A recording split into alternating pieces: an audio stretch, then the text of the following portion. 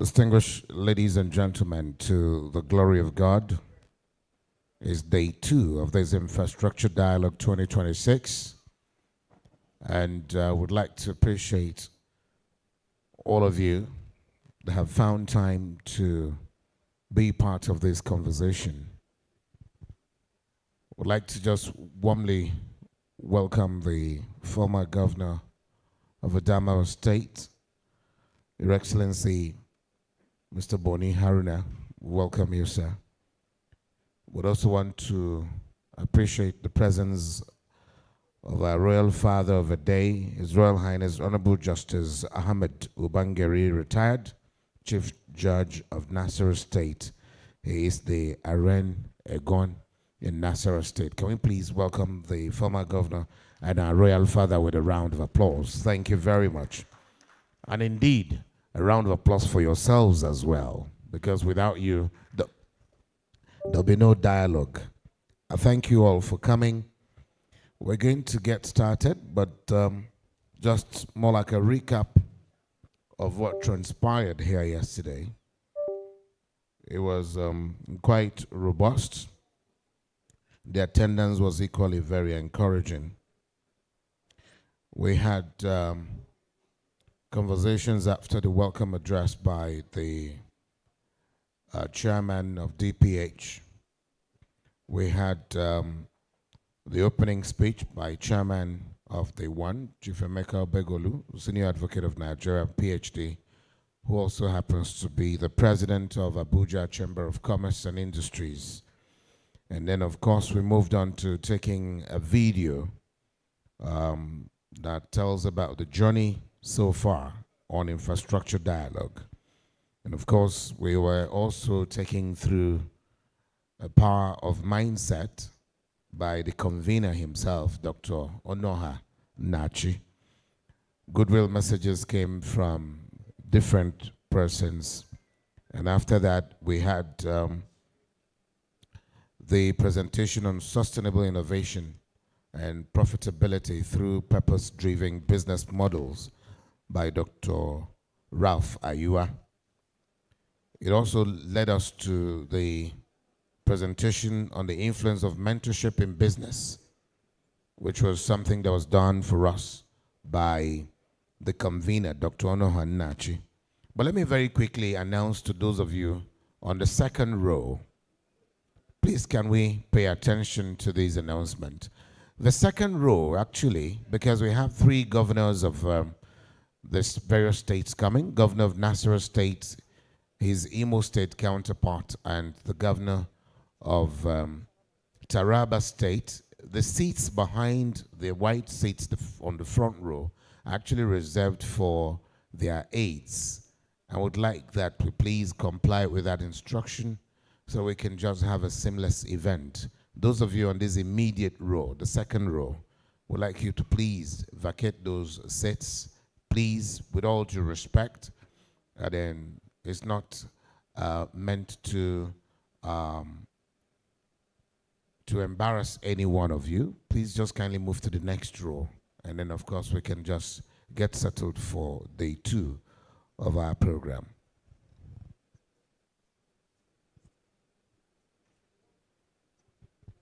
I've just been told by the conveners of this program that at the moment, just before we get started in earnest, for those of you who haven't had breakfast, there's just by the foyer around the fountain, there's a table set for you to have your coffee or your choice of tea.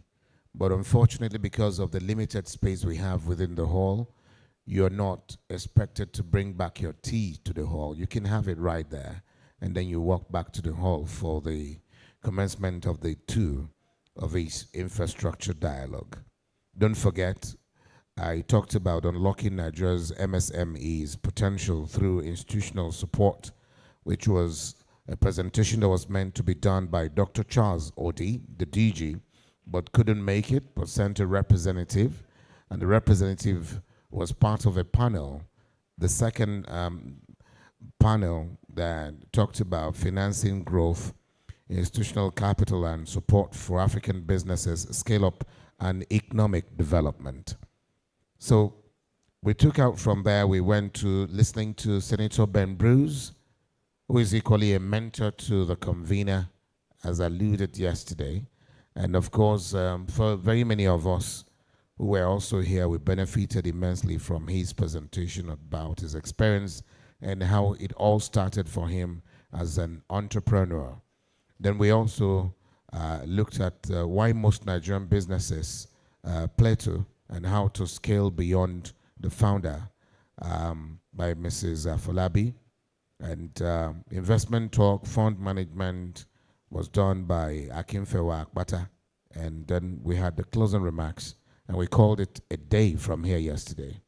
And just as I mentioned, the governor of Nasarawa State, who has been inspected, His Excellency Engineer A.A. Sule, who has been expected any moment from now, see his advanced team. I still want to plead with you that the moment his aides come, not because they are more highly placed, but we know what happens with protocols in Nigeria. So we need to vacate those seats, except the person sitting and holding forth. If that is, then we leave it at that. So, distinguished ladies and gentlemen, the convener is here. We're waiting for him to give us the nod to kickstart this day 2 of the infrastructure dialogue with a theme, Building Nigeria's Future, the strategic role of DFIs and capital markets in infrastructure financing and economic development. So this is exactly where we are. Having given us a bit of recap of what transpired yesterday, we're set for day 2. And my colleague just joined, and so would actually set the stage for the commencement of our presentations today and the conversations that is weaved around infrastructure development and infrastructure financing.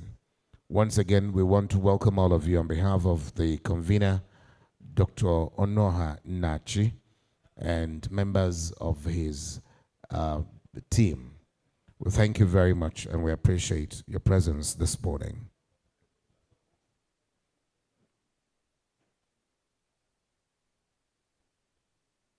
For those of you who were not here yesterday, you must have missed out a bit.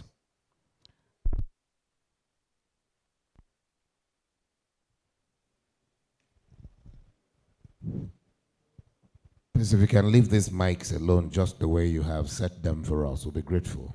Thank you. So, for those of you who were not here yesterday, the theme for the 2026 edition of the Infrastructure Dialogue is Building Nigeria's Future, the strategic role of DFIs and capital markets in infrastructure financing and economic development. And we all are aware that there's a whole lot of infrastructure deficit in Nigeria, which is what this event is trying to proffer solutions to. So as participants, you also have a very great role to play. We'd like to welcome all of you. We're getting started shortly, but thank you for your patience. For those of you who would like to grab a cup of coffee or tea, please, you may wish to just do that now, so that when we get started, it will become very seamless and would have your rapt attention. My name is Andy Gabriel, and I'm working with Mercy. My name is Annabelle Oji. Oh, Mercy. Annabelle, not Mercy. My mistake. I'm a broadcast journalist. Distinguished ladies and gentlemen, welcome to day 2 of the Infrastructure Dialogue 2026. I'm sure that for all those who joined us yesterday, we had an insightful, a productive, and a very impactful sessions from the panel sessions that we had yesterday, and we actually learned a lot. For me, I'll give you a sneak peek on what I learned. I was told that we should always get someone who compliments you or something that compliments you. Get a And by the yin way, to your yang. I haven't complimented you yet. Oh, really? You look amazing in this attire. Do you need me to do a 360? Well, if you do that for the audience, yes. But for me, no. The reason you wouldn't have to do a 360 is because I can see both the other side and the other side. Okay, please off So your I'm mic, seeing Mr. both Ade. ways. Okay, off You your get mic. my Anyway, I meaning. love your cap and I love the color. Okay. You look amazing. Oh, wow. And you all look amazing too. Please a round of applause for yourselves. Welcome again. If a man doesn't clap for himself or a woman doesn't clap for herself, then what is going on? I mean, Will. celebrate yourselves, please. You're the reason why this event is successful. If you're not here, we won't be here. So please, you are very important to us, and we must bear that in mind. And despite all of that, please celebrate yourself. They told us, learn to do introspection. From time to time, do a post-mortem on yourself. How was my outing with the business yesterday? My negotiations, were they good enough? You can do that kind of introspection. And then, of course, you can come out with a better result because you must also scribble notes, just like you did yesterday. I actually did. And you saw, for me, every day is a learning curve. I learned something from you yesterday that you don't know. So that's what mentorship is about. You mentored me in some ways, and I also mentor you in some ways. Absolutely. So that's how we go with it. I mean, we must complement each other. Absolutely. So let's listen to your experience and the takeaways that you've gotten from this event, at least for day one. Absolutely. So aside complementing each other, I also learned that you don't necessarily have to be the founder and the CEO of your business. And another thing I learned yesterday was that, and that's from Senator, the common sense Senator, Ben Murray Bruce. He said that you should not fall in love until after the show. And that really stuck out for me. Don't fall in love until after the show. It also tells me about the man who would tell his team, don't tell me about the storm, deliver the goods. So whatever hurdles or obstacles you went through, yes, it's not inconsequential, but of course what matters most is that you're able to deliver the goods. Absolutely. It is after delivering the goods that I can now give you a pat on the back and said, despite all you went through, you were able to scale through. Well done. Much more sometimes. And then, of course, if I have to give any form of incentives, that is when I can also say, hey, come, for doing this, go eat lunch at the Transcorp Hilton or somewhere. You know what I mean? I know what you mean. Exactly. We need to incentivize. Absolutely. And that is what makes businesses successful. And thrive. That's right. Absolutely. And lastly, something that the convener, Dr. Nnachi, said yesterday that resonates with me is the fact that there is also the lifestyle risk. So just because you earn 200,000 and then finally you get a job of 100 million, that's when you remember that, oh, I need to go to Seychelles to have my lunch. I need to travel or fly in my private chef from Lagos to cook me chicken stew and return back. Lifestyle. Did you risk. say that?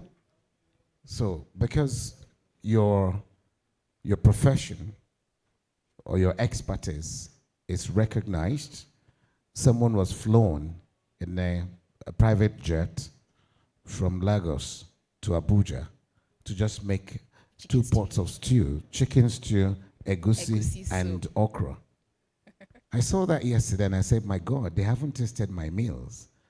Man, I can proudly say to you that I'm a better cook than some women, not all. Oh, really? I don't know, I haven't tried you out, so I can't be too sure. No, you can't cook it, even less. Oh my word. Please, you want me to give you a recipe? Without having to look at the books? Even afang. How many of us love afang soup here? I love to eat afang. Hey, I got you. Okay, fine. So you know what that means. We have lunch dates by the grace of God. Whatever time we finish, that's right. And you know one very good thing about afang soup? It always gets better every day. Put it in the freezer. Don't put it in the freezer. Warm it every time. It's like You the always- wine. The older, the better. The older, the better. Absolutely. All right, so ladies and gentlemen, today, by the special grace of God, when we eventually get started, we have a list of speakers that are going to blow your mind. Speakers who will be speaking not only from experience, but speakers who have also made great impact in their chosen fields of endeavor. And these speakers range from the past president of the Senate, who also was secretary to government of the Federation, His Excellency Senator Anyim Pius Anyim. And we also have the likes of the executive governor of Nasarawa State, the man who has actually changed the face of Nasarawa, His Excellency Engineer A.A. Sule. If you saw Nasarawa State when he took over Nasarawa State, and where he's going to be leaving it by 2027 by the special grace of God, you'll be amazed. He is a very forward-looking governor, and we hope that whoever is taking over from him will be able to continue in that trajectory. If you just drive through Nasarawa, Lafia precisely, you'll almost not believe that you're in Lafia, because it was unimaginable that you have such infrastructure. And I'm sure that is one of the reasons why amongst the governors he's been singled out to be the one to give a keynote at these auspicious occasion. We'd like to encourage him to do much more. He still has about almost a year plus to go. And I can assure you that because of the person he is, he will do much more. We have the Director of Securities and Investment Services of the Security and Exchange Commission, Nigeria, representing the Director General of the Securities and Exchange Commission. We'd like to welcome Abdul Kadri Abbas. Abdul Kadri Abbas, where you're seated, please put your hands together to welcome him as well, please. Thank you very much indeed. And if there are any of our distinguished guests or speakers that we've been expecting, and you are here either in your own capacity or you're holding forth for such a speaker, or in a representative capacity you're here, please kindly furnish us with your names through any of the ushers so we can recognize you appropriately. Usher, please, hello, Madam Green, please turn back a bit. Your attention is needed there by that man looking so great in his bow tie. Please, you can send your cards to us, business card, and we'll use that to recognize you. Welcome the former governor one more time, and of course the representative of infrastructure. Okay, I'll get it that very quickly so we can get started. So today, so many things are going to be happening, and we're going to ensure that we run with a speed that is deserving of this program. We have a documentary coming, and after which the chairman of the occasion would be speaking to us, and then we get to the goodwill messages, and then presentation kickstarts almost immediately. So please put on your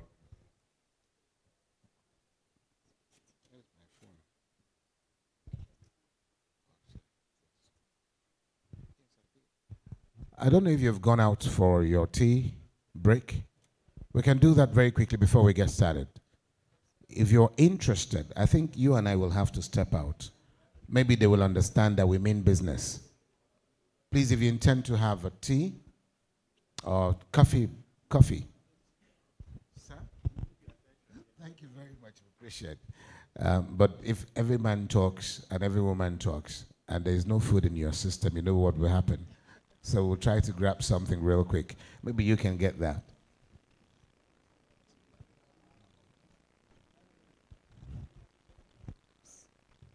We're set for the tea break, and it's going to be just 20 minutes, or 10 maximum, so that we can all return to the hall for the conversations in earnest.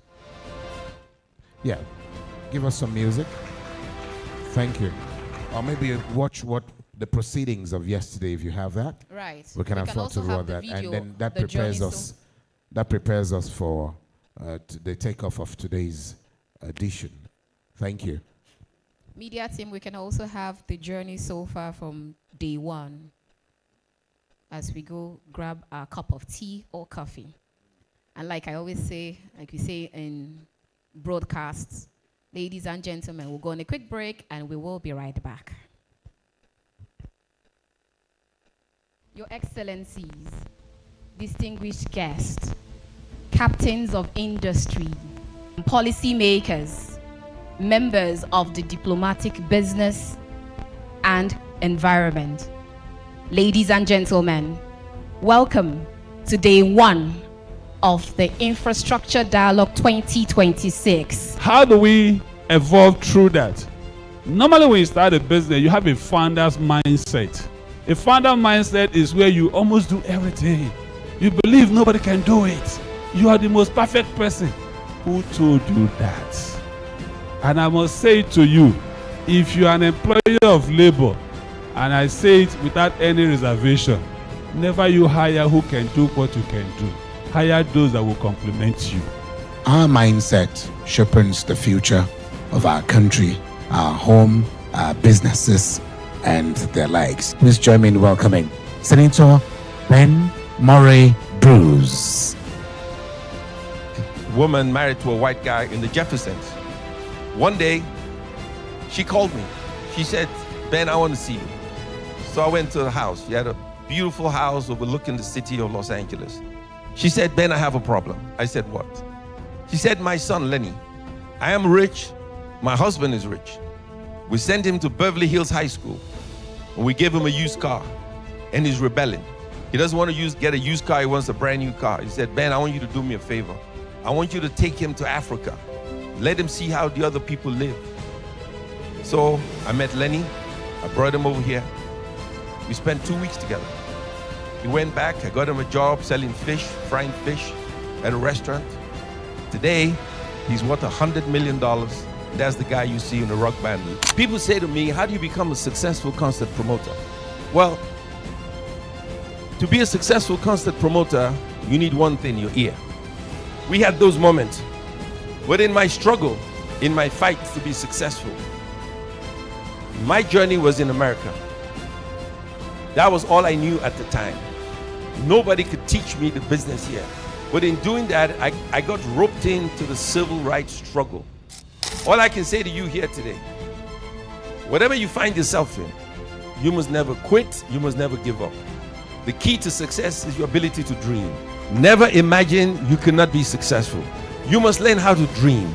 You never say, I can't. You say, I will. But before I leave, I will tell you this. When a contract is presented in front of you, read it. When you negotiate with powerful people, superstars, remember who you are. When you negotiate with anybody, read the damn contract. Don't get carried away. And remember, dream. Thank you and God bless you all. If your business is going to remain relevant, you must adopt what I call sustainable innovation.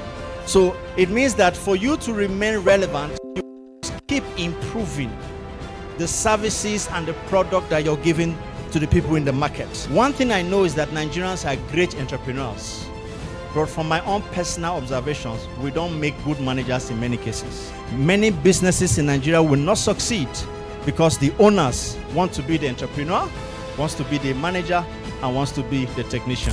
Mentorship as a value multiplier. One thing that's important, people want to learn from experience, but those that have mentors learn from others' experience. And when you learn from others' experience, your delay time is reduced. Your confusions are eliminated because the person that you're learning from has gone through that delay, has gone through that confusion, and that is how you've overcome. This is Infrastructure Dialogue 2026.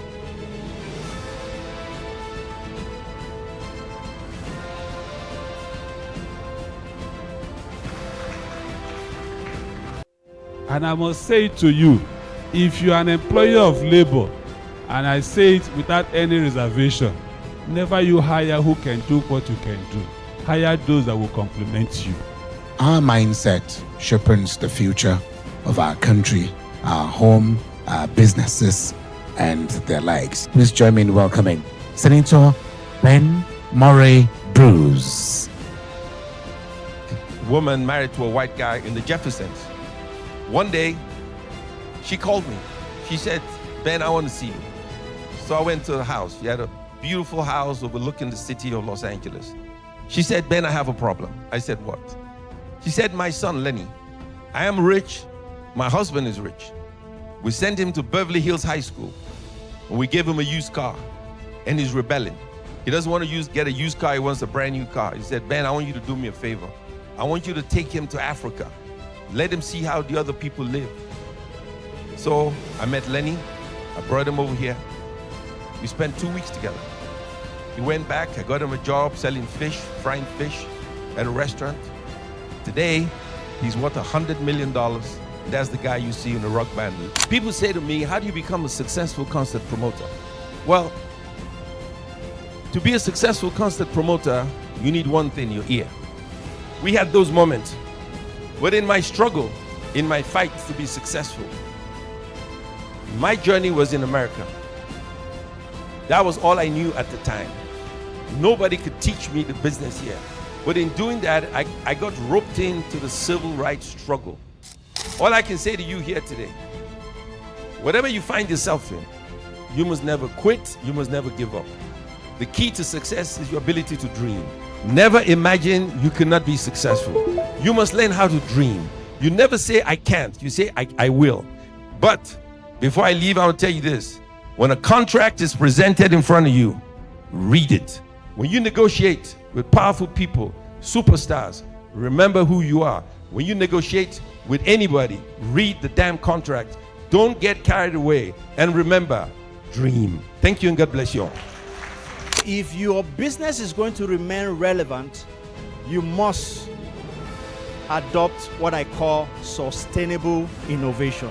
So it means that for you to remain relevant, you must keep improving the services and the product that you're giving to the people in the market. One thing I know is that Nigerians are great entrepreneurs, but from my own personal observations, we don't make good managers in many cases. Many businesses in Nigeria will not succeed because the owners want to be the entrepreneur, wants to be the manager, and wants to be the technician.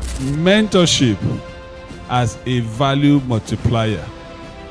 One thing that's important, people want to learn from experience, but those that have mentors learn from others' experience. And when you learn from others' experience, your delay time is reduced. Your confusions are eliminated because the person that you're learning from has gone through that delay, has gone through that confusion, and that is how you've overcome. This is Infrastructure Dialogue 2026.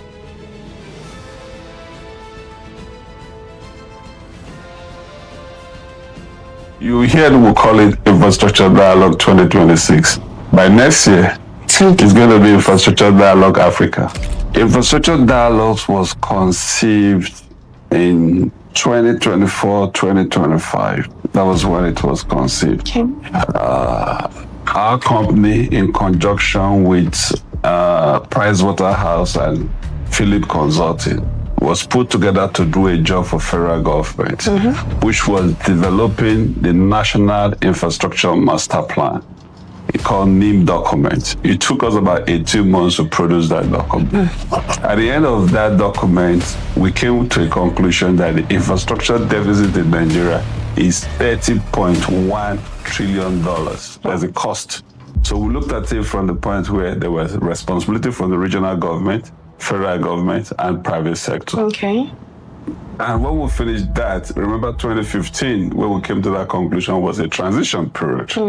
And eventually the government that gave us that assignment lost election. So a new government came in. So it became difficult to sell that document to the new government. Just to make sure that my effort didn't go in waste, the energy put together and other people will work together to get that. So you know what? let me start a private sector initiative. What will keep that in driving? Because I'm a Nigerian, and we must find a way to fund that infrastructure gap. So that led to infrastructure dialogue, and we start building on it. And eventually in 2020, COVID came. And as COVID we said, okay, this is the right time to really prove the world. So we launched the first infrastructure dialogue. We did one before 2020, but that wasn't really what it should be. But the proper launching was done in 2020. That was when we hosted the main one. And that was the post-COVID financial structure. How can you fund?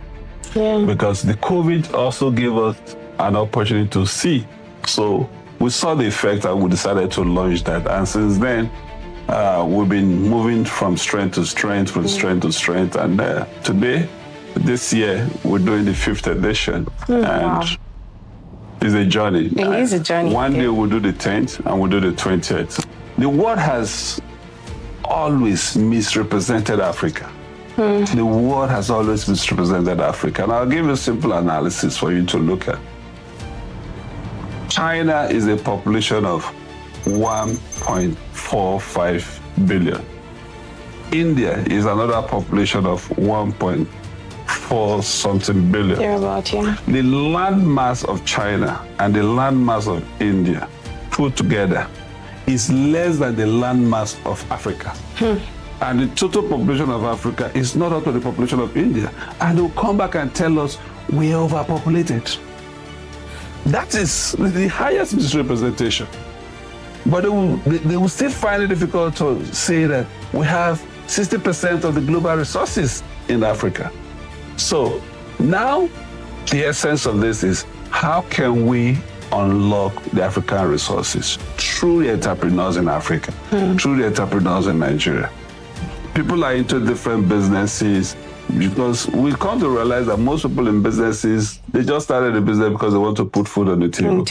So for you to unlock the resources in Africa, the resources in Nigeria, you have to first unlock the minds of these entrepreneurs to be able to take their businesses to a different height. And it's that process that we are working on day one. Because that's why we're looking at it from the point of entrepreneurship, from the type of investment, and other factors are being there. We need to grow some businesses to where they are ready for investment. In day 2, we have a lineup of these people that was going to form a panel section. We also have a lineup of the regulators of the market, those that makes investment difficult. One, we have debt management office, who will be there because every money you borrow outside the country must be captured into the national debt policies and that. We have debt management office there. We have the DG of Security and Exchange Commission, who now regulate the capital market. So we have lined this thing. We have the Exim Bank, the Nigerian Import and Export Bank. For those that import goods and export goods, hello, how do you relate with it? Sometimes you don't constantly need your own capital. As far as you're willing to share your profit, that's also you share your risks. Because people think they don't want to share their profit, so they want to carry the whole risk. And that's the most foolish thing anyone can think about, because business is a risk.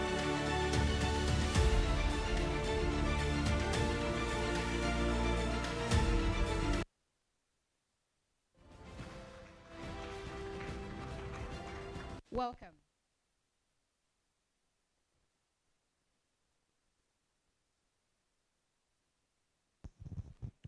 More of our guests arriving.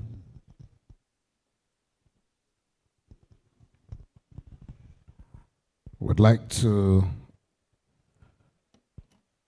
welcome our distinguished royal fathers that have found time to join us here this morning. Let me, having recognized the Aren of Egon Nasser State, let me also recognize the custodian and the very rich tradition of the Doma people of the world. I'd like to recognize most profoundly Your Royal Highness Alhaji Ahmadu Aliyu Oga, the Andoma of Doma, Nasarawa State. Your Royal Highness, you're most welcome, sir. We also recognize the presence of Engineer Dr. Amanze Okere, is the Director Support Services Department, and he's here representing the Director General of ICRC. We'd like to welcome you, so thank you so very much for joining us. Let me very quickly recognize the presence of the number 2 citizen of Nigeria, His Excellency Senator Kashim Shettima JCO, and Vice President of the Federal Republic of Nigeria, but ably represented at this event by the personal assistant to the President of the Federal Republic of Nigeria on subnational infrastructure. I'd like you to please welcome with me Mosadik Mustafa Adamu. Please, can we welcome him, standing in for the Vice President. Can we give him a resounding applause, please? And I'll tell you one of the things that I like about the Vice President. In his office, he has very many of his kind, very young, dynamic, visionary young men whom he has given opportunity to serve at that level. And I can tell you that each time they come to represent him at events, honestly speaking, you almost not miss the presence of the Vice President that much. They do exactly as they've been asked to do, and we're not expecting any less from the representative. Can we please applaud him one more time, please? I thank you very much. I thank you. Seeing the presence of the senior police officer here gives us the reason to want to believe that he's not here on his own alone. He's also here representing the Inspector General Police. We'll get those details and give you his details shortly, and also recognize him appropriately. I'd expected my ushers, one of them, to be on hand to get us his details. But from the Nigerian Sovereign Investment Authority and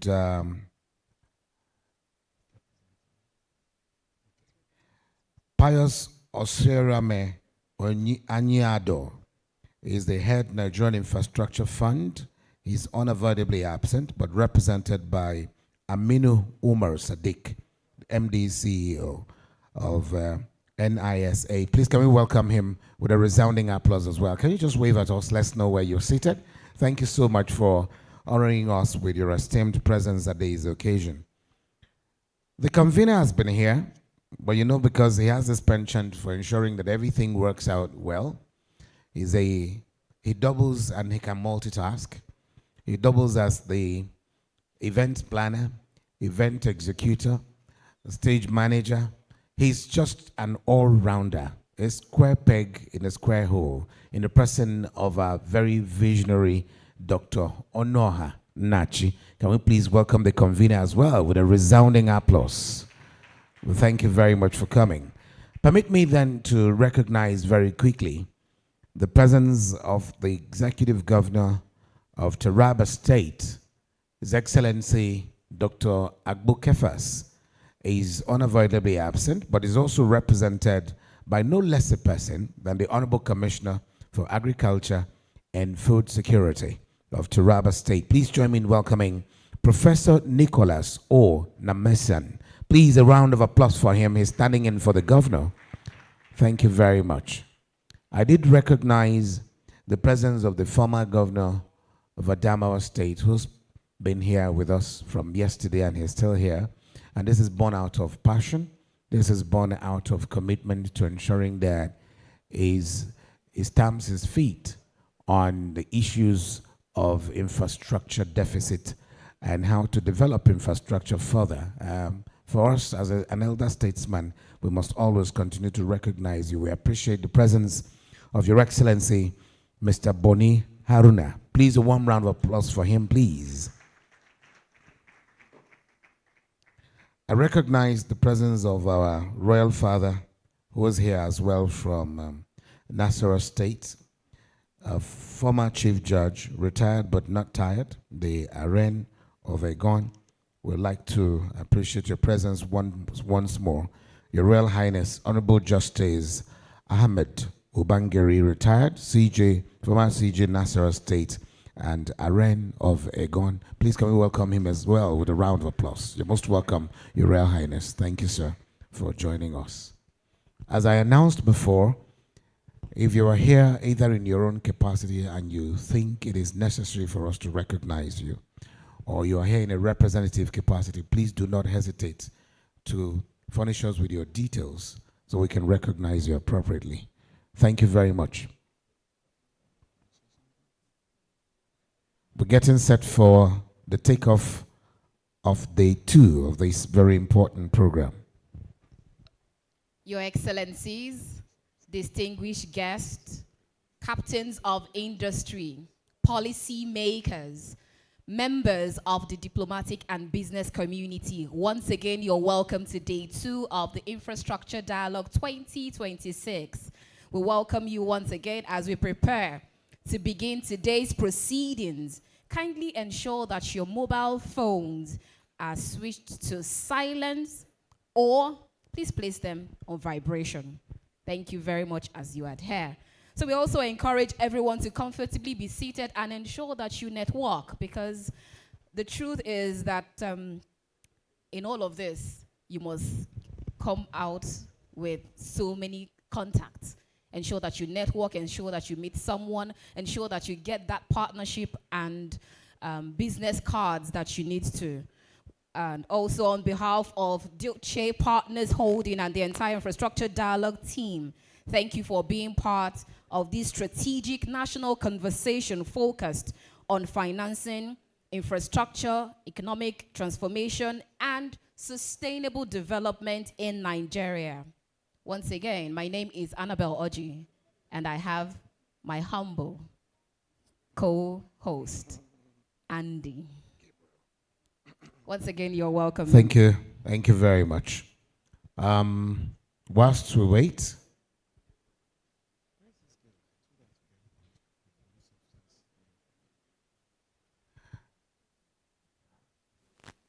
there's some of our guests that we haven't been able to introduce, and that's why I've asked my stringers to go around and getting more names for us so we can recognize them appropriately. You know, the thing about... All right, another distinguished guest just arrived and would like to recognize the presence of the representative of the Executive Secretary and CEO of Nigerian Investment Promotion Commission, NIPC. Ms. Aisha Rimi is represented here by Edith Udofia, Deputy Director, Policy Advocacy Department. Can you please welcome her with a resounding applause? Where you're seated, can you please just wave at us? The rep of Aisha Rimi? Oh, okay, I see you. Glad to see you here. Thank you so very much. Welcome, ma'am. And then, of course, whilst we wait for this event to kickstart in earnest, I'd like to just quickly let you in on the fact that today promises to be a lot more exciting. We're going to get the buying in of some of our distinguished guests, the governors that are expected, about 4 of them. All things being equal, they will share their experience in their various states in terms of infrastructure development with us. And right here, you'll be able to say, yes, it is true. Yes, it is not true. You'll be able to say that because, you know, these days, fact checking, for you to fact check is just very easy. It's on the top of your fingers. And you just click on a button on Google and you just name the state. All the infrastructure the person is telling you they've been able to execute, if it is not true, you'll be able to challenge that right here. But that's not why we're here. Why we're here is for you to contribute to fostering solutions as to how we can get infrastructure in Nigeria financed. But the experts are here, and you are the experts. So please, it's up to you. Would like you to do a whole lot of introspection. Check within you and see what you can bring to the table, because this is an aspect that affects all of us. So, ladies and gentlemen, we're glad that we've been given this privilege to handle this event. For me, it's become an annual ritual for me because I was there when this program was birthed. From the Bank of Industry, we're being joined by the Executive Director, Micro, Small and Medium Enterprises, MSME, Oluwatoyin A. Edu. Can we please welcome Oluwatoyin Edu with a round of applause? Thank you so very much for joining us. Do we also say you are wearing two caps? You're here on your behalf and on behalf of the Managing Director? Fantastic. We appreciate your presence. Please, a round of applause for him one more time. Thank you. Perhaps I haven't shared this with you, but I share it at almost every fora. And the reason for that is because I'd like that you live healthy and longer. I stumbled on a research that was done by the University of Philadelphia in the United States of America, November 2014, that says people who clap vigorously when it's important to clap live longer, healthier, youthful, wrinkles-free, ageless, visit doctors less, and in turn, clapping helps to rejuvenate the internal organs in your body, keeping you very agile and healthy. Please imbibe the culture of clapping. It is healthy to clap. I agree with you, Andrew. It is very healthy to clap and to laugh. Are you sure your mic is on? So I can hear you. Please, on my mic. Don't off her mic. Don't off my mic. All right. We're just trying to get you engaged whilst we wait for the takeoff of this program. Recall something that happened, but forgive me, I'd need to quickly recognize the presence of the Commissioner of Police, Commissioner of Police, Justin Oruausi Obiora, PSC, CFPM, Force Works Officer, Force Headquarters, Abuja, Nigeria. Can we please welcome him with a resounding applause, please? Okay, is CP Justin Orangosi Obiora. And it's because I don't know how to mispronounce names, especially Nigerian names. Ogagba Alamo, please, a round of applause for the Commissioner of Police is here with us. We'd like to appreciate your presence. There was an incident that happened. Let me share this with you. And it happened just between Sokoto and Okbela. If you've traveled on that route before, this man owns a trailer. He conveys cattle from Sokoto. And you know, when you leave Sokoto, your next point is Gusau. As you leave Gusau, your next point is Funtua. Funtua, then you are in Zaria. From Zaria, you are in Kaduna. Kaduna, then you find yourself in Suleja. Suleja, you are in Gwagwalada. Gwagwalada, all the way through to Lokoja. He drove through and got to Okene. After Okene, the major place to hit is Okbela, where the cement factory is domiciled. Ladies and gentlemen, this driver all that way got to Okbela, and then the police officers there. I'm not telling this story because the CP is here, oh, please, because I might be in trouble by the time I'm done. But it's not your kind of police, by the way. This happened way back before you joined the force. Way back, sir. It was way back, almost 50 years ago. And so this policeman got to Okbela cement factory, the driver, and then they stopped him. They asked him to come down, and the man came down. I said, give us your particulars. So he handed over the particulars to him. The man perused these particulars left, right, and center and said, my friend, your particulars are not correct. The man went back to his driver's seat, and then he closed his door. I said, I'm talking to you. I said, your particulars are not correct. You are closing your door. He said, Haba, Malam, I live on Posokoto, I enter Gusau, particularly correct. I come out from Gusau, enter for Puntua, Zaria, Harna Wuchi, Zaria, Kaduna, Gwagwala, the Harna Shiga Okene, particularly correct. I reach for Okbela, particularly no correct. The man then gave the biro and handed it over to the police. And the police said, I'm saying your particulars are not correct. You are giving me biro. He said, to biro, correct the particulars for me. Ladies and gentlemen, we're going to correct the particulars right now.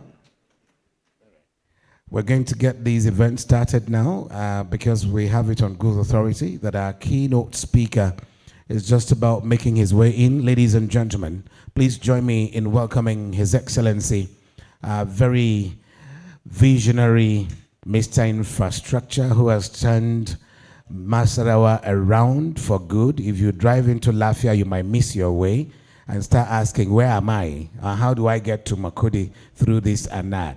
Ladies and gentlemen, please let's give him a standing ovation that's deserving of a governor that is as visionary and vibrant and forward-looking as His Excellency, Engineer A.A. Sule, the Executive Governor of Nasarawa State. Can we give him a resounding applause, please? Thank you very much, Your Excellency. You're welcome, sir. Before your arrival, I was just saying that whoever is taken from me, if he cannot do half of what you've done, you've done in just 6 years and counting, then the person is not fit to be there. But we trust you, sir. We appreciate your presence. Thank you. I think with your presence, if I have your nod, we can get this program started in earnest. May we please rise for the national anthem. The first stanza of the national anthem, please, only. We hail thee, Nigeria, we hail thee, our own dear native land. Though tribes and tongue may differ, in brotherhood we stand. Nigerians all are proud to serve our sovereign motherland. Thank you very much.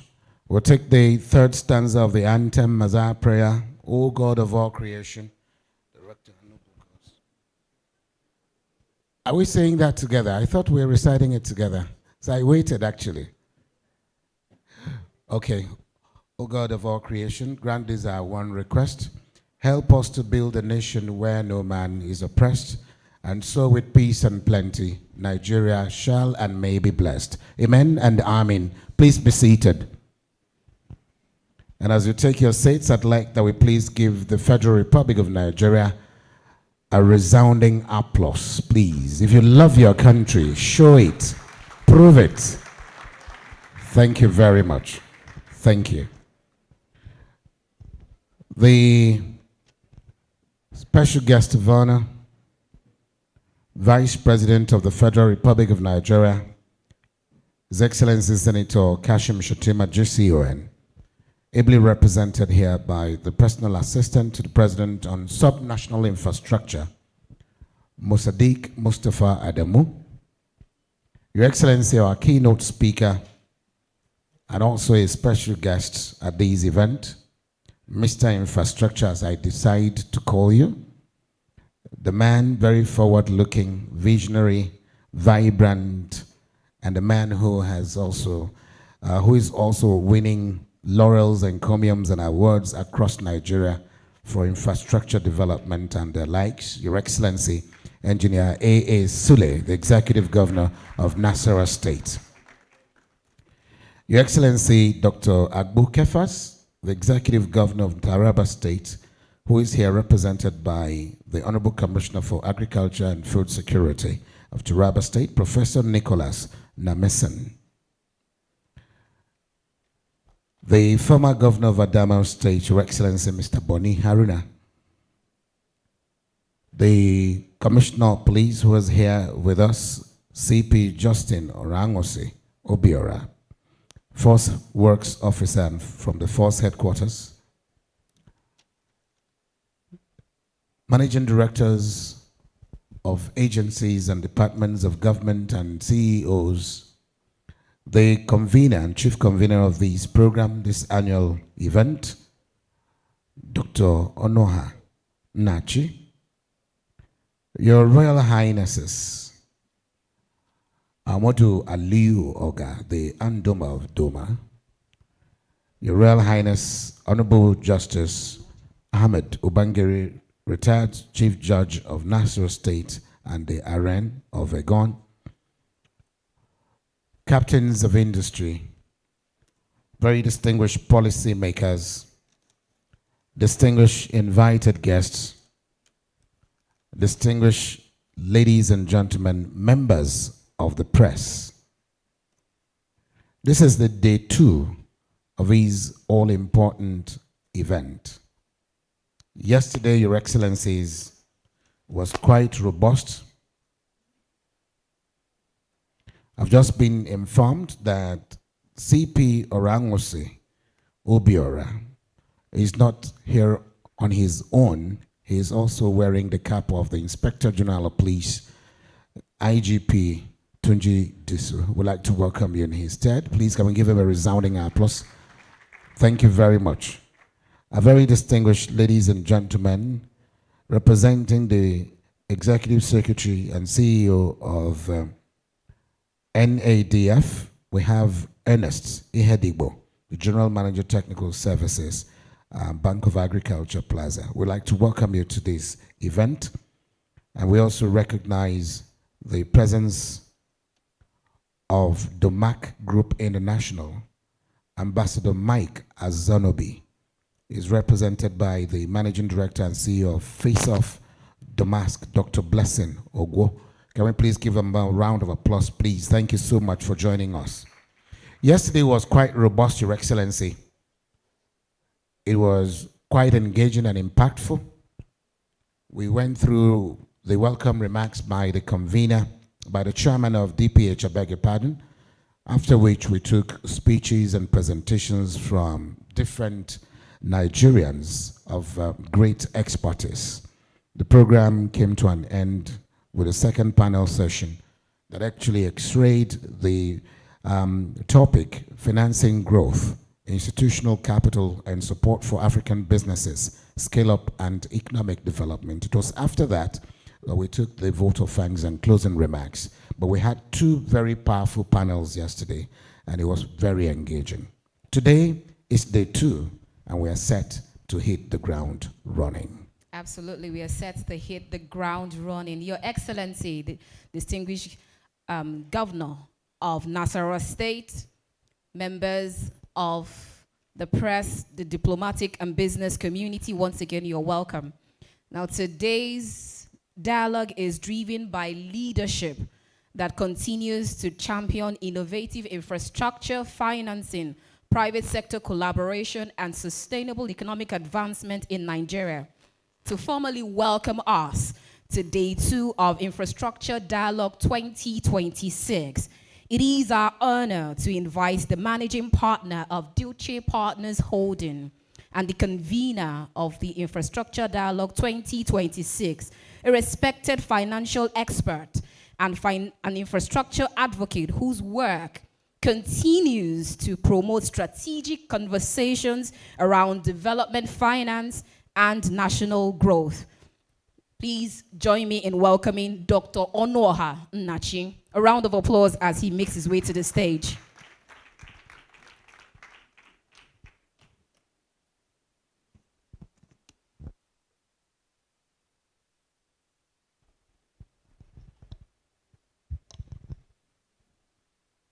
Thank you very much for the introduction. His Excellency, the Executive Governor of Nasarawa State, Engineer A.A. Sule, His Excellency, the Executive Governor of Taraba State, ably represented by the Commissioner for Agriculture, His Excellency, the former Governor of Adamawa State, Boni Haruna, who is present here with us. Permit me to stand on already established protocol. But before I proceed, I will call on the media to give us that clip of why today, why we have gathered here today. Probably the video will give us a good narrative of some few issues that have made us to constantly hold this infrastructure dialogue. And that video will be a self-narrating. So media, once you're ready, let me know, because infrastructure dialogue, please, can we just listen and hear this? Can we get the light off so we'll get a good view of it?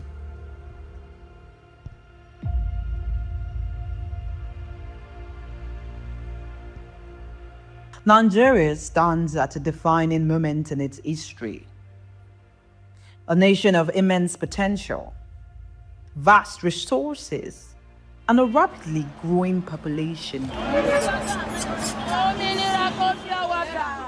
But beneath this promise lies a fundamental question, one that will determine the trajectory of its future. How do we build the infrastructure required for growth at scale and on time?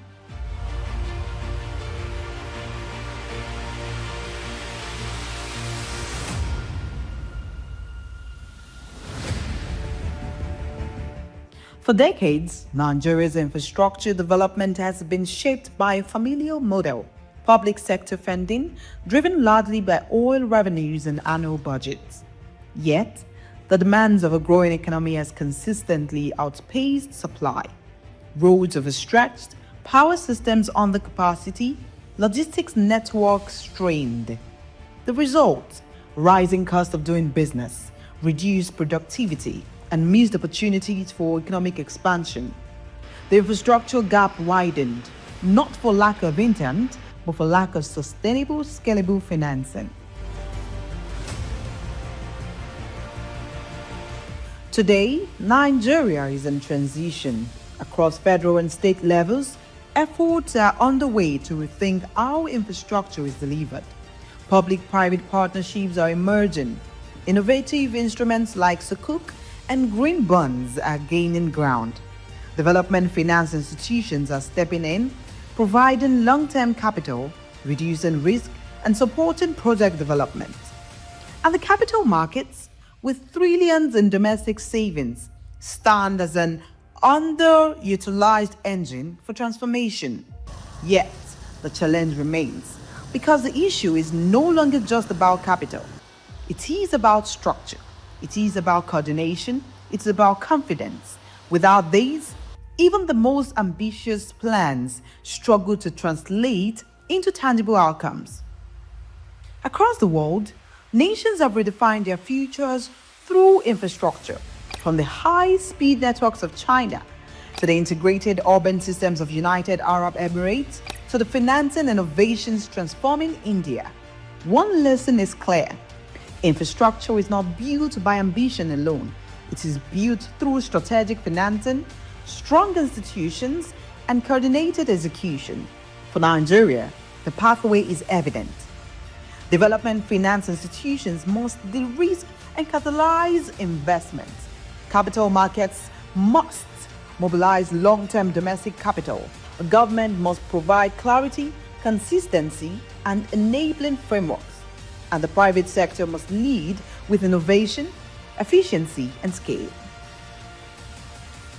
Because the cost of inaction is no longer acceptable, because Nigeria's population is growing rapidly, because businesses need efficient systems to compete globally, because infrastructure is the backbone of economic resilience, and because the window to act is now. This is not just a moment of reflection, it is a moment of decision, a moment to move from fragmented efforts to coordinated action, from isolated projects to structured pipelines, from limited funding to scalable, market-driven financing solutions. And now this is why Infra Dialogue 2026 matters, a platform where policymakers, investors, development, finance institutions, and private sector leaders converge, not just to discuss challenges, but to define solutions, to align capital with opportunity, to connect policy with execution, to transform ideas into outcomes. And now the question is no longer whether Nigeria needs infrastructure. It is how we will finance it, how we will deliver it, and how quickly we will act. Info Dialogue 2026, building Nigeria's future.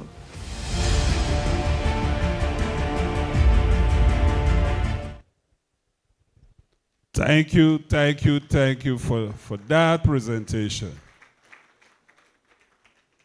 My elder brother, the governor, will agree with me that the transformation he is doing in Nasarawa is intentional and is well coordinated. There cannot be any other approach. So, with respect,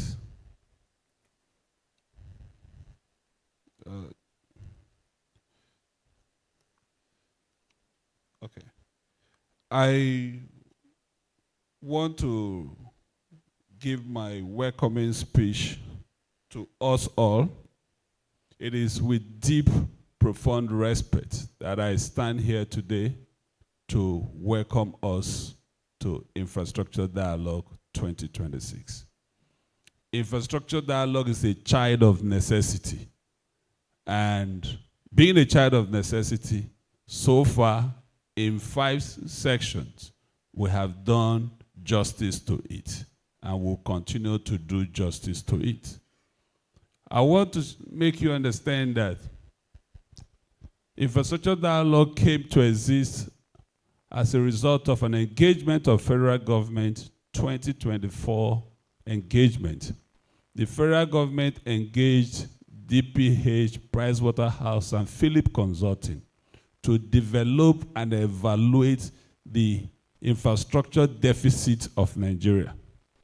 We did that assignment for a period of 18 months, and we came out with a document which was detailed 593 pages, sector by sector deficiency, region by region deficiency, state by state deficiency, and the national deficiency. And we were able to classify the infrastructure deficiency into 2 categories: economic infrastructure and social infrastructure. And we agreed from that document that the economic infrastructure, based on our definition, these are infrastructure that can pay for itself based on the revenues associated with it. And we were able to put that stock about 62%, meaning out of the stock we have calculated as the value, which was $30.1 trillion, 62% of it can be funded by private sector. And this analysis were so deep, so deep. But unfortunately to that document, in 2015, there was a transition, and a new government came on board. And that new government could not move with the document. I shared this again. I was invited to give a review of that document. Out of 593 pages, I did a review of the document. I was able to bring it to 118, summarize. The team that I presented it to said it is too bulky for them to understand. You know what it takes to reduce 593 pages to 118. They said I should do further on that. I told them I can't. The content will be lost. And you can imagine the system, how it challenged you as a private sector. And for that idea or the product of that assignment not to die, by 2018, I called for a meeting of few stakeholders. Let's have a dialogue. This cannot die. We have identified a problem. How can we address it? And we started meeting. The first meeting was in 2018. And we've been able to move it from that 2018 to 2020, 2022, 2025, and here we are in 2026. And some of the recommendations that we put into that document, we've been able to chase it. As of 2018, as of 2015, when we concluded the document, there was a bank in West Africa called ECOWAS Bank on Investment and Development. Nigeria owned 33% of that bank, but the bank has never funded a project in Nigeria, not to talk of regional government of Nigeria. But from 2018, when we started engagement with them, Till now, we can tell you over $700 million has been used in funding Nigerian projects as a result of this. This is private sector driven, and that is what is keeping us. What we do is, how can we unlock finance to develop Nigeria? We don't have any other country. This is our country, and we must do everything to change the narrative. Some of the reasons why we have the DSS represented, the police represented, infrastructure security protection is very key. If you don't protect them, you get exposed to that. But in this conversation, we are making it clear, making it known that there's no way we can transform this country.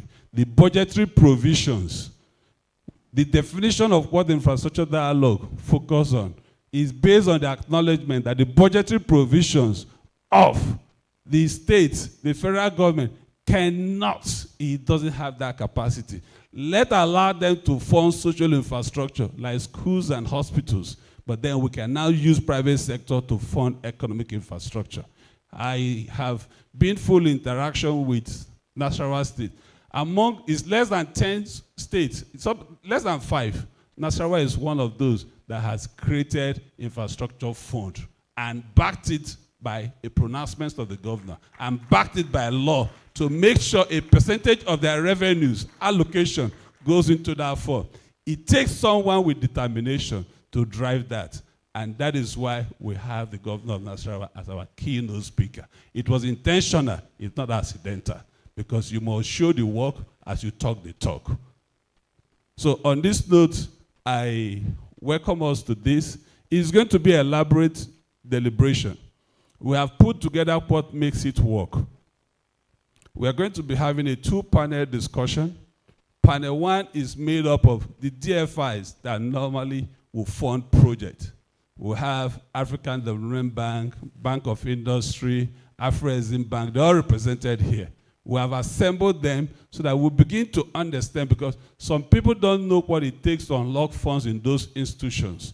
But that is the role DPH has played over the years.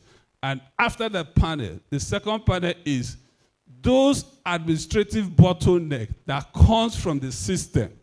You know, a typical issue is for any state in Nigeria to borrow money or to even seek for funds, let me not call it borrow, to seek for funds from any international institutions to develop their state, it must first be captured as part of the borrowing plan of the federation. And meaning that debt management must have some level of authorization to be involved.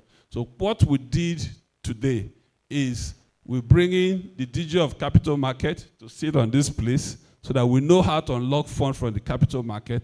We bring the DG of Investment Promotion to tell us why are you not promoting, or what are you promoting that is not getting to where it should get. And we have different institutions that are related to that to be on that panel. So I welcome everyone, and I assure you the panel discussion will be exhausting. The goodwill message will be interesting. So as you stay and listen, I wish you a happy stay and a lovely time. Thank you for being part of this. Thank you. Thank you, and thank you very much indeed. I'm not satisfied with that round of applause. It could come even louder. And the good thing is that after his remarks of welcome, and with that video on why today, the tone has been set. For those of you that missed out of yesterday, you already know what this is all about. And he also did not mince words in saying why, rather telling us why the person of His Excellency, Engineer A.A. Sule, as a keynote speaker. Whilst I was talking about the things he has been able to do, it's only when you drive through the main road that you see these things. But those things that you see there are actually just a fraction of the infrastructure development that I personally has witnessed in Nasarawa State.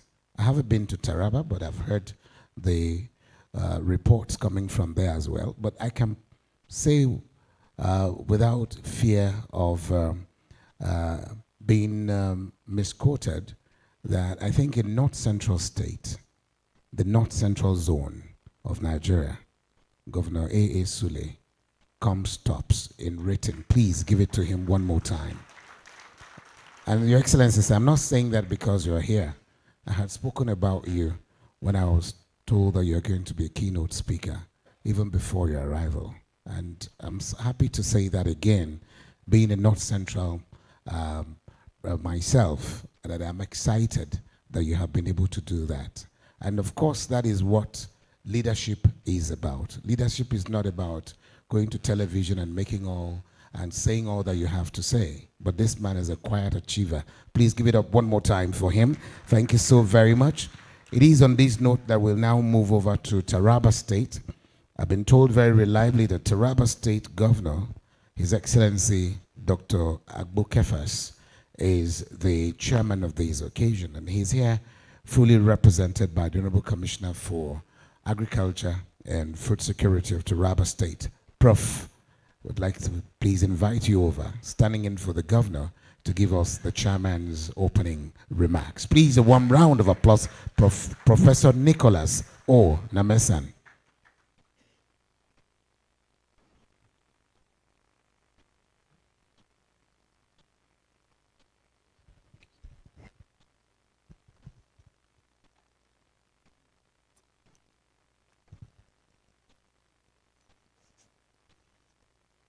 Thank you, Mr. MC. His Excellency, the Vice President of Nigeria, Senator Kashim Shettima, DCON, represented. His Excellency, Governor of Nasarawa State, Engineer Abdullahi A. Sule, Fellow of the Nigerian Society of Engineers, His Excellency, former Governor of Adamawa State, Boni Haruna, the Inspector General of Police that is here, our royal fathers, the Managing Director, a very good friend of Taraba State. You have not talked about Taraba State and how well you have dealt with issues in Taraba State. We are also very happy with what you are doing. We hope to have you more and more in Taraba State. Honorable commissioners that are here, specifically my colleague, Commissioner of Energy, Engineer Naomi, you are here. Distinguished guests, ladies and gentlemen, my name is Professor Nicholas Oliver Namesan, Commissioner of Agriculture and Food Security in Taraba State. And I'm here to represent His Excellency, my governor, Dr. Agbo Kefas, the working governor of Taraba State, on this very special occasion of Infrastructure Dialogue 2026, holding on today, 14th of May. As the chairman of the occasion, he has a written speech. And my job here is very simple, is to read up the speech for us to make our notes and then be able to make some sense out of it. It is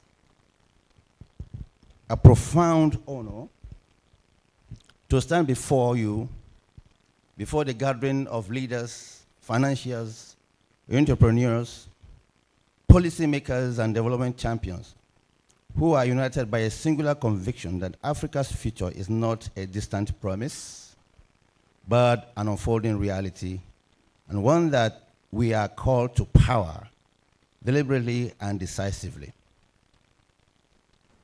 I am deeply honored to be with you, to share this podium with the great minds that will address us at this dialogue, which will be held over the next 2 days. First, I want to congratulate the organizers of this event, Deutsche Partners Holdings, and all its associate sponsors and stakeholders who have put this dialogue together and provided us the needed opportunity to hold this conversation on infrastructure, financing, and the development of our continent and country. The theme of today's dialogue is building Nigeria's future, the strategic role of development finance institutions and capital markets in infrastructure financing and economic development. I understand that the dialogue opened yesterday and you had a robust conversation on the opening theme titled Powering the African Future, Leadership, Entrepreneurship, Finance, and Investment.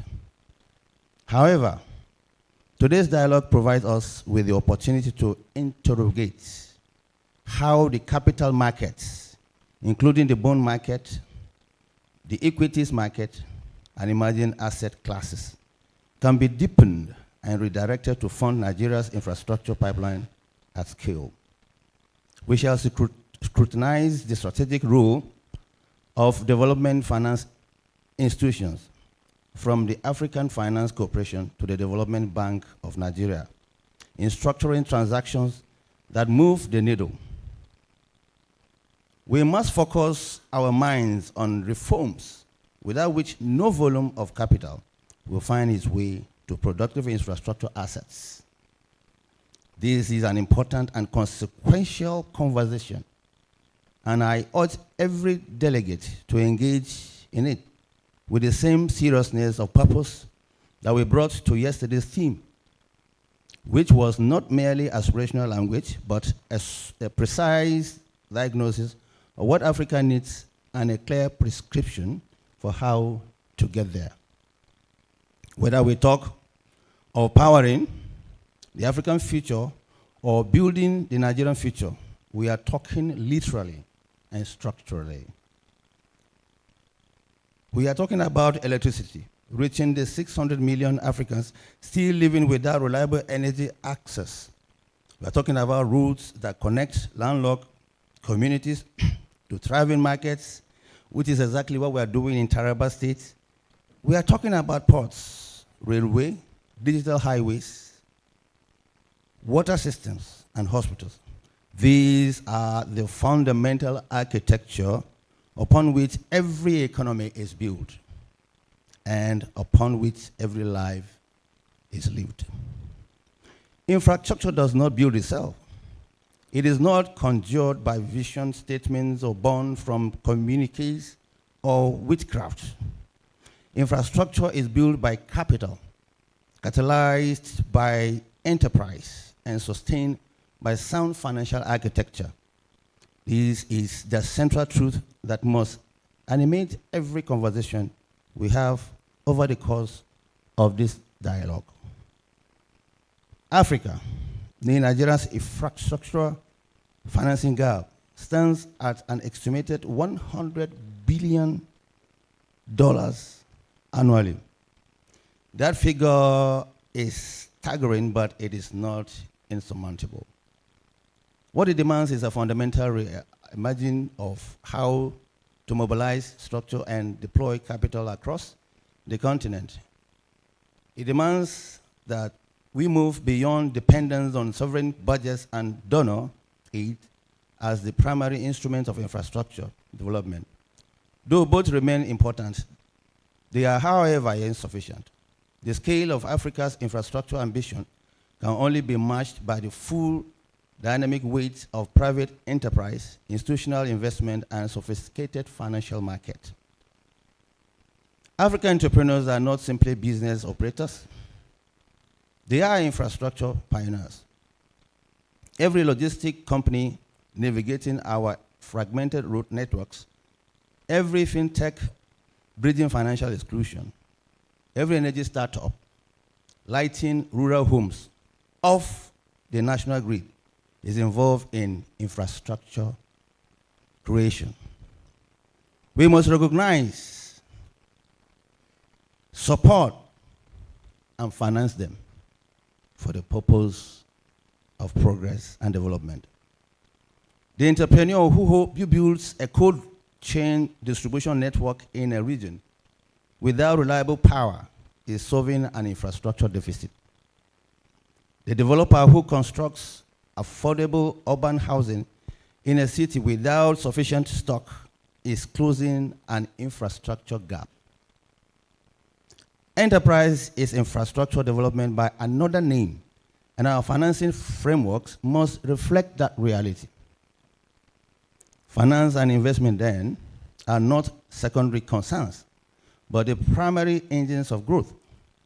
These include blended finance structures that de-risk private capital, green bonds, and infrastructure bonds that tap into global institution appetite, public-private partnership that are transparent and bankable, and development finance institutions that leverage their balance sheets to crowd in commercial investors rather than crowd them out.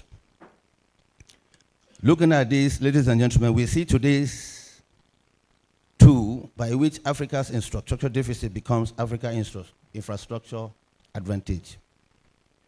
Leadership is also an issue. It is the connecting tissue. There can be no financing structure that succeeds without institutional credibility. No investment flows without regulatory confidence. No entrepreneur skills without an enabling environment. It falls to Africans' leaders in government, in business, in civil society, and in finance to build and guard that environment with rigor and consistency. Leadership means making the difficult decisions, including fighting corruption that bleeds infrastructure budgets dry, and engaging the private sector as a genuine partner rather than a last resort. It is immaterial whether it is in Ghana, whether it is in Rwanda, whether it is in Nigeria or Gabon. Leadership wears the same clothes. Africa is not waiting. It ought not to wait. The continent's population will reach 2.5 billion people by 2050. Its cities are growing faster than any on earth. Its middle class is expanding. Its digital economy is leaping forward. The question is not whether Africa will develop. It is whether its infrastructure will keep pace with its people. That is the urgency of this moment. This dialogue, therefore, is designed to produce more than insight. It is designed to produce action. We want transactions. We want frameworks adopted. We want partnerships formed. We want capital mobilized. The conversation that we begin today must leave this room as commitments and return to us next year as a result. I'm particularly pleased to see us focus on also Nigeria, the home of the largest economy of the continent of Africa. In many ways, a microsome of Africa's infrastructure challenges and opportunities. I urge all of us to leave this dialogue with the firm conviction that Africa's infrastructure movement is here because leadership and entrepreneurship finance and investment are not aspirations on a theme board. Rather, they are the live instruments in our hands that will enable us to change the narrative.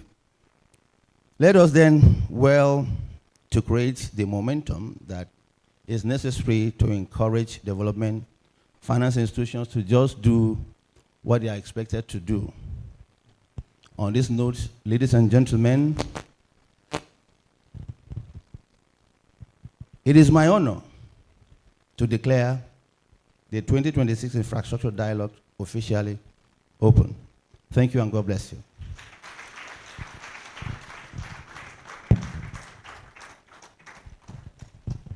Thank you very much.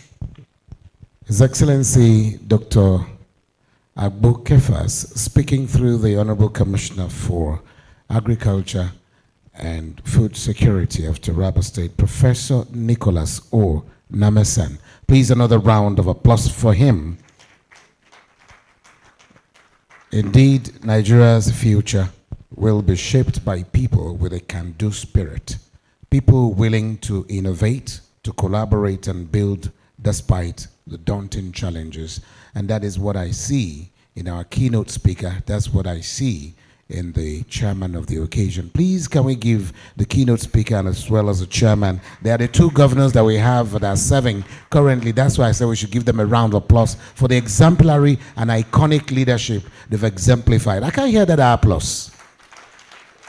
Thank you very much. We appreciate it. I recognize the presence of a former commissioner and former honorable member of the House of Representatives, Right Honorable Irem Ibom. We'd like to welcome you. Please, a round of applause for him as we move on with the rest of the program.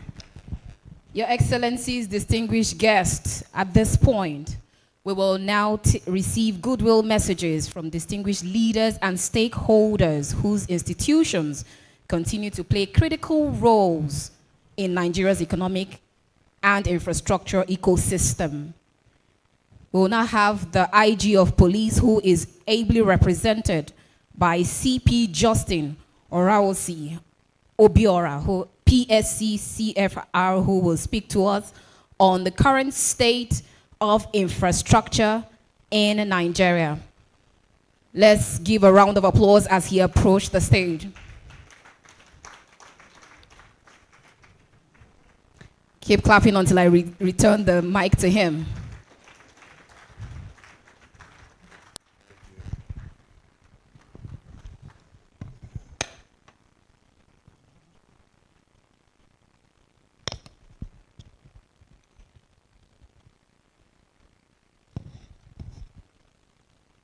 An address by the Inspector General of Police, IGP Olatunjiri Wandisu, PSC, at the 2026 Infrastructure Dialogue held at the Shehu Musa Yar'Adua Center, Abuja.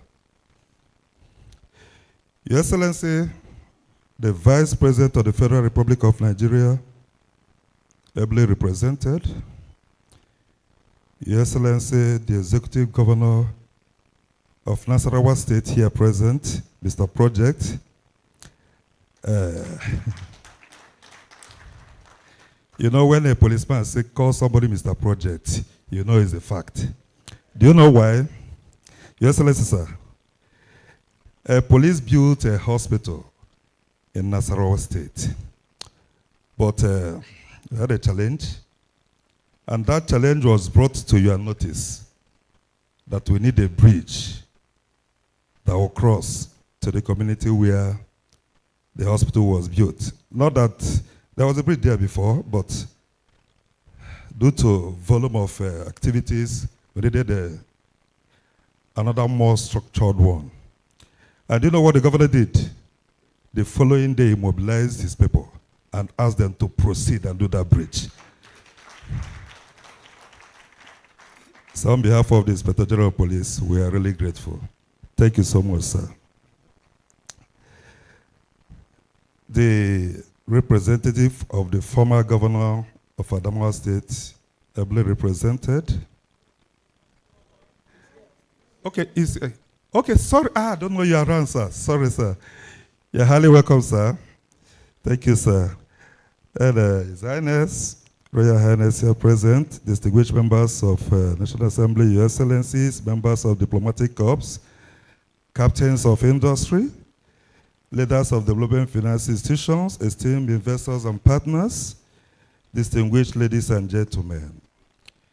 It is with profound honor and a deep sense of national responsibility that I address this distinguished assembly at the 2026 Infrastructure Dialogue.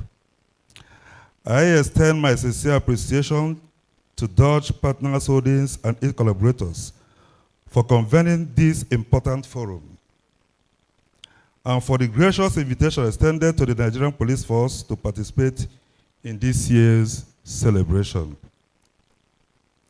The theme of this dialogue, Building Nigeria's Future, the strategic role of FDI and capital markets infrastructure financing and economic development, is both timely and consequential.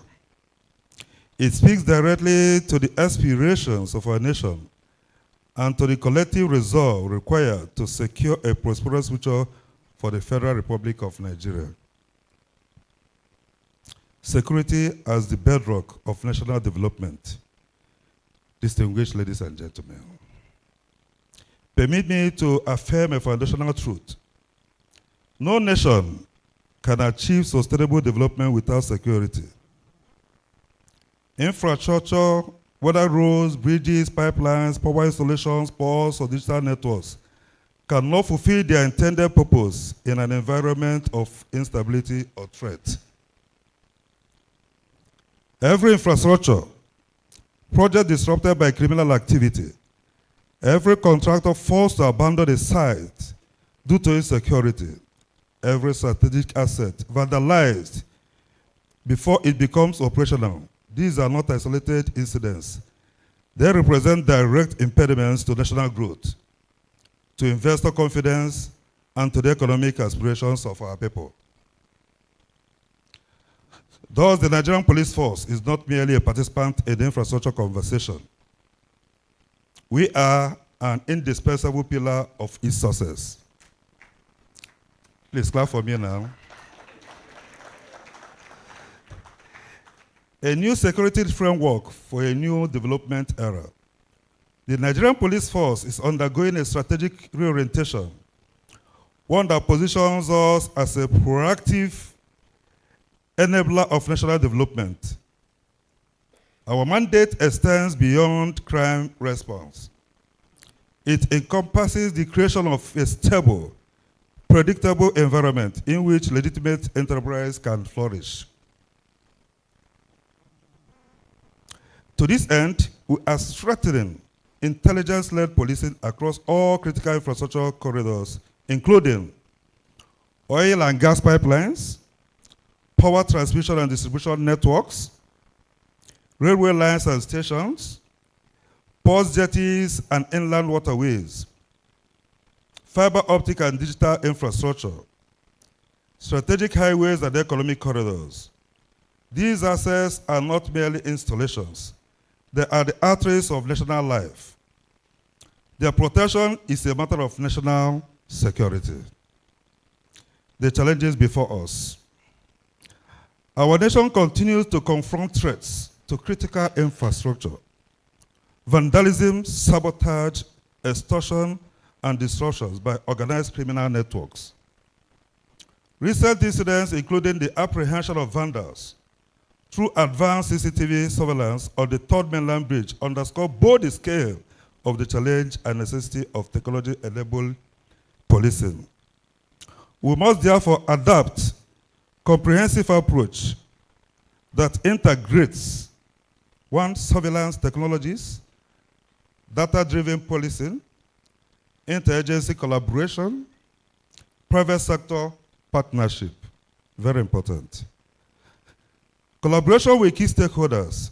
The Nigerian Police Force is deepening its collaboration with key stakeholders, including the Ministry of Marine and Blue Economy, the Nigerian Security and Civil Defense Corps, state government, telecom and energy regulators, development finance institutions, private sector investors, the Presidential Enabling Business Environment Council. As has been rightly observed, economic growth cannot thrive where insecurity undermines infrastructure. The protection of national assets is therefore a shared responsibility by all of us. The role of FDI and capital markets. Nigeria's infrastructure financing gap, estimated at $100 billion annually, requires innovative solutions. Development finance institutions and capital markets must serve as a catalyst engines for bringing this gap. Institutions such as the African Development Bank, Africa Finance Corporation, World Bank, Development Bank of Nigeria, Bank of Industry, are critical to financing the security infrastructure required to safeguard national development. The Infrastructure Concession Regulatory Commission has identified the need for 3,000 new police stations, 1,000 new prisons, and 170 new barracks. As of present, we have about 2,000 plus police stations nationwide. A scale of investment that is a state's PPP, FDIs, and capital markets instruments, addressing police infrastructure deficits The Nigerian police force faces significant infrastructure challenges, including outdated communication systems, limited surveillance coverage, insufficient patrol vehicles, inadequate forensic laboratories, weak ICT and data systems, dilapidated police stations and barracks nationwide, limited modern training facilities, shortage of protective equipment. These deficits directly affect operational effectiveness and must be addressed through sustainable financing models. A pathway forward. We are embracing public-private partnership and foreign direct investment as viable mechanisms to modernize policing infrastructure. Our priorities include, but are not limited to, a nationwide digital crime database, upgraded forensic laboratories, modern training academies, cloud-based policing system, technology transfer partnership, leadership accountability, and investor confidence. We are instituting a command accountability framework that links the performance of commissioners and area commanders to investment climate indicators within their jurisdiction. A police command that undermines investor confidence through corrupt practices or other inefficiencies will be treated as a sabotage actor. Leadership must be accountable, and accountability must be visible. The present Inspector General of Police, very hardworking. I know what he has been doing to make this a success. Conclusion, a shared national mandate. Distinguished ladies and gentlemen, the future of Nigeria will not be built by capital alone, nor by vision alone. It will be built upon a foundation of order, stability, and confidence. The Nigerian police force stands ready, disciplined, professional, and development-oriented to serve as a trusted partner in the realization of Nigeria's infrastructure ambitions. We will secure the contractors, we will protect the corridors, we will strengthen investors' confidence, and together we will build a Nigeria worthy of being proud of. I thank you for your attention, and may God bless the Federal Republic of Nigeria. Thank you all. Thank you very much, the Inspector General of Police. God bless the Federal Republic of Nigeria. Thank you for those insightful presentation. Another round of applause for him.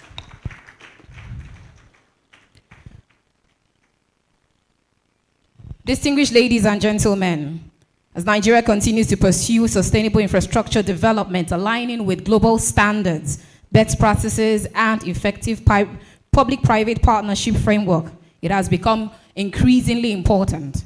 So we'll now have Dr. Amanze Okere, who is the Director, Support Services Department, who is ably representing the DG of ICRC, Infrastructural Concession and Regulatory Agency, for his goodwill messages. Distinguished ladies and gentlemen, a round of applause as he makes his way to the stage. Dr. Amanze Okere.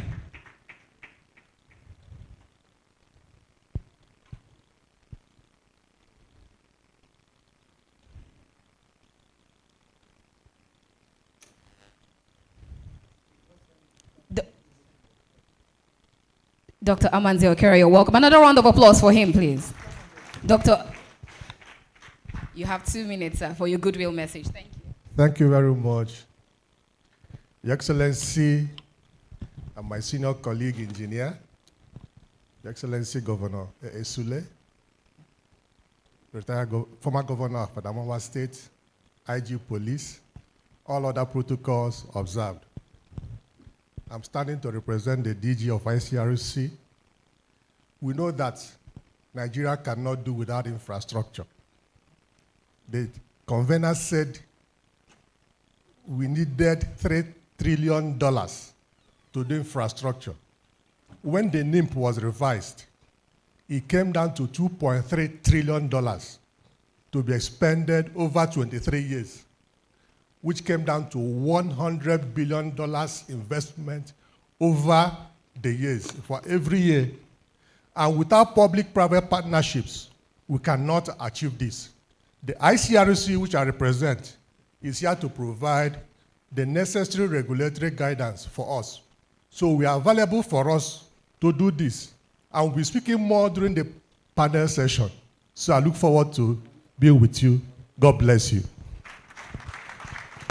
God bless you too, sir. Thank you so much for making that short and brief. And like we say, keep it short and simple.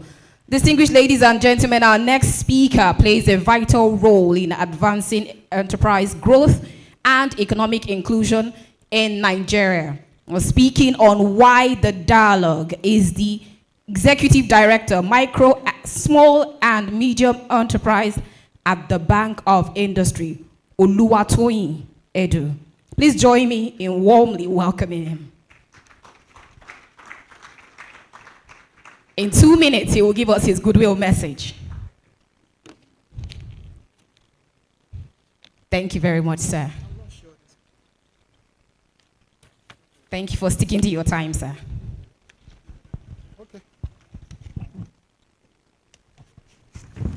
Thank you, Your Excellency, the Vice President of the Federal Republic of Nigeria, ably represented here, Your Excellency, Executive Governor of Nasarawa State, you're welcome.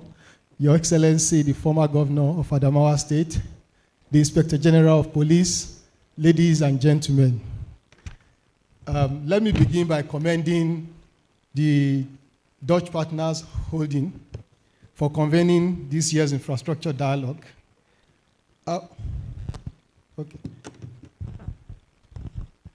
The theme of this year's dialogue is both timely and practical across power, transport, manufacturing, agriculture, housing, and logistic infrastructure financing gap in Nigeria.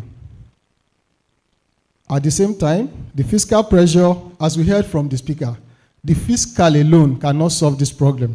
And that is why banks like the Bank of Industry is ready and willing to support.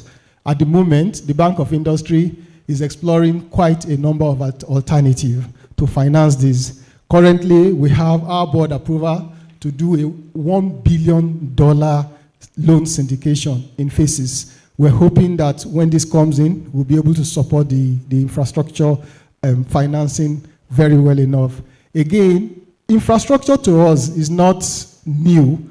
Our current strategy, one of the key themes, amongst others, is actually infrastructure. And we've done quite a bit in that sphere.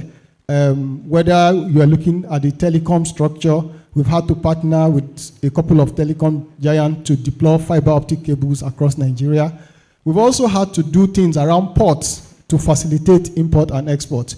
We believe very much that infrastructure is the backbone to our economic success. So we're here today, just like the previous speaker said, I will be on the panel to throw more light on what the Bank of Industry is doing. We very much appreciate our being here, and we want to thank you profusely, the lead organizer, for putting this together. Thank you very much. Thank you very much. Thank you very much, sir, for those insightful remarks also and telling us the importance of strategic dialogue.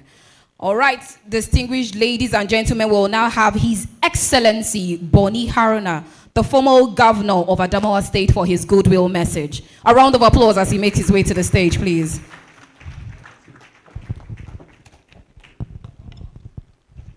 Thank you, Your Excellencies, distinguished ladies and gentlemen. My burden when we always talk about infrastructure in this country is the attitude of the government, the discontinuity in policy. So oftentimes, it is not about knowing what to do, but this culture of not continue with what has been started. So infrastructure needs time, but politics doesn't give it at all. When you look at road, railway, and what have you, it takes long time to provide it. But at the end of the day, by the time this government makes a commitment, takes funds to build them, what the next government does is completely a different thing. And this was what Dr. Naji said earlier, that what is all over the country today is abandoned projects. Most of these projects are funded by public funds or development partner, development finance and capital market funds. So I want to employ our governments, particularly those in government and those that intend to go into government, that we must be deliberate to deal with this issue of lack of continuity in government policy. It is very, very important. And how do we deal with it? I want to suggest two things. First, we must legislate over continuity for critical projects. In those days, there used to be what we call development plans. There was no way any government could deviate from these development plans. But today, any new government, if you are not in good terms with the previous government, you just scatter everything that has been put in place. And you don't develop like that. So I suggest that there has to be deliberate way of legislating continuity for critical projects. Once a project passes Federal Executive Council and National Assembly approval, it should be binding across governments. Some countries like South Africa, Africa's Independent Power Producer Program works because it is law, not policy. When I decided to on owner-occupier policy of government houses in my state, I discovered that if I leave, somebody can come and just mess it up. But I backed it by law. When it comes to projects or infrastructure, there has to be deliberateness on the part of government to ensure that there's continuity. Otherwise, we continue to experience waste of resources. That's why we have abandoned projects all over the country today. So we need to legislate on that. Secondly, we need to insulate technical institutions like DFIs, BOIs, and what have you from being, from political control. Thirdly, enforcement of contracts. If investors can't trust that contracts will be honored, capital markets will not fund it.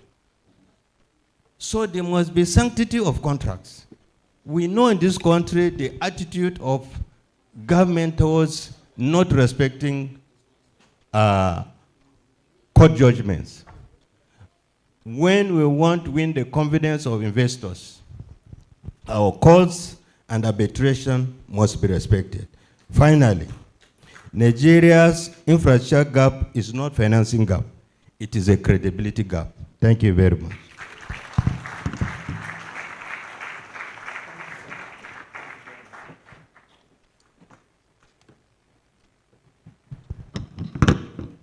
Before he got here, I told you that he's a man that is very passionate about infrastructure development, and he's also one who is against policy somersaults. If you understood him, that's exactly what he just told you in black and white. Please, another resounding applause for His Excellency, Mr. Boni Haruna. Before we invite our keynote speaker, the convener would like to shed some light on some of the conversations we've had thus far. Once again, good afternoon, and I stand on the already established protocol. Before I say what I had to say, I want to react to His Excellency Bonnie Haruna. The man seated by your side, I didn't know whether two of you woke up to decide to do the same color of clothes. Luckily, the complaint you made, he has already solved it in the state. Just about a week ago, there was Lafia Declaration, and I observed it. And the content of the declaration is a binding document for investors in the state, so that there is need for continuity. And this what brings us, when you see chief executive of a state that is coming from private sector, he knows the value of contracts, and he knows what it is.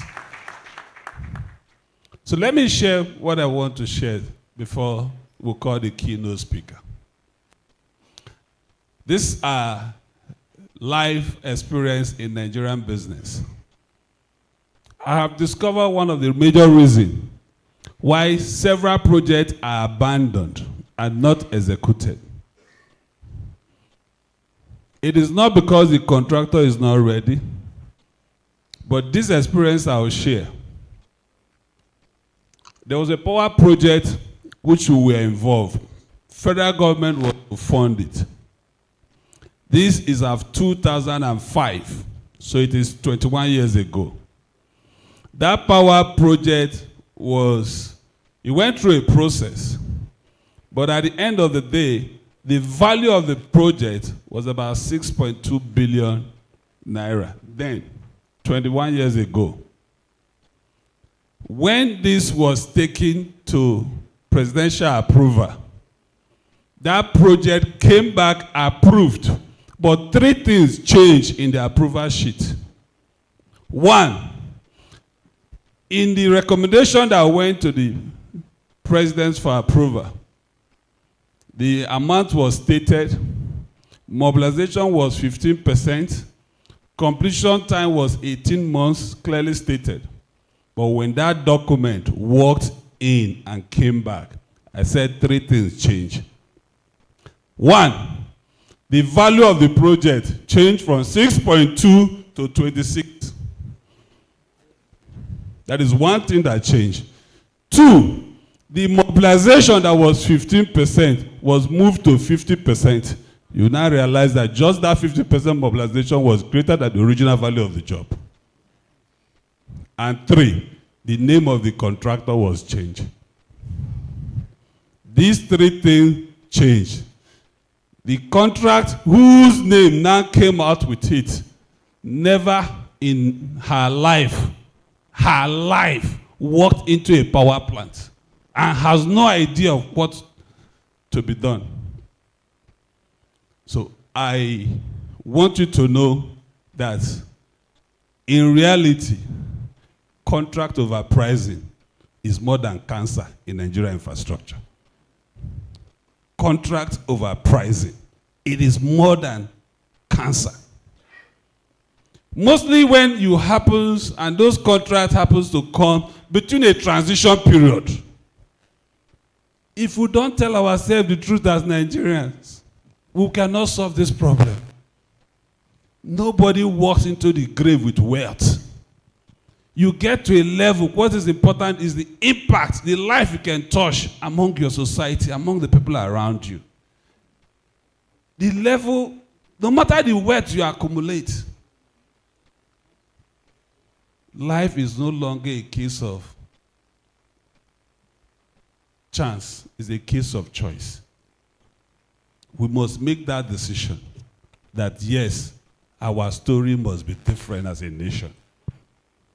You don't want to see where a road, you know the biggest fraud you can commit to a nation, the easiest way any embezzlement or looting can happen is engineering work. I can use soil type definition to increase the contract of 1 kilometer road from 2 billion to 5 billion. I'll tell you the soil is different. And I'll give you justification. And there's nothing you can do about it. So when we made our choice of our keynote speaker, we are talking about prudency in financial management. If you know the amount that Nasarawa receive and know the amount that the volume of work the state have done, you'll be asking him, where do you get this money from? Is it the same thing that these other states are getting? Is it the attraction? Within his tenure, so far, over 2 billion foreign direct investment into the state has been achieved. IGR annually that used to be about 7.2 has increased more than double. It is prudency, it is determination, intentional.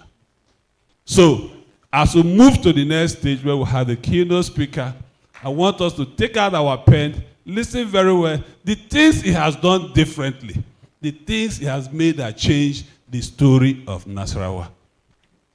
His Excellency, within us, we have a team of business team that we advise and grow. And one of them is into real estate. He's eager to build a city in Karo Nasarawa. We want to beckon on you for your support for that person. Is Dango Homes. Dango Home is in our midst and is interested. He's doing a big job here. But he had done a study that shows the proximity of Nasarawa to Abuja has not been high-nice, mostly on residential part. He said he can do more. So we'll bring him closer to you, and we believe that Dango Home will give you a city in Karo. Thank you. Thank you very much indeed. Being the convener, he has his tentacles spread across the length and breadth of this country. And he handles projects, sometimes even underground. He does a bit of investigation. That's one thing you can give to, or you must give to Dr. Ono Hanachi. I think he deserves another round of applause. As we prepare to listen, just as he has charged all of us to do, let us become students today. Bring out your pen and paper, and please pay rapt attention. My colleague had also pleaded with us to remember to put our phones in the silent mode. Dr. Ayua would like to appreciate your presence. Thank you for always showing up. We'd like to, at this point in time, invite the keynote, but then, before we bring him up to the podium, there's a colleague. Oh, okay. I should? Okay. I have just been told to invite my mentor from a distance. He's been my mentor, but I think he really never knew that. But I just want to say this very quickly before I bring you up to the podium, Your Excellency. For those of us that know him and his track records and his antecedents, Governor A.A. Sule is a leader whose commitment to development, peace, industrial growth, and inclusive governance has continued to shape and shapen and leaving an enduring mark on Nasarawa State and, by extension, the Nigerian nation at large. He's a man of intellect and experience who has successfully combined the private sector with public service leadership, bringing innovation, strategic thinking, and pragmatic governance to the administration of Nasarawa State. And under your leadership, Your Excellency, Nasarawa State has witnessed significant strides in infrastructure, investment promotion, agriculture, solid minerals development, youth empowerment, and economic expansion. Your IGR quadrupled from the day you took over the mantle of leadership in Nasarawa State. Your Excellency, your administration has also continued to inspire confidence through purposeful leadership and a people-centered approach to governance. I wish someday that the time will be ripe for Nigeria to have you as #1. That's my prayer for you. Your Excellency, we'd like to also appreciate your calm strength, your wisdom, your accessibility, and unwavering dedication to national development. You've been in the forefront, and we wish you very well. It is my honor and privilege at this point to invite, with all of you joining me, invite the keynote speaker of this occasion to please approach the podium. Your Excellency, Engineer A.A. Sule, the Executive Governor of Nasarawa State, pragmatic and visionary. Please, that applause can come even louder than that. Your Excellency, sir. Thank you, please. You can please have your seat. Thank you so much. Actually, I didn't want Sophia to call me because she's going to start saying all the big things about me. And then I made a mistake. The MC now said more big things about me than even Sophia was going to say. Your Excellency, the Vice President of the Federal Republic of Nigeria, who is ably represented by the personal assistant to the President on subnational infrastructure. My dear brother, Your Excellency, the Governor of Taraba State, Dr. Kefas Abu, who is ably represented also by the Commissioner of Agriculture and Food Security. My elder brother, Your Excellency, the former Governor of Adamawa State, Mr. Boni Haruna, the Inspector General of Police, who is also ably represented by CP Justin Obiola, the convener, Dr. Onoha Nachi, and also your chairman. I cannot forget to mention my dear brother, Chief David Nwachuku. Our father, His Royal Highness, the Andoma of Doma, and his colleague, my other father, the Royal Highness Aregon, Justice Ahmad Ubangari. Our honorable commissioners who have come from Nasarawa and so many other places, distinguished speakers, several captains of industries, distinguished participants, distinguished ladies and gentlemen. Let me sincerely thank you for inviting me to this event. But I think the MC said something about Boni Haruna and I wearing the same clothes. Now let me tell you more about Boni Haruna so you can understand. I was actually living in the US, in Houston, Texas. He was among the people that dragged me back to Nigeria. And so he was a governor. I was a chief executive of a quoted company. Never ever have I ever known, not in my wildest dream, that one day I will be standing in front of him as a politician. Ever. But it has happened and I'm here today. So that's why we are wearing the same kind of clothes in the ornament. I also want to thank you sincerely for your kind comments earlier about introducing us to the various opportunities that exist in the area of investment in Nasarawa State. My plan was that, because today, that's why you don't see so many governors here today. Majority of the governors today are actually APC, and tomorrow is our APC primaries for the House of Reps. So hardly will you find any governor leaving his state to come in here. But when you mention the topic is infrastructure, I say I can rush and actually attend this event a little bit and be able to go back. But locally for me, my dear brother, the governor of Taraba State, who happens to be a doctor, I'm not a doctor, I'm just a bloody engineer, who happens to be a doctor. And then he sent a professor to represent him. So the professor ended up delivering the keynote speech. So my own will be changed from keynote to actually remarks, because you have already taken your keynote speech. Therefore, I bring you warm greetings from the good people of Nasarawa State. And I want to really, really commend Deutsche Partners Holdings, particularly Dr. Onoha Nachi and his dear friend David, who is my brother, for coming all the way to my village on a Saturday to invite me. And I felt that was more than a great honor. So the least I could do is to return that honor and actually attend this event, and that's part of it. Before I forget, let me actually thank the representative of the IGP.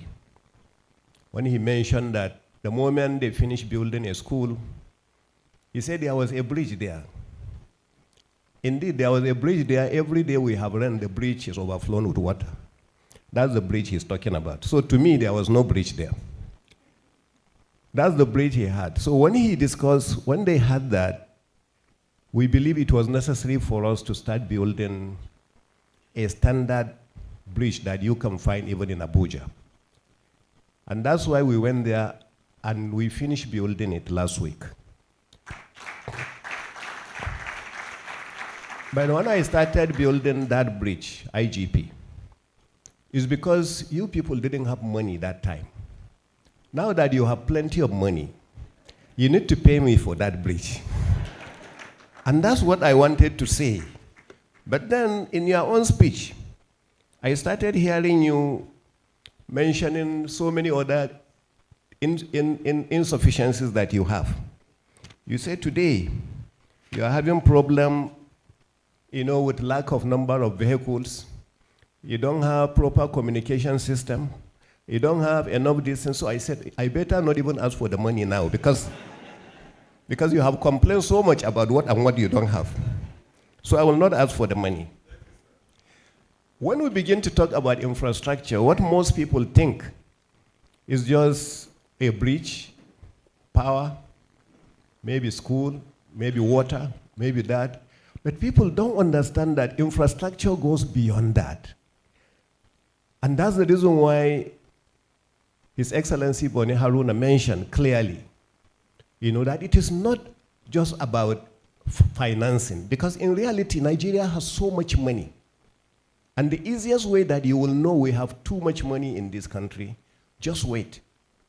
Very soon, they are going to send the Dangote refinery to the market. Approximately what we hear in the market is that about $20 billion was used for the building of the refinery.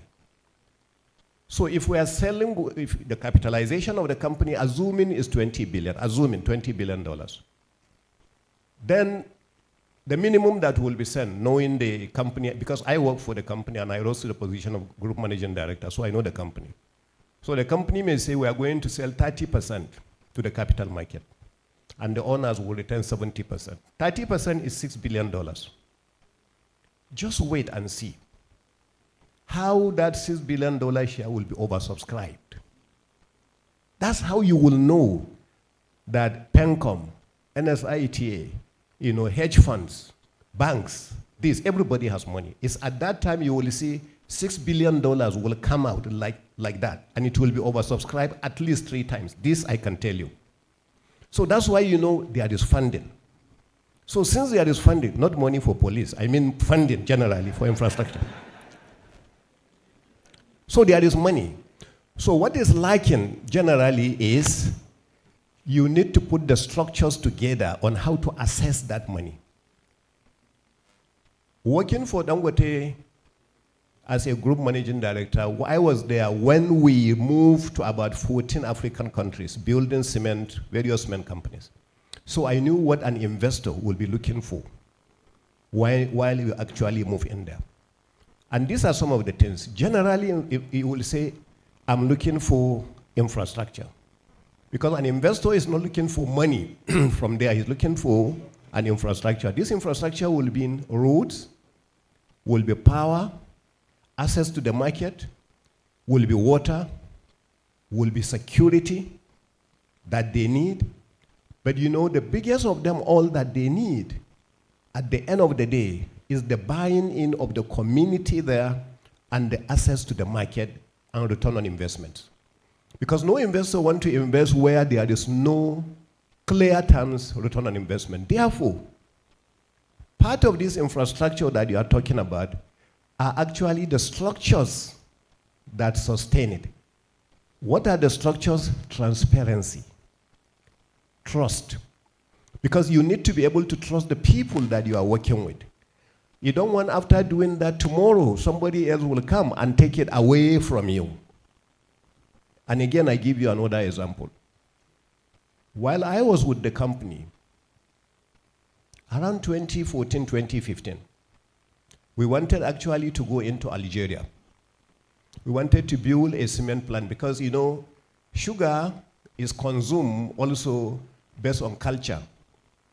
The Arab nations consume more sugar than some of us. In Nigeria, the Hausa-speaking areas, Kanuri-speaking areas consume more sugar than the southern part of the country. Because the average per capita of sugar consumption in Africa is 15 kg per capita. But usually in the northern parts, it goes as high as 16 to 17 kg. While in the southern part, because of the kind of food people eat, it drops to less than 7 sometimes. And so sometimes it is cultural in the way they consume. So we went to Algeria to build a factory there. From the beginning, everything was going smooth. When we went to the level of construction, then the government now informed us about something that we don't allow foreign companies, we Nigerians were foreign companies, we don't allow foreign companies to come and build and own majority shareholding. So we need to have at least 51%. With a large leak of 51%. You know, automatically, that's the end of the deal. And that was the last day I left Algeria. We have not gone back there again. You know, so those are the kinds of opportunities you have to do. So that's why I love it, actually, when the convener, you know, mentioned about the various structures that you need to have. You need to have the law that backs it.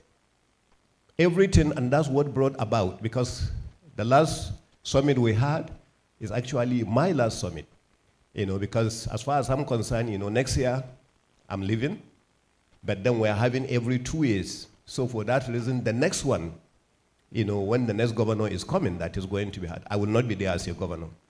But one majority of the companies in Nasarawa State have asked for clearly. Constantly they are crying, who is the next governor? Who is this next governor? They started asking me before I started thinking who will take over from me. Because the concern is that whoever is there must be somebody who will be able to protect their business, who will be able to protect their investment. And a good example I will give you. When we came in, Nasarawa State is known as a state of solid minerals. Forget about proximity to the federal capital. State of solid minerals first. The 7 critical minerals that exist, 7 critical that are highly sought in the world today, they are all in Nasarawa State in commercial quantity.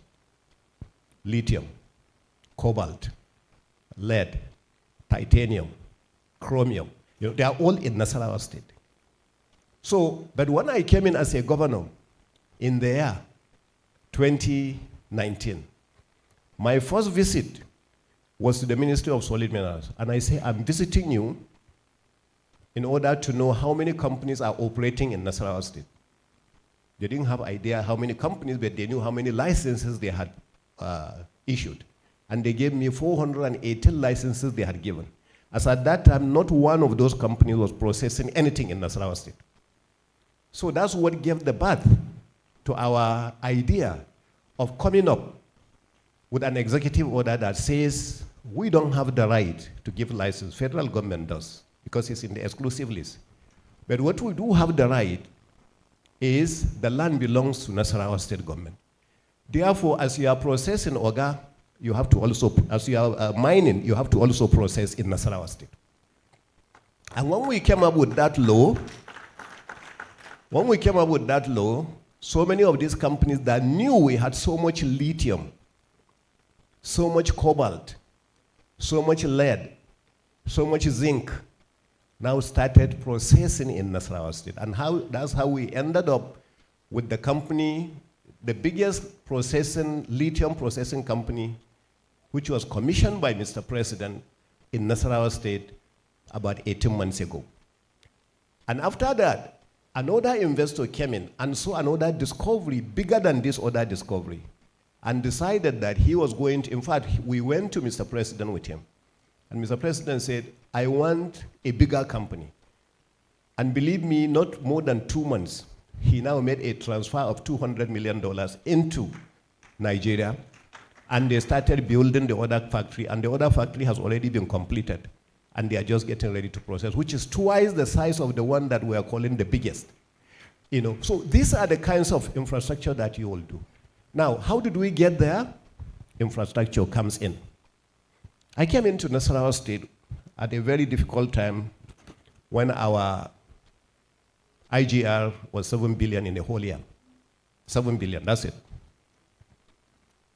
So we started working on the IGR. But you know, in a state that didn't have any industries, didn't have enough housing, didn't have enough roads, it was very difficult to start generating another IGR quickly. So the first thing we did was just to plug the holes where we saw some monies going into some pockets that were not necessary. So we plugged some holes. We couldn't plug all. Even by the time I'm leaving, I'm not going to be able to plug all. This I know. But at least we plugged as many as we could. After doing that, the IGR jumped a little bit. Based on that, we now went to some of these places where we are meant either for agricultural development or for the mining activities and started constructing the roads for them. Simple construction of road, simple building of a super camp for the military changed the entire scenario of this area. The two companies for the mining that I'm telling you are actually situated around where we constructed that road today. So that's how infrastructure brings in development. You know, he said, the MC said that our IGR actually got quadruple. Quadruple is 4 times, right? Actually, okay. Actually, our IGR jumped, you know, from 7 billion that we had to now about 35 billion. So I think that's about 5 times. You know, because we are making a little over 3 billion now. So it will go to 36 billion or a little more this year. So these are the things that we continue to do. You know, so if you don't provide that and don't provide the law and the backing to support that, then you are in trouble. So again, how did we get here? Most of us politicians, so I call myself politician now. Most of us politicians actually come into the office without getting ready. We are not ready for it. We are only ready for the position. And that's one of the biggest disasters. So if you come in ready, things go a little bit easier. I was a first-time governor when actually all the drive for foreign loans were being driven. You know, this was around 2020, 2021, during COVID. And so everybody was taking a loan, foreign loan. And without mentioning any state, especially here in the north, you guys know exactly the state I'm talking about. People felt they were smarter governors, so they went and took foreign loan. And they asked me, why are you not taking? I say, I'm not taking because of 2 reasons. Because since I went into the office, I have not taken a loan. Okay? So, and I remember, not that I want to put him on that track. My father here had called me one day and said that we need projects in Nasarawa. Even if you have to take a loan, go and take a loan. I didn't tell him anything. But you see, I wasn't taking some of those loans because I understand one of the disasters of loan, especially foreign loans. They call it FX risk. I learned that from African Petroleum when I was the MD. If you go and take loan, which they did, a lot of them, I was afraid then to say that if I go and take a loan, at the time, dollar was about 305 to a naira. I say, how about if it comes to 500? You can understand my little imagination. I say, how about if it goes to 500? How am I going to be able to pay that money? But you know what? Most of them that took the loan, because you take the loan, it comes to the central bank changes that into naira for you to take it, and when you are paying, you pay the central bank the equivalent of the dollar at the time for them to pay back. So a lot of them did it, and they didn't even take any insurance of the FX. And that's why today you will see a state that had taken a loan of, say, about 100 million, okay, which at the time will be roughly about 130 billion or so. So today it has changed because the dollar went as high as 2,000 naira. And you know, when the dollar begins to go up like that, the lender will be panicking. That's why he wants to call off the facility. And that's when you get in trouble. And that's what happened to some of these states that have taken. Thank God, Nasarawa State didn't take any naira, and we were not in any panic. And it is at this moment I want to say thank you very much to Mr. President. It may be popular, it may not be popular to some of you, but I always say that, in that from the time he started campaigning, he mentioned that he was going to get rid of subsidy, fuel subsidy. And for me, that actually ran a company, African Petroleum, at the time, the biggest, before Total came, it was during my period that Total came bigger than us and we became number 2. And then Owando, which was Unipetrol, became number 3. So during that period, you know, I clearly understand some of the challenges that were going on. And that's why I became a little bit careful in ensuring that when you are taking these kind of facilities, you know, by the way, my big brother, Dave Mwachuku, was also a banker at the time. Today he's a chairman. So you can tell when I finish from here, I will be a chairman one day like him. So you see, that's how they kept going, you know, to enter into this huge facility. So we said, no, we were not going to take. And then we started working towards this, exactly what Mr. President has done. A gentleman came here, the MC, because he's from the North Central, and he mentioned how much Nasarawa State is getting. Nasarawa State is actually the last of the 6 states in the North Central. Go and check how much Nasarawa State is getting. You will see we're number 6 out of 6. But you know what? Because of the fact that when we were taking this and based on our understanding when we were coming into the state, I will not agree for any contractor to come and tell me the soil cannot stand this. Therefore, this soil has to go that. I say, let us go and check the soil and see the result of the soil so that we'll be able to do that. You know, so I don't agree with that. Number 2, I don't agree with variations. So what I do from day one, because of the available resources that we have, with the unification of the dollar that Mr. President said you're going to do, unification of the FX, and that it actually made us move. Nasarawa State was just getting about 4 billion average, you know, a month. I'm very transparent about it. I'm not hiding it anywhere. Anybody who wants to know, he can know. So the first time I came, let me digress a little bit. The first time I came to the state, the first money I saw from allocation was actually from June 2019. And that time was like 4 billion and 900.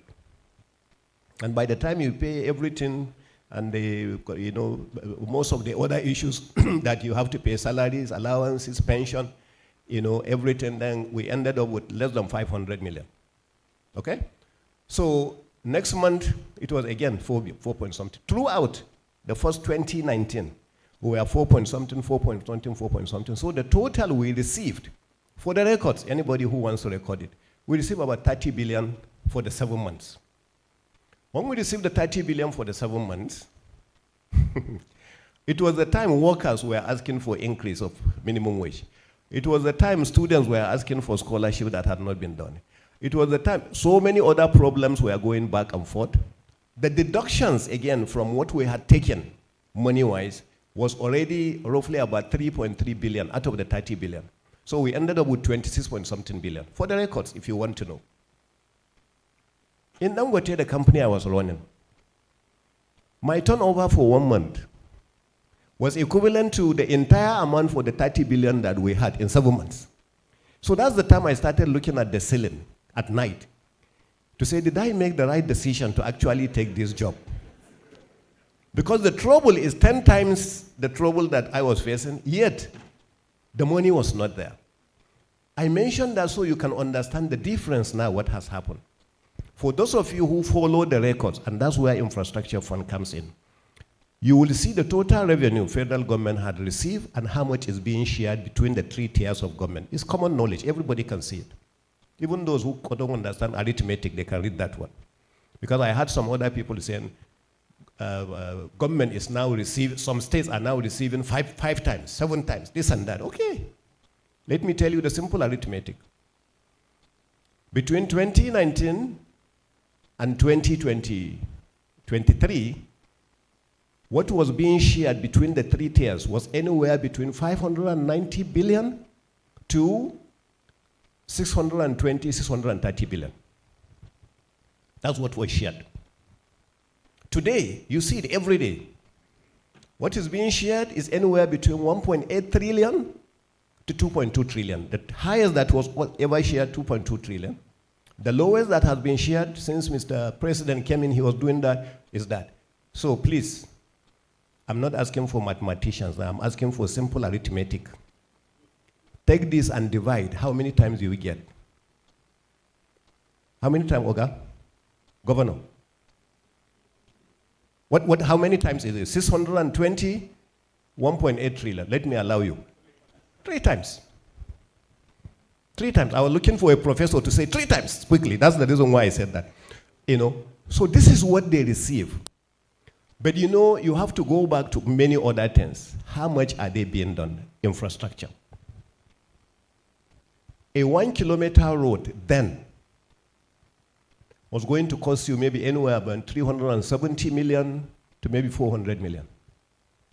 Today, a 1 kilometer road is going to cost you not less than 1.5 billion. That is more than the 3 times of what you are receiving. Because in Nigeria, it's very common. A market woman that is selling oranges, if you come today and the cost of oranges is actually 100 naira each, tomorrow you come when there is oil price has moved, she will tell you oil price has moved. So you have to pay higher. So we try to take advantage of every situation in Nigeria, sometimes negatively. And that is exactly what it is. So why is Africa attracting only 3% of global infrastructure when Africa indeed has 17% of the world population? This is what this summit should answer. This is what this dialogue should discuss. This is what Nasarawa State is interested. This is the reason why I came, so that as I'm leaving now, I'm going with the gentleman who wants to build the houses in Nasarawa. I can show you the land. Because that's why I came. I didn't just come to speak. I came actually to carry some investors along with me, and I can stop along the way and show them the land, so we can go ahead and do that. We have to be able to carry that along and move on.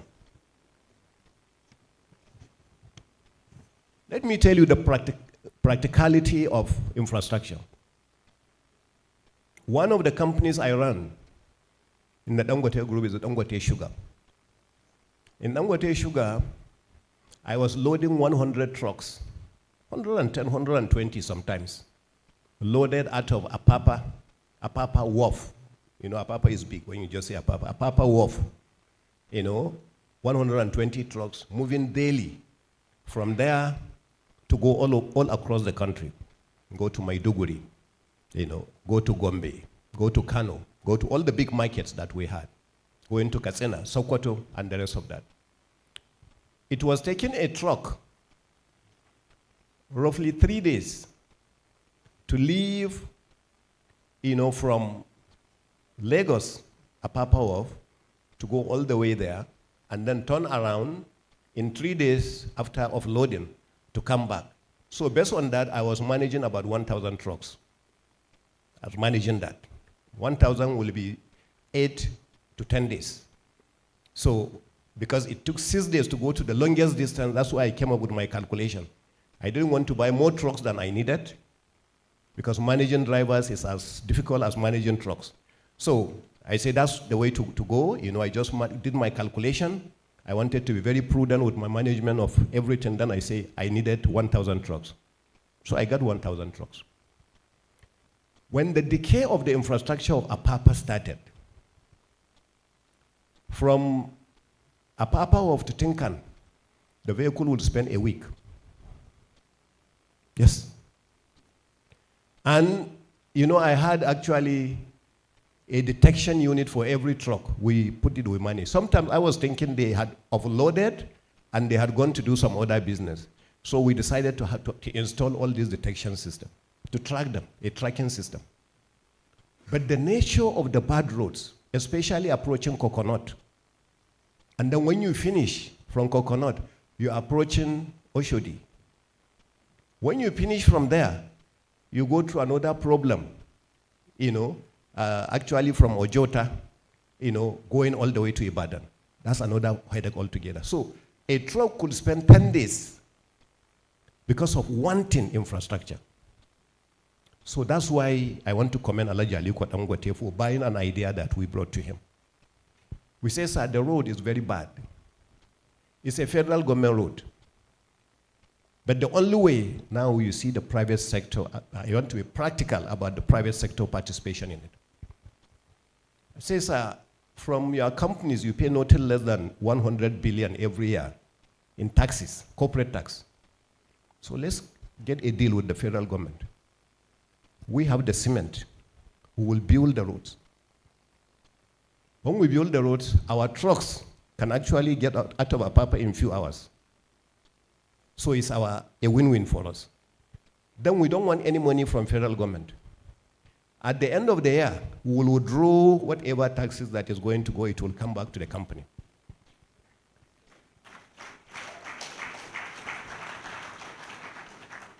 So he bought the idea.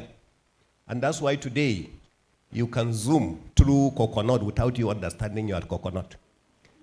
You can zoom from actually Oshodi, all the way going to, Port Harcourt Highway without knowing that you are going.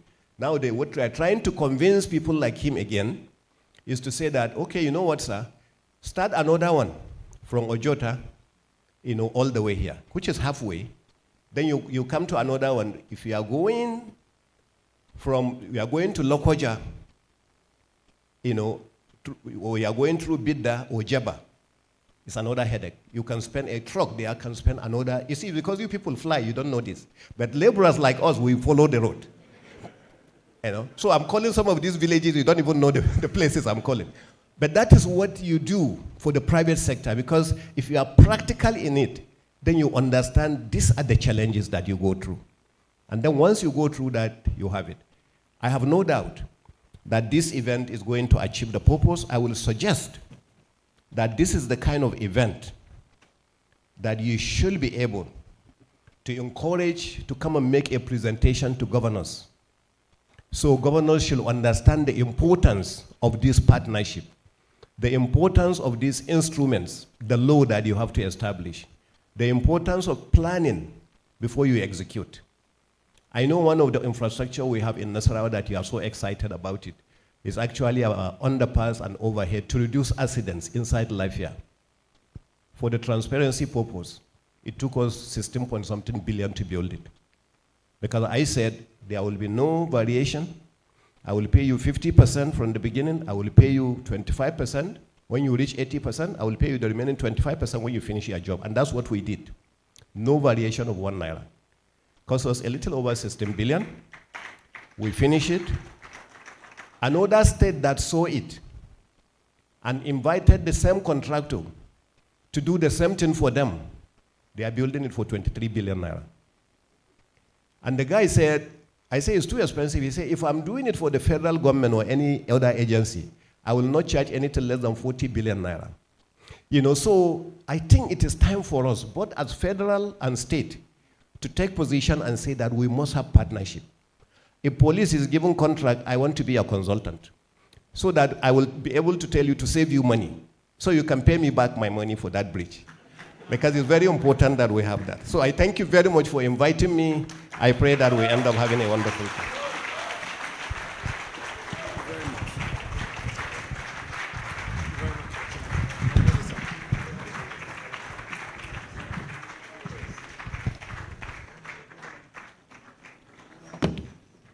That was the governor of Nasarawa State. Remember, if you say yes, it can be done, it can be done. Yes, possibility begins with belief. Determination changes everything. Dream it, believe it, build it. Where vision leads, action follows. Bold minds build great nations, and they can do. Spirit builds the impossible. That's the kind of spirit that I see in Governor A.A. Sule of Nasarawa State. Ladies and gentlemen, Let's give him another resounding applause, please. And we're aware, because of the exigencies of his office, he won't be able to stay with us till the very end. I'm told he has another meeting to catch up with. So the convener will be seeing him off, but convener will be back shortly. Want to wish you a very great day, Your Excellency. Thank you very much.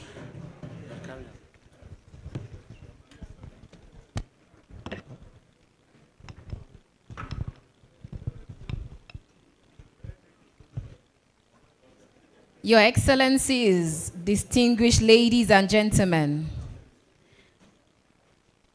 thank you so much for your time. So we will now proceed to our panel session.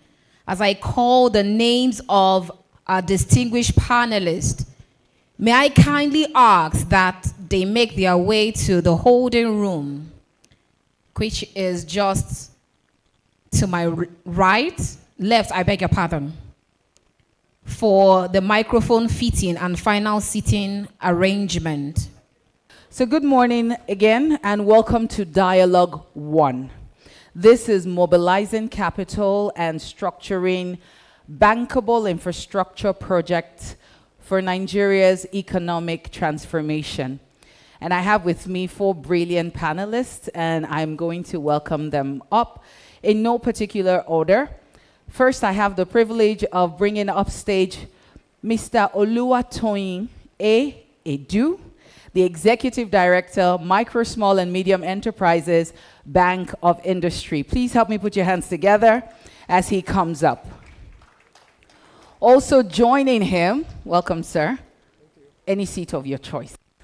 Also joining him is Mr. Mohammed Ibrahim, Executive Secretary and CEO of the National Agricultural Development Fund, who is ably represented by Mr.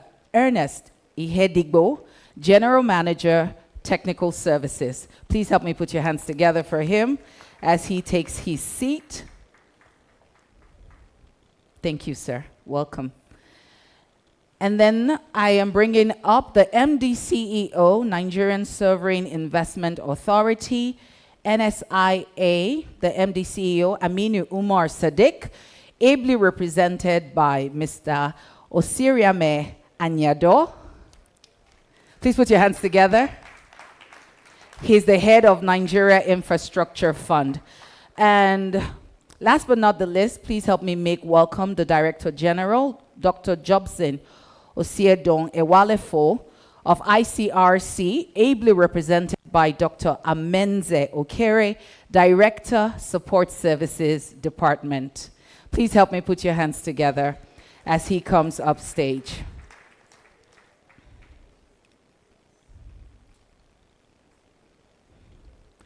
Okay, everybody seated?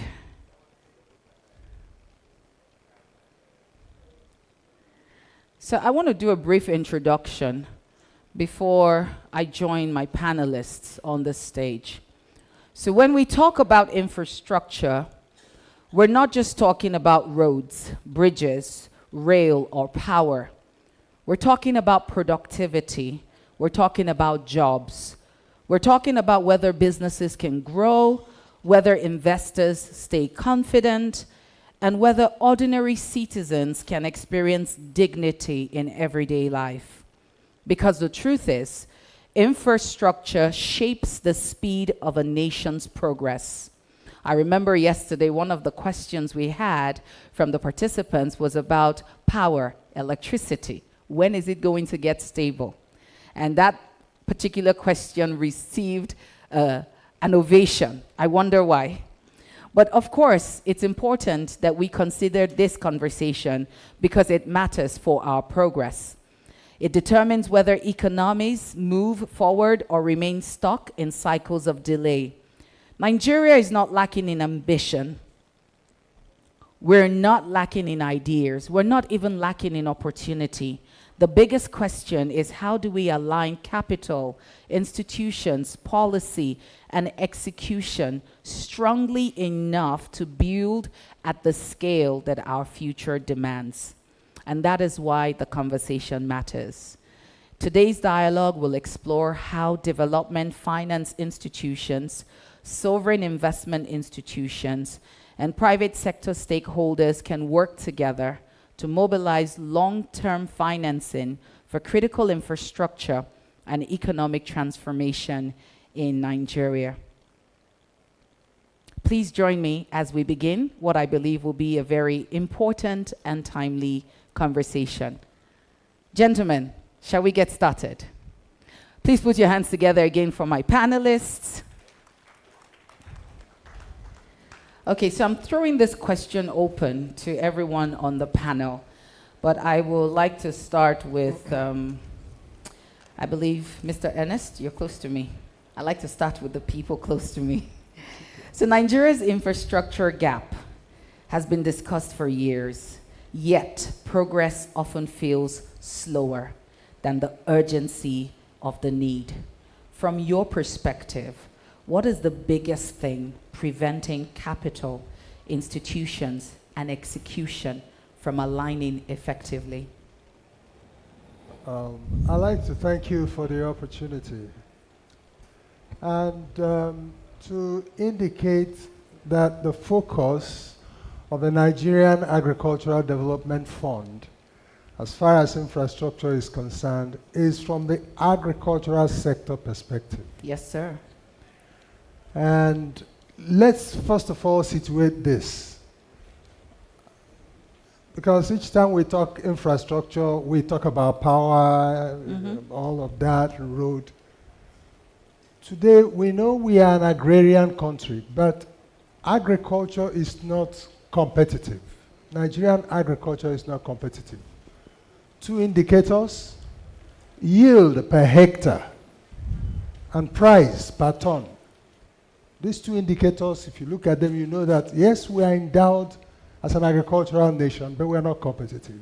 In most of the crops where we have natural economic advantage, comparative advantage, our yield per hectare is below the global average on most of the crops and agricultural enterprise sectors.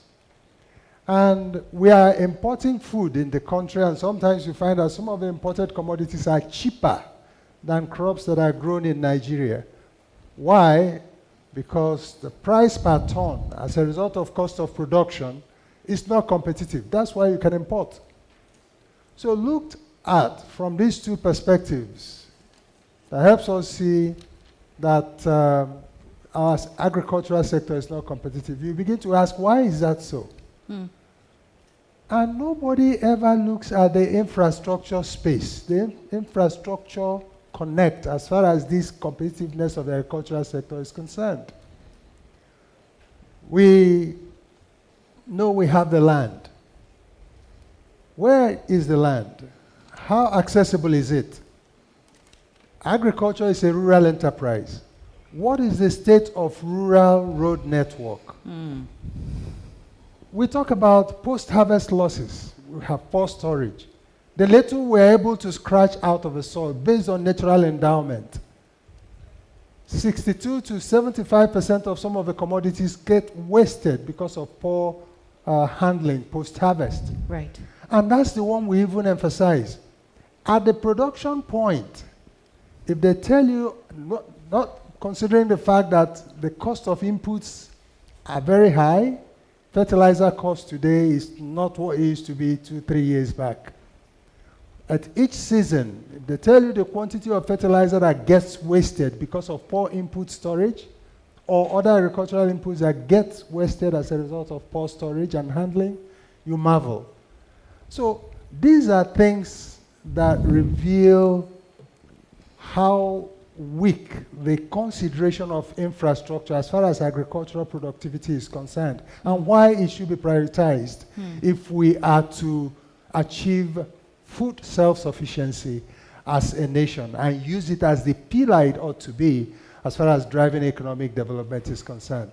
Just indications. We're not even talking about market. Today, we are able to attract foreign buyers for certain commodities because of the special traits associated with the Nigerian commodity, ginger, for example. Good. Now, there are so many other commodities like that that have such. do we have a digital infrastructure that enables us to trace all the commodities that we have, their attributes and qualities, where they are produced, so as to enhance their share of the global market, beyond the fact that they have peculiar traits that you can't find anywhere else in the world? So these are things you look at and you see just how laid back the participation of agricultural infrastructure is in helping us to drive that sector, and why this dialogue is very, very important. That's a dimension that should be given the visibility it deserves. Thank you so much. Please, can we put our hands together for Mr. Ernest for laying the foundation for us? I'd like to move to you, Mr. Oluwatoyin Edu. Thank you. And the question, would you like me to repeat it again? No, Okay. no, I can help you paraphrase. Okay. Simply, what you have asked, to the best of my understanding, is that, look, we've had this kind of talk, events organized over the years. How come we have not been able to move the needle of our infrastructure as much? Yes, sir. In a layman's. So thank you very much for the organizers, Madam Moderator, and ladies and gentlemen here present.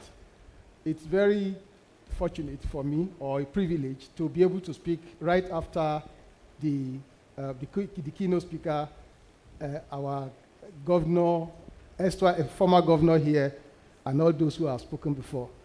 And let me just take it off from there. Governor Boni Haruna said something. He said, Nigeria does not have infrastructure finance gap. What we have is a credibility gap. That, for me, is very instructive. Then the current governor of Nasarawa State, Engineer Sule, also said something. He said, look, Dangote refinery is going to come to the market soon enough. And if Dangote target to raise $6 billion, what you expect is that you are going to have multiple times oversubscription in excess of times 3, that is $18 billion. And guess what again? Everything is going to come from within Nigeria, or Nigerians who are interested. By the time you compare the percentage of non-Nigeria entities, whether home and abroad, to that subscription, you realize that maybe 90, 70, over 70, 80%. So what that speaks to is the fact that the funds are actually here. So he then said that what we also have here is a structure that should, okay, he was talking about transparency and trust. Right. So let me now take it from there. You see, as a development finance institution, Bank of Industry is the foremost development finance institution in Nigeria. And one of our core themes in the current strategy is actually infrastructure, among others. So what have we done to see that, okay, we can move the needle? We have identified that, look, key success factors for this infrastructure project will include such things as project preparation. When you are pitching, what have you considered? You heard when the keynote speaker said they went to somewhere in Nigeria, and as they had done everything just to turn the sword and start the project, they now realized there is a major impediment. So how well have you prepared over the years, over the project, in the run-up to commencement of the project? That is the first part. The next one is risk allocation. This will determine pricing. We all agree that if you want to do a project, maybe whatever kind of project infrastructure, in a place like Lagos, will definitely command a different risk, different from some other part of Nigeria, where I will not want to mention for political reasons. The bankability of that project. How well are you able to make it bankable? Is it, again, the organizer of this program measured one thing. Say, in the study that looked at infrastructural deficit of the country sometime in 2015, he said 62% were actually economic infrastructure deficits, where 38% was social infrastructure deficit. So, and to my mind, what that simply means is that this 62%, as huge as it is something that the private sector can fund. But how do you want to go there if you are not sure of the bankability? And more importantly, for me, I won't go through everything that should be on the key success factor, But this is the most important one and has been spoken to by the previous speaker, the keynote speaker, and the former governor still present here. Right. Is regulatory clarity. So, at the commencement of democracy, this Fourth Republic in 1999, I remember vividly, the current president was the governor of Lagos State at the time. Right. And he went on to get Enron to come and put a badge of 800 megawatts on the coast. They went in, did everything, commissioned the plant, and now start to distribute electricity to Lagos. Then the federal government then came and said, sorry, because of this law, you cannot do this. That is regulation. The Dangote example of constructing roads that the engineer Sule, His Excellency, the governor of Nasarawa State, used as his own example. Example, yes. Came to being because there was an arrangement at the then Federal Inland Revenue Service, now Nigerian Revenue Service, as we know them, right, where you could come and have a tax credit arrangement with corporate taxpayer. As soon as that government went away, I had the privilege of reading an article published by the then Minister of Finance, who initiated that project. I'm talking about Kemi Adeosun. That article was written in This Day some while back. And what she said was that it took us, a lot of planning details to be able to come to this. How she wishes that Nigeria will continue. And guess what? As soon as she vacated her office, that laudable project or program was stopped. I live in Bagada, in that part of Lagos. Every day, as a matter of fact, Dangote is always my man of the year, all the year round, all the years, because I knew the states. When he was talking about 6 hours, it's a whole lot of time to waste. I worked at the central bank. We have a training school at Alakija, that is towards Satellite Festac time. Right. Each time you have to go to that location for anything, you will be gasping. Your heart is palpitating, exactly. So you'll be permutating, all the kind of roads that you think you will want.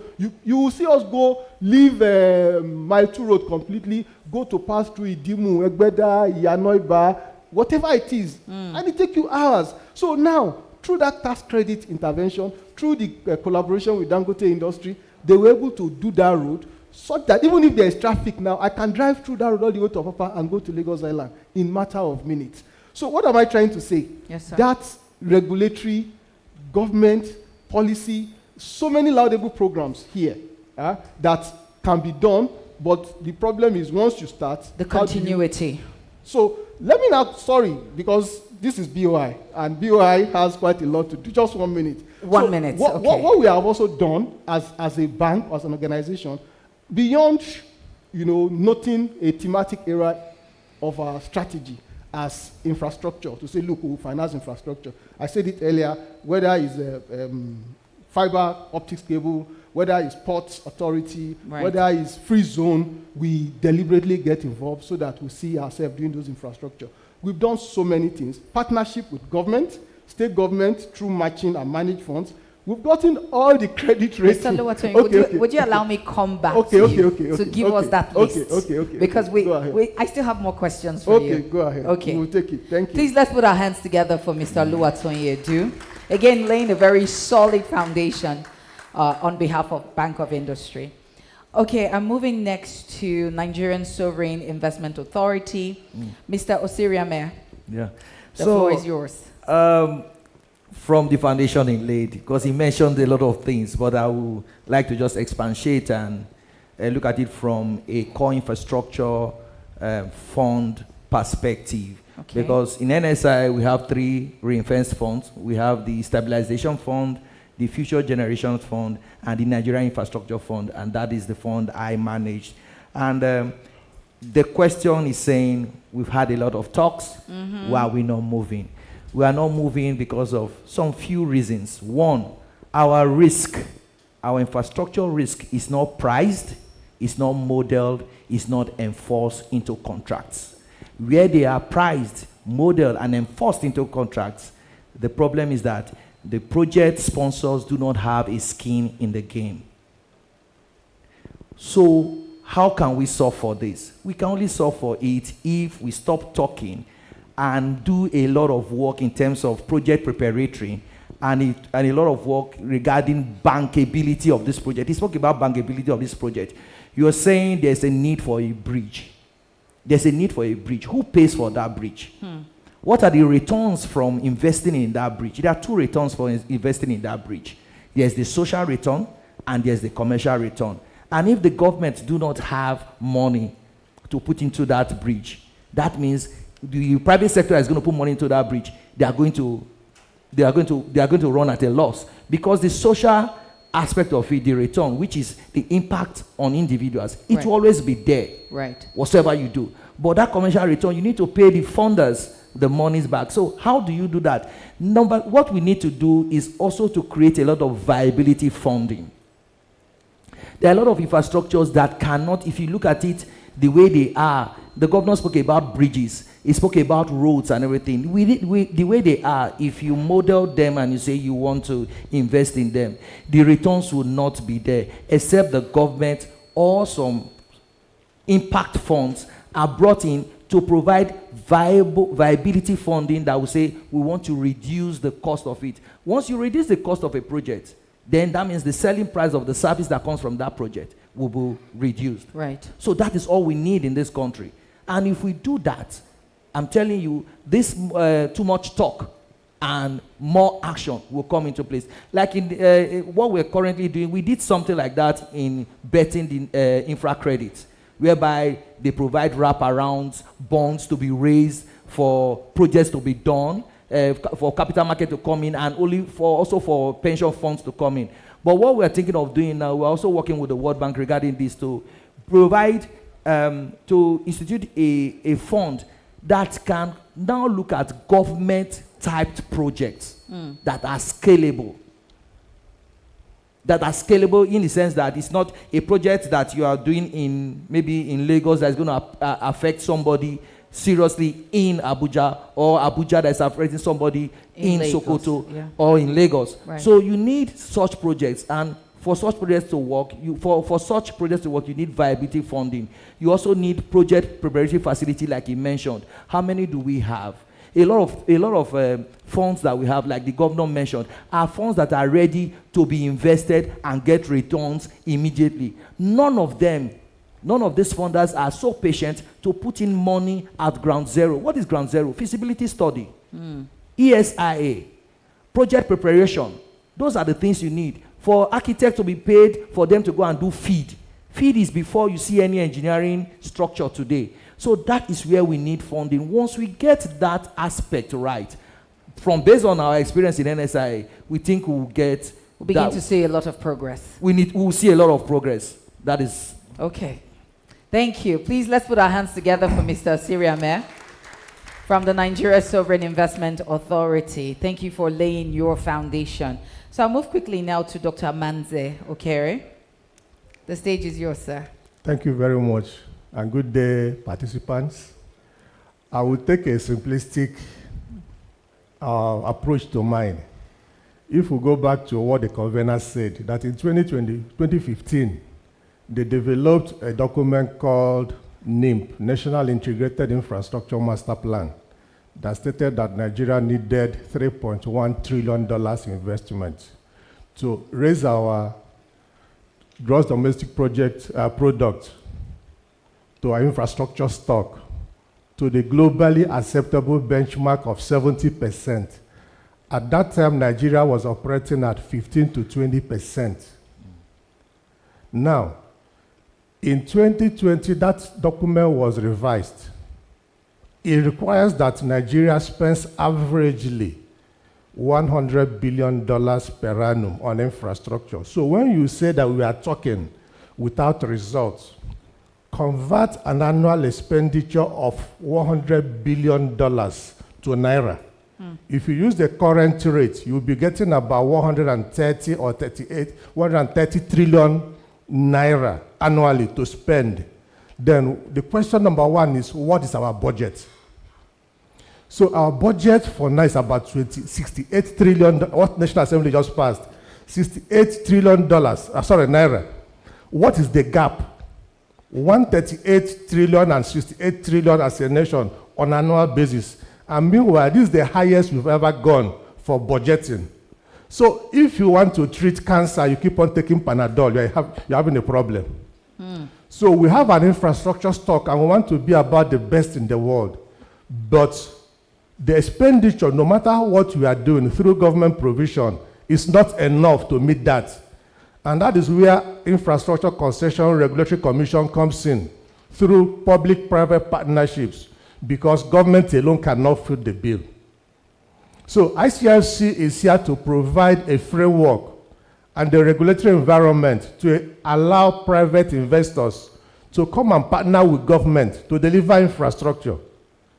JF Kennedy said that America is rich not because America has rich men, but because it has good roads. The good roads translate to infrastructure. Once you have good infrastructure in place, Abuja will be decongested because people will leave their places and come to Abuja because they think infrastructure is better in Abuja and Lagos. But when you have infrastructure going around, especially the economic infrastructure, you will see that people will stay in their comfort zones and development will take place. So we are talking, but the results are not so much because the investment required is not adequate. So for us in ICRC, we are creating the enabling environment to enable investors to participate. And one key thing we need to know is that capital is a coward. If an investor comes to an environment and is afraid of investing, they will go out to another country. So what we are trying to do is to give confidence to investors that you can invest in Nigeria and you're allowed to recover your investment over a period. And in the process, you deliver the service that people actually need. So most of the PPPs that are coming up now, you will see that services are taking place. You see Lekki Deep Sea Port working effectively, which is the biggest deep sea port in West Africa because it's a PPP under ICRC guidance. And then you see that we are in a dynamic environment. But if you follow the requirements of NIMP, NIMP runs up to 2043. It's not you wake up one morning and then everything translates overnight. So it's a gradual process and we continue making that investment. So I will use that as my foundation and then we'll take it further. Because I have more things to say. Okay. Thank you. He has more things to say, and that's why we're here. Please put your hands together for all my panelists. We've done a great work, and I thank you, gentlemen, for that foundation. So now I want us to go a little deeper, and I'm coming back to you, Mr. Osiriame. When people hear sovereign investment, it can sound distant from everyday life. Help us understand this simply. How should strategic national investments eventually improve the life of the ordinary Nigerian? Because at the end of the day, it is, how is life going to be better for us? How do we get to that place where we're not constantly generating our own power, generating our own water? It just feels as though you are in Nigeria, but you're doing everything by yourself. True or true? Okay. So break it down for us. Sovereign investment. What is happening over there? And how are you translating what you're doing to make life better for the ordinary Nigerian? Okay, thank you very much. The Nigerian Sovereign Investment Authority was set up by Act of Parliament 2010, and it is an institution that was built to help preserve capital. We all know we are rich with hydrocarbon, right? Oil and gas. We are the ninth largest, we have the ninth largest reserves in the world when it comes to gas in Nigeria. Okay. We are top, in terms of our reserve also in oil, we have one of the largest in the world. But the truth be told, one day, there will come one day that all this will end. Everything would finish. It will be like a tap that is just turned off. So that is why the then president felt like we need to actually preserve capital. So for every excess amount you get from the budget, we need to put it aside for an institution to help preserve, for help grow. And that is how the NSI was set up. We have entities like NSI all over the world. And a perfect example is Temasek of Singapore. whereby in those days they set it up and they had a lot of these excess funds put into it, and today they have over 100 trillion in terms of AUM. Ours started with 1 billion, and today with the contribution we've gotten and the way we've grown it to about $3.4 billion. You have, with the statistics he just read out, we need $100 million on an annual basis to actually grow our infrastructure on a yearly basis, right? Right. But our infrastructure fund is just 1.4 billion. Okay. So what do we do at the NSIA? We had like I told you, we have three funds. One is the stabilization fund. After COVID, there was a lot of stress in the economy. And the then President, Muhammadu Buhari, called for about $150 million, which we gave to the nation, and it was shared amongst all parastatals, and that eased the tension, right? There is the Future Generation Funds, which is not for us sitting in this room, but for our children and children's children. That fund is being managed so that when it comes a time we don't have this hydrocarbon anymore, that fund is what they will rely on. But the infrastructure fund, it's a fund for us today and for the future. It prevents the infrastructure fund from investing outside Nigeria. We only invest in Nigeria. And that fund, we have 5 thematic areas that we invest in. And we invest in transport and logistics, we invest in services. In all these thematic areas I'm mentioning now, we have about 20 sectors in them. We have industrialization, then we have technology and innovation, and we have food and sustainability, where agri sits. And these are the thematic areas. And the question is, how do the sovereign investment impact, how is it felt? Yes, by the ordinary By Nigerian. the ordinary people. Yes. You people are feeling us already. Are we feeling? Yes. Let me mention projects. Please And mention. And when hold your thoughts.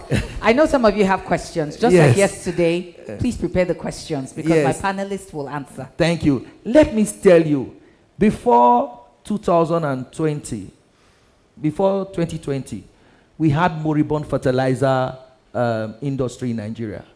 We had only 3 fertilizer companies in Nigeria. What were they doing? They were only just mixing and blending. And we were so import dependent. We were called in. We were tasked with the Presidential Fertilizer Initiative. We put in our hard strength into it. And today, we're speaking of Nigeria being fertilizer sufficient, that our fertilizer is now being exported. Wow. At a particular point in time... Round of applause, round of applause. At a particular point in time, fertilizer was going for 100 and something.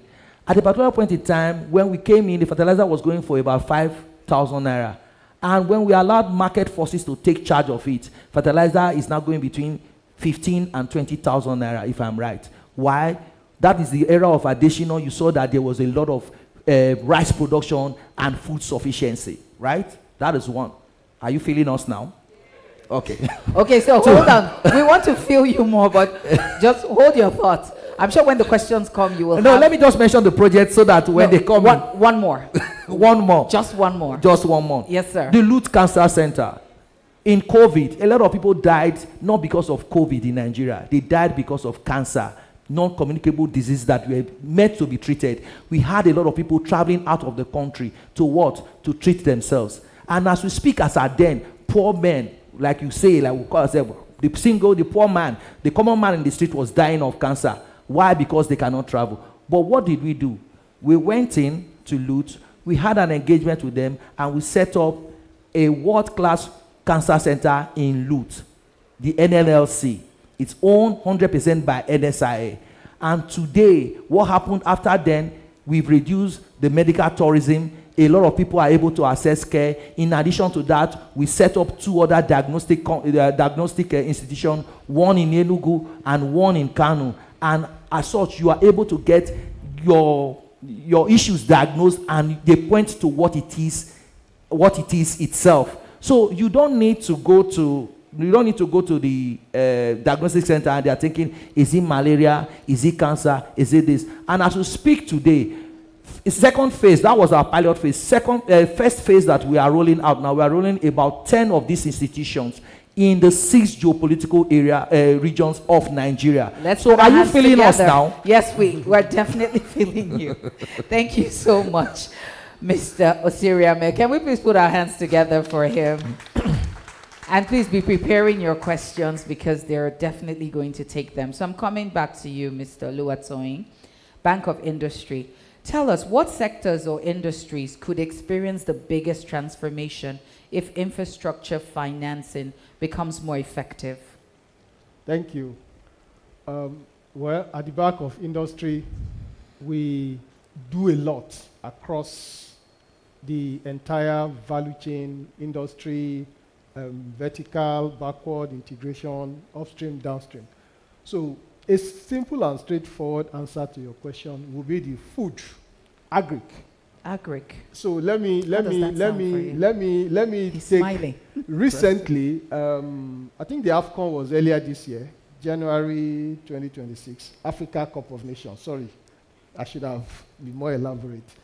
So in Morocco, the journalists who went, I didn't go, but using their lens and what they wrote in the papers, said, look, infrastructure layout or infrastructure financing is not just for the sake of infrastructure. That for everywhere there is a road or for everywhere there's a particular kind of infrastructure, it is meant to support an ecosystem. Right. And most of these ecosystems, so what have you now seen? Morocco is now, you hear, the largest supplier of berries, the largest supplier of this to Europe, the largest supplier of that, you know. And if you ever flown into Morocco, really, you'll see that about hundreds of kilometers before you land in the airport, all that you see is those farm settlement. And what then happened, you just see all those roads linking them. So what can happen? I grew up in the Middle Belt, in North Central. I know that in those days, while growing up, we usually don't go plucking our mangoes. You just wait and you get there in the morning and you just pick as much as you want to pick. If you have the strength to take it to market, you will make money out of it. If not, it just stays there and rotting away. But the irony about this village is that there is no road. You have to wait for pickup trucks in those days, maybe every market day, before you can travel to that place. And the guys take their vehicle there, you know, after 1 or 2 trips, it breaks down. Oh dear. So that is, for me, a far-reaching infrastructure that will help us. You know, right now, Nigeria, what we import now, all the oranges, tangerines, and the likes, we never used to. Everything came from within. So food security is a major part of the issue, part of the problem, particularly with the current insecurity in pockets of areas in Nigeria. So I feel that the part that will be most impacted by infrastructure is our food security, if we can get it right. Thank you. Okay. Can we please put our hands together for Dr. Amanze? All right. I want to come back. For Mr. Oluwatoyin Edu. Okay. So I'm coming to you now. Why am I mixing this name up now? Ernest. Mr. Ernest. I want you to respond to what he just said, because his question was posed on the sectors that would improve should there be proper infrastructure financing and execution. And he mentioned your industry. So I want you to respond to this. I entirely agree with this convergence of opinion that agriculture is a low-hanging fruit. If we want to see immediate impact of improvement in infrastructure investment. And why not? We listened to our panelist when he was talking about the funding gap. When you have this type of funding gap and you want to accomplish something, the best thing you do is to prioritize. Right.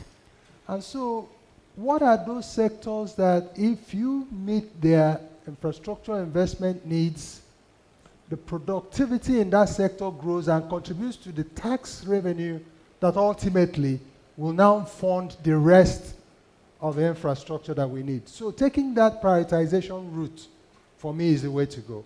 And so here with us in the National Agricultural Development Fund, infrastructure is actually one of our 4 pillars. We have 4 pillars. Inputs, agricultural inputs, whether it's crop or livestock.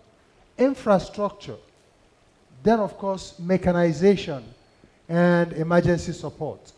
Because these are things that if we bring them together, our agricultural sector will increase productivity, and then we will achieve economic development and self-sufficiency in food.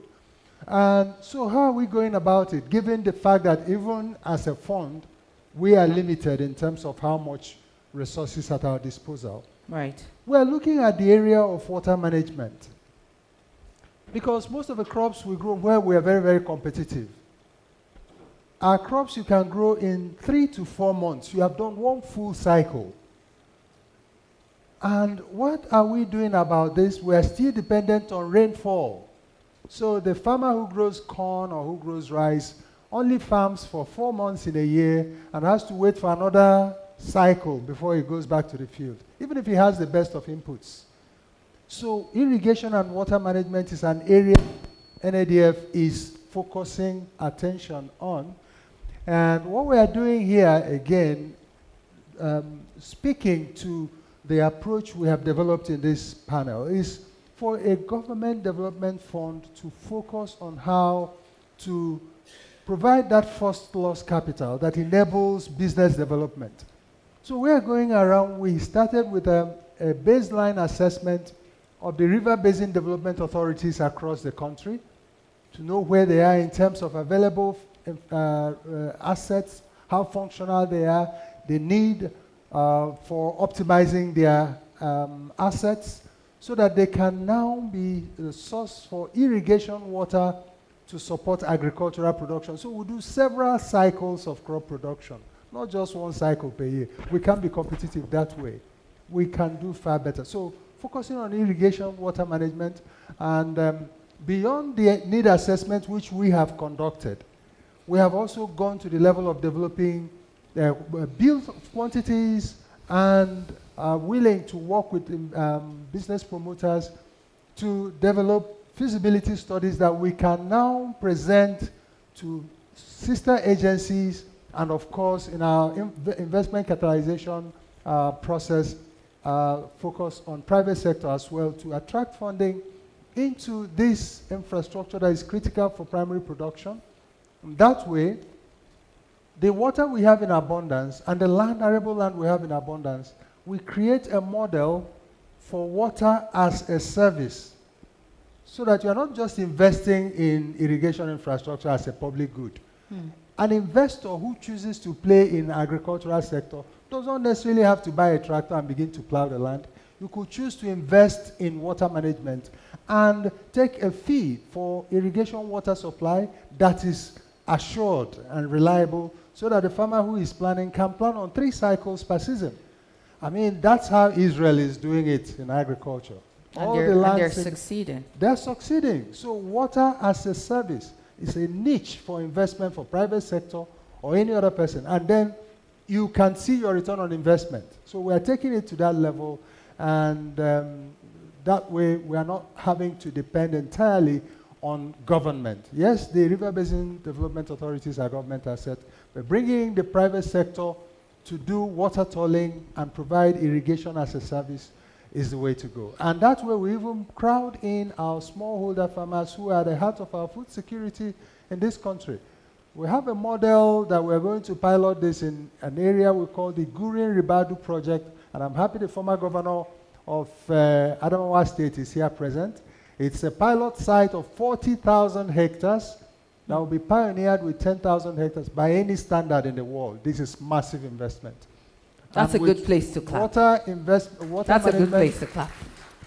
Water management being the strategy, other things fall in place and productivity can be driven. I have a follow-up question for you quickly. Can Nigeria realistically achieve economic transformation without first achieving agricultural transformation?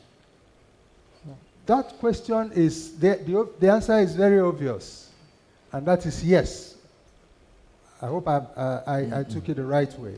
Can we realistically achieve economic transformation without first achieving agricultural transformation? Please, I take my words back. No, I take my word back. It is a typical no. Yes. Because you start from the known to the unknown. Right. All the major economies of the world that we know today all of them had a foundation from the agricultural sector. Right. I mentioned Israel earlier. Yes. It was their water management and the conquest of agriculture that made them to now venture into other sophisticated, more elitist sectors that they are still dazzling the world. So a similar approach. For us, we have that comparative advantage. And it is the greatest employer of labor. And the greatest population of Nigerians are participating in that sector. Getting it right gets every other thing right. Fantastic. Please, let's put our hands together for Mr. Ernest. I'm coming to you now, Dr. Amenze, and the question is, what role should the private sector play beyond providing money? Thank you once again. Money is just a part of infrastructure delivery. The key reason why we do infrastructure is to have service. We want to have this program we're having here. This building becomes the infrastructure for us. If it's not convenient enough for us to speak, to hear, to see, then it's not conducive, it's not meeting the requirements for an infrastructure. Right. So the primary purpose of infrastructure is to deliver service. And we have been going gradually, just like a race. They say it's better late than never. Many advanced countries started public-private partnerships far earlier than Nigeria. Yeah, we have started. And gradually, as we run, we see where we have challenges. We look at where to can tweak to see how the PPP here can solve Nigeria's problem. Take, for instance, there's what we call outline business case to show that a project is actually viable and bankable enough for investors to come in. The initial arrangement was that only Federal Executive Council could approve them. But you know the process of going to FEC to obtain approval. So sometime in 2015, 2016, we got approval to stop it because the next stage was full business case where you get the private investor in place. We say, okay, let FEC give approval. But with the level of investment in the country, we saw embarrassing situations whereby even with a 50 million naira project, they say go to FEC. And then you know how many times FEC sits in a... So projects got stalled. So last year, we did something pragmatic. We applied to Mr. President and got a presidential approval to set PPPs in Nigeria on thresholds. So any PPP that is less than 10 billion naira, the parastatal or agency can actually sign it without taking it to FEC. Then anyone that is less than 20 billion naira, an honorable minister with his team, project approval board, can sign it off. This came through a circular from the Secretary of Government of the Federation. Then any project that is above 20 billion or involves two separate ministries must still be approved by Federal Executive Council. So you see that many agencies, many people, many institutions can now get into projects. Now, we did that to see how we can deliver infrastructure faster and better. And projects can actually come to commercial close faster.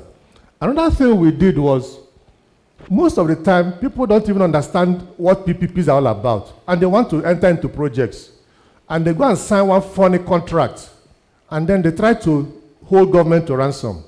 So ICRC, we just worked with the Federal Ministry of Justice to get a model PPP agreement for the whole country at the federal level. So that it's not a law, but it's a guidance document that if you want to do PPP, these are the key clauses you need to have in place. The general and specific conditions that govern PPP. No longer the case of PNID coming to say they did a PPP in Nigeria and ICRC is not aware of it. So Federal Ministry of Justice must sign out. ICRC must grant concurrence. And then investors are looking for where to invest. So we are on regular basis issuing a pipeline of eligible and bankable projects. And for this year, we are going to issue another one. We have kind of stepped into the shoes, that is, into the field to become not just a regulator, but to facilitate the sector we are regulating, because you can't regulate what people don't understand. That's right. So what we are now doing is, sometimes we see some transactions that come and we provide some form of support. I'll give you an example. In Taraba State, the government wanted to do Kashimbila hydropower dam, a multi-purpose dam that could do hydropower, do agriculture and irrigation. And then, somewhere in Taraba as well, there's an airstrip. And then in Taraba as well, there's also a massive land. They were supposed, they wanted to build them in silos. But when they now came to us submitting different proposals, we say, hey, hold on. Why don't you link all this up so that the hydropower plant that is there could supply the power, the water could provide irrigation to water the arable land in Taraba, and the farmers could make use of it. While you use the airstrip, convert it to an airport with fan, and take this out of our Taraba, probably to another part of Nigeria, or to even outside Nigeria. And so you see fresh vegetable or fruits leaving Taraba and actually being consumed that same day outside Nigeria. And so we provide such support. His Excellency, the governor just left here. He's going to drive on a very smooth road. You know why? Because Lafia, Kefi Lafia Akwanga Road is being driven by public-private partnership presently. And it's under the ICRC guidance. And there are so many of such projects that are coming in. So these are kind of things we put in place to make sure that even though it's taking time, but gradually we'll get there in different sectors. Okay. Thank you, Dr. Menze. I'm going to take one more question, and then we're taking just 2 questions from the audience because of time. So if you have a question, please come, and we're taking just the first 2, so we don't take too much time. But I have a final question for you, Mr. Osiriame, and that is, if collaboration is the future of infrastructure development, what mindset shifts are still missing between institutions, government, and private investors? Just give us that in 30 seconds. Yeah, the mindset shift that needs to happen is for the government to know that they are not meant to run businesses. You asked him a question, he told you some of the things I would like to add to his question that will answer my question is the fact that it's not only private capital we need expertise, we need management from the private sector into these businesses or into this infrastructure to run them. Just an example, when we opened the NLCC, the Cancer Center, we didn't run it ourselves. We had to hire a management. And we had people that were working there. They trained others who is now, everybody there is now local, but they had foreign people to train them, people that have done it before. So the private sector, when they are coming in, there's need for mindset shift from everybody. The convener also said something. It doesn't mean because you own the business or you started the business, it must be you. That's right. No. So mindset it is that I am the visionary. I'm the vision. I own the vision, right? He started working. Take a step back. Go and do something else. Let people who are able to do it, let them run it. So let government come in, bring everybody in, but allow the private sector to run it as a business. And that is where we'll have... Thank you. Thank you so much. Please put your hands together again for all our panelists. At this point, we'll love to take 1 or 2 questions. Do we have any from the audience? 1 or 2 questions? Okay, 1 hand. Please come quickly. 2. That's all I'll be taking. Come quickly, and while they come up to the stage, I would love my panelists to also just prepare their final closing thoughts, because I would love for you to share your closing thoughts in less than a minute so that we can stay with our time frame. Yes, please, your name and straight to your question. All right. Good afternoon, everyone. Good afternoon. My name is Fashola Adiwali. So my question, I have 2 questions. Give me 1, please. Thank you. Is Nigeria truly giant of Africa? Okay. Who will take that one? You want me? Okay. Is Nigeria truly the giant of Africa? Yes, but some giants do sleep, but we've woken up. Why do I tell you that? I've traveled in Africa, and a lot of people are only waiting for Nigeria to do some things before they move. He spoke about Morocco the other time, that when you're landing, you're saying this. Morocco is just waiting for our gas to be piped to North Africa before they can even go on to do a lot of development. There's a transaction we're doing with the Moroccan government. The Nigerians are doing with the Moroccan government. They are depending for our gas so that they can move on, so that their phosphate industry can even progress more and get cheaper inputs. So it's not only in terms of gas. There are other stuff. When it comes to sports, a lot of governments are waiting for Nigeria to move before we move forward. When it comes to regulation, a lot of countries are waiting for Nigeria to enact some laws so that they copy. Do you know the Gambia? Most of the judges that went to the Gambia or started judiciary in Gambia, they were from Nigeria. So indeed, we're a giant. We're the giants, but in your own words, giants do sleep, but sleep. we're waking up. We're waking up, yes. Okay, we'll take that. Second person, thank you so much. Good afternoon, everyone. Good afternoon. My name is Amaka Ezekiel. I'm the MD, FAV Multi-Services Limited. My question is addressed to the BOI. Please, what is BOI doing to assist SMEs? How accessible is funding from from BOI to SMEs? Thank you. Thank you. Thank you for that question. Thank you. Thank you very much for your question. No better person to answer your question because my portfolio is actually the executive director, micro, small, and medium enterprise. Amazing. Okay, we have the right man on the seat. For SME, we have a whole suit. As a matter of fact, I thought you were going to, because gender, let me start from that side. So right now, if you go on any of the portals, there is... Sir, please move your microphone closer. There is the guaranteed loan for women. We call it GLOW, which is still on. It's a 10 billion total facility. You can take as much as anywhere from 1 to 50 million naira at the rate of 7%. That is but it has to be a female-led or female-owned business. To the larger MSME community, right now, again, we have what is called RAPID. RAPID is Rural Area Program for Investment and Development, which focus is on stemming the rural-urban migration. Again, that is also available. Okay, sir, because I need us, yesterday I got the award for being an accurate timekeeper. So I'm watching the time. Where can she and every other entrepreneur here listening right now go to access this information? Okay, so on the BOI website, it depends if you want to go through the link or you want to make a call. There is call BOI. That is the 07002525 or something like that.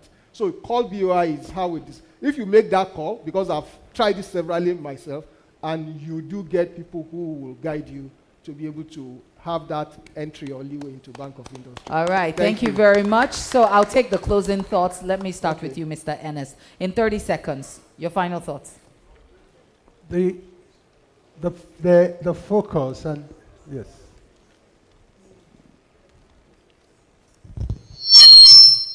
It's the speakers. Okay. Yes, sir. Can you hear me? Okay. Yes, that's sir. Good. BOI. Yes, sir. There's something you didn't tell that lady, and you didn't tell all of us here, because that is where the gap always exists. BOI has licensed, authorized business people that stands in between BOI and themselves. Sometimes you as a private business person don't know what these people need. You don't understand it. There are fundamentals of what they need. These private licensed individuals, they have over 200. They graded them based on different categories on the fund level you're looking for. So if you want to approach BOI, one, they are broken into region. If your office in Suleja, you're going to Mina to apply. If you do apply in Abuja, am I not stating the way it is? No, these pieces, this way it is structured, makes it functional. If you want to access BOI facility, locate these people that they have authorized. Enter a deal with them. Most of the people I have referred to them, I will always tell them, please, don't pay them. Let's do this on success fee. Even if it's 0.5 you're giving them, or 1% or 2%. Because sometimes these in-between business people, when they collect their fees, they are no longer committed in making you get that facility. So let's peg it on success fee. We can give you a list of those that we have access to. If you need 50 million, and also understand there are things BUI finance. It looks like when they are financing equipment and you're expecting them to give you that money, they clearly do equipment finance. So you get a vendor, they pay the vendor direct. Some of you apply believing that money is coming to you so that you can celebrate life with it. Let's be realistic about it. The spirit of money. It's true. So that is where the key holds. BUI has done a lot, and there's no year, based on my own record that I've assessed, BUI don't disburse over 200 billion to small and medium enterprises. But do you meet the requirement? Have you done the due diligence? You may not have done, but get this expert that will help you, prepare your books. See, one thing you need to understand is assessing finance in any part of the world is all about perception. How you sit down and arrange your book. If you know you want to assess BUI by 2027 February, start today so that when they say, give me your statement of affairs for 6 months, there is a clean one, not the one that has the money you pay your children's school fees or you did this. When they say bring statement of account, this cleaning, you need to get a professional who can say, okay, if I do this, I will get this money. I'm charging you 3% as my success fee. Because some of them, you actually just need them to work with you. You need someone that can midwife you and hold you and take you to that place. And that is the easiest way you can. And even if you consider yourself a finance expert and you understand this process, we encourage you to go and register with BUI so that you also become a licensed authority to do it. If you don't know the process, come to me. We'll give you that process for free. Don't bother. Because what we gain is that you're able to have something that you can do that can constantly create wealth and create value. Thank you very much. Thank you, sir. Thank you, sir. So I'm still going to take our final thoughts, but I will want you to do this in about 30 seconds each. So your closing thoughts. Thank you very much, please. And that is, let us leverage agriculture for economic development by giving it the necessary infrastructure support it deserves.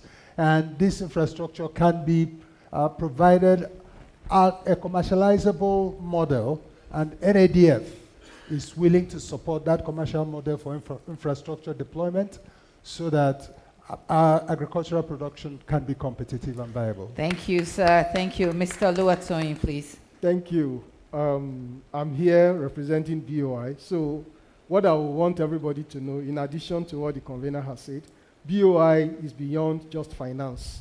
We are partners in progress. We are partners in business. As a matter of fact, we tailor our lending in directions where every naira we lend make the most impact.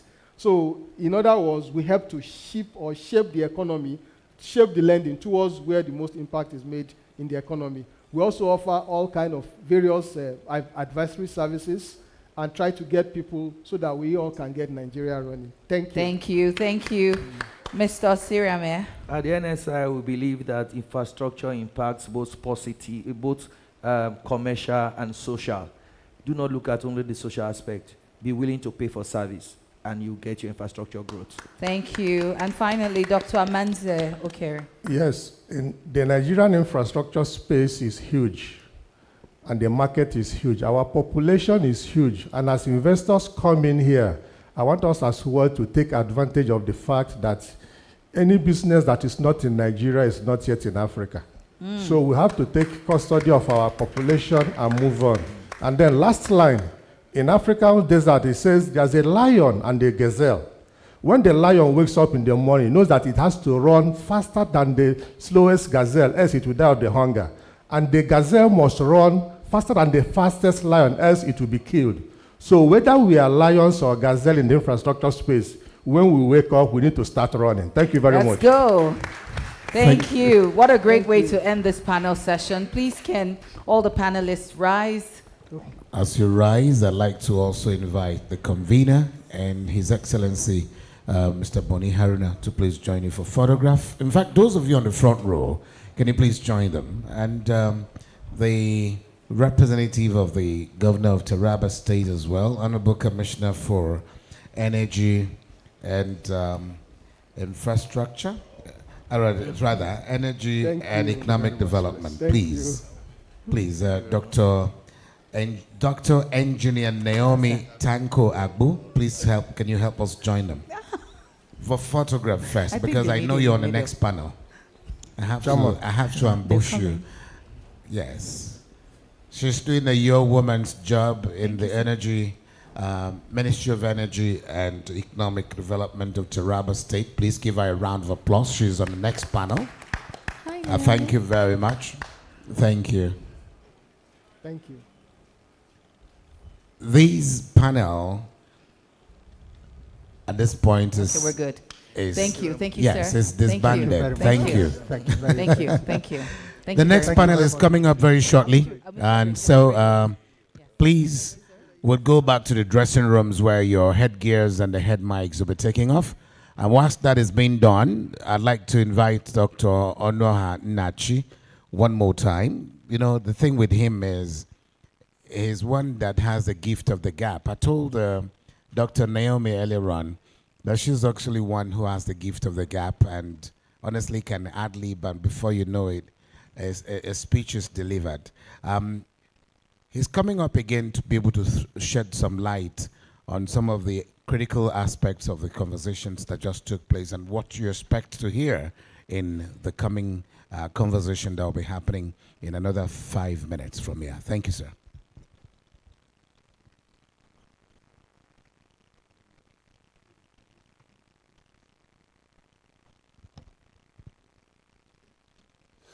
Whoa. Once again, I say good afternoon. I would just like to anchor to what I was saying about the Bank of Industry. It is my full knowledge that majority of us here own a business and run a business. And no matter how you look at it, you are in that business so that the business will grow, the business will scale up. But I always tell people, if you're in a business because you want to put food on the table, I would prefer to write check for you so that you can leave us. Then we'll continue to talk about the business, because business goes beyond putting food on the table. But the good part is we've been able to x-ray the kill things. And every time we do event like this, there's always an outcome to it. And that outcome is very strategic. The person from Nigeria Agriculture Development Fund, I can't wait for him to come on the stage because he owed me a responsibility. From when we did the last infra dialogue, we've been able to attract funds. We are just at the point of signing as of today. The signing has been fixed by third week of June for one of the biggest projects. It is 10,000 hectares of rice farm and 32 tons per hour of rice mill integrated together. It came out of this hall. It came out of this project. So, but and that 10,000 hectares of rice farm and 16 tons of rice mill is about $127 million. And it's going to be in one of the subnationals of Nigeria. So a lot comes out of here.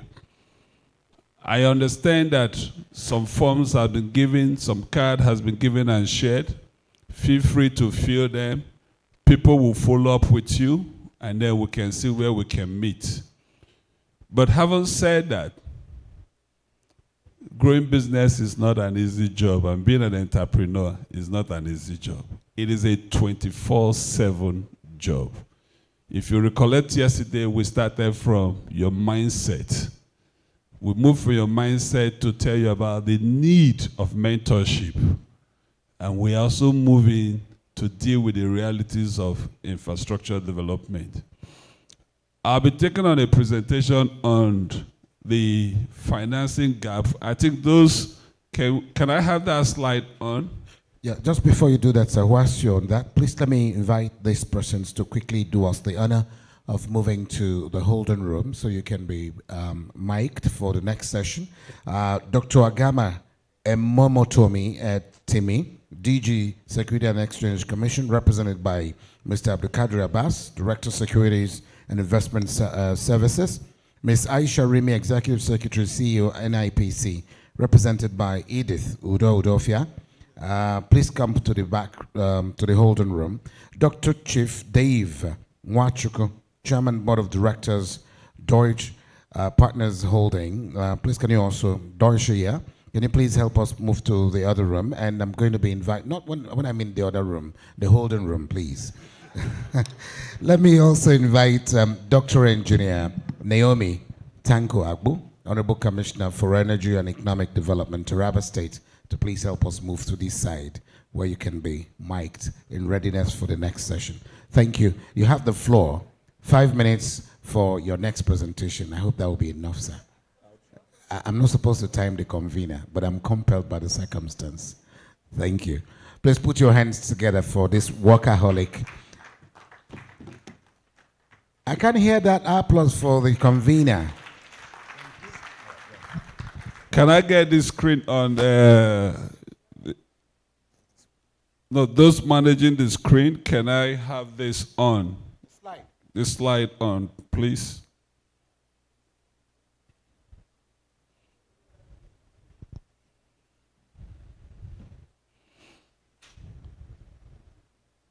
Because what I'm talking about is bridging the gap, the strategic path to infrastructure transformation.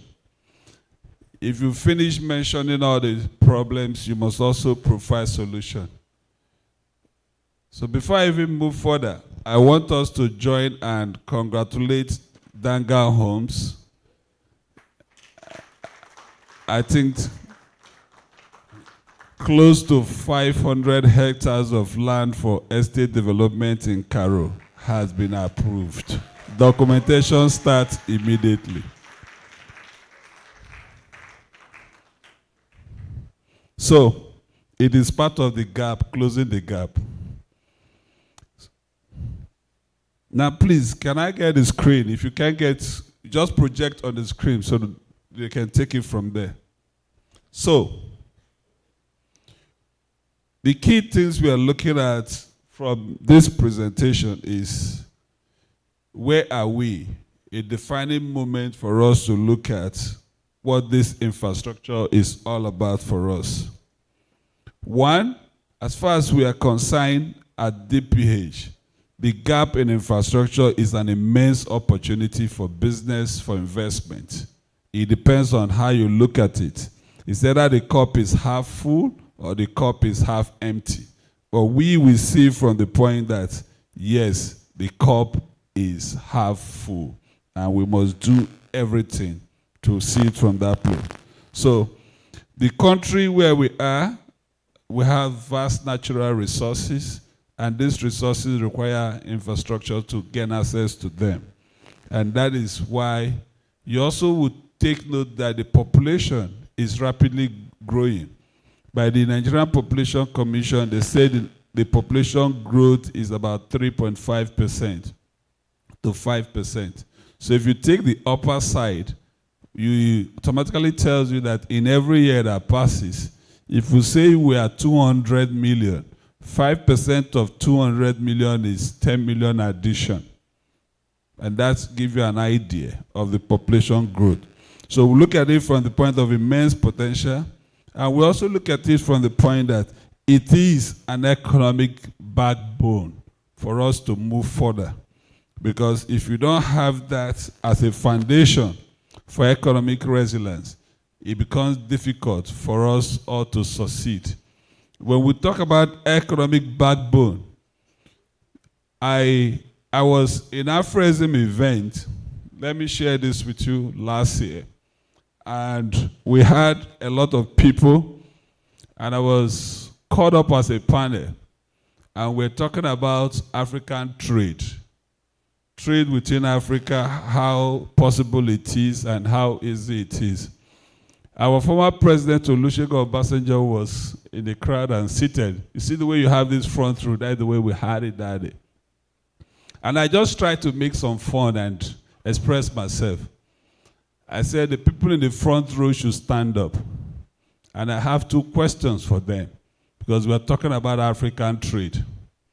I said, I will start from the first person to explain to me how he got to Algeria. Number 1, I flew British Airways to London and took British Airways to Algeria from Nigeria. Number 2, I took Turkish Airline from Ghana to Turkey and then come to Algeria. This was the things we were hearing. And I asked the question, if the people cannot move within them before going to Europe, how can trade happen? And that becomes a very blurry question nobody could answer. I said, let me further deepen it too. I asked all of them standing up, please dip in your pocket. Give me the cash you have on the table. Everybody put their hand in the pocket and brought the money. Nobody brought their local currency money. It's either they had dollar or they had euro. I say, how can we trade in that currency? If you're not putting your country currency money in your pocket, how can you trade? And at the end of that panel submission, it was clear that what was holding African trade is the infrastructure. Payment, there are 3 things that must move for trade to happen. The people must move, the goods must move, and the money must move. If these 3 things cannot move, the country or the continent has an issue. So, because of the deficit we have, that's where we have the critical imbalance. So I try to use that to explain to you what that critical imbalance actually has done to Africa in general, not to talk of Nigeria in particular. But when we look further to that, based on Nigeria, we clearly know that the level of gap we have in terms of funding is too much. Currently, this country, I cannot tell whether we are running 2024 budget or 2025 or 2026. There is consistent budget overlap. And when you begin to see a cabinet minister telling you he has not gotten 2% of the capital budget for the year, or he has not even gotten any, then you begin to ask yourself, how big is the gap widening up? So there must be a frantic and intentional effort in closing the gap, because once that gap is closed, jobs will be created, poverty will be reduced, if not eliminated. And we can only do that through partnership, by enabling the young people that are here today and that can make that contribution. If you compare the infrastructure stock and global benchmark of Nigeria, you definitely see that where we are. Our current status on infrastructure gap, we are 35%, but the global benchmark is at 75%, 70%. So if you're looking at the man that is at 35% and the global benchmark where other countries, next slide please, where other countries has reached, is already at 70%, then you begin to ask the question, what can we do to fill the gap? How can we? Because moving from 35 to 75 to 70 is not a day job. Even if you're doing 5% every year, it will take you another 5 years or more to go there. But can we even still do 5%? We can't because of what we have. So that's why today's discussions, or this year discussion, is focused on how can we optimize DFIs and the capital market. Nigeria capital market is one of the richest capital markets in Africa. But remember, as of 2014-2015, when we did rebasing, we were the richest economy in Africa. Today, we are not number 2, we are not number 3, we are not number 4, we are number 6. That's where we are. From the richest economy in Africa to the 6th in Africa. That shows you the level that things has deteriorated and it becomes difficult to grow. We hear the government talks about, oh, we want to move the economy to a $1 trillion economy. It's not by magic, it's not by mere wishes. We heard what the governor of Nasarawa said. You think the governors has more money, or you think you're making more money today, but the purchasing power of your money is what matters now. I remember when you can buy a loaf of bread at 250 naira, you're buying the same loaf of bread as 1,005. Can you calculate the change? Some of us that have kids abroad growing up, in 2015, I can comfortably take 16 million naira and say $10,000 and give them. It is an allowance. But go and try that 10,000 today, you're talking about 15 million. It is 1,000%. And I don't know how you can cope with that. And reality is reality. And you're living in a country where we are so import dependent. And that is a big challenge for that to be done. So, in all, we have limitations to this traditional funding mechanism that must be. So there must be need for us to overstretch our system. The easiest way to fund our infrastructure today that will make us meet up to where the world is standing. I'll give you one easiest example. For the past 20 years, we've always reported Nigeria as a gas nation. Is that correct? And by reporting that, we always quoted that the total gas reserve of Nigeria is about 224 trillion cubic feet. There are countries that are looking for just 10,000 or 10 million cubic feet of gas. So we must be able to use our natural resources and convert it to national assets. Natural resources converted to national assets. That is the only way out. We can no longer afford to leave natural resources buried in the soil.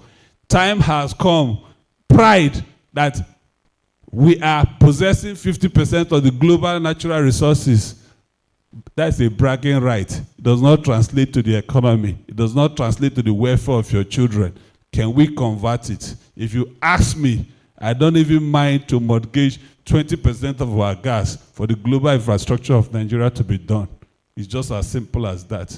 If that is what it takes, then starting from independence, I'm busy shouting, I have 220 trillion cubic feet.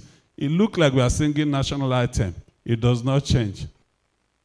So that is a solution from us. So we must do what we have to do and transition to an innovative financing structure. Push.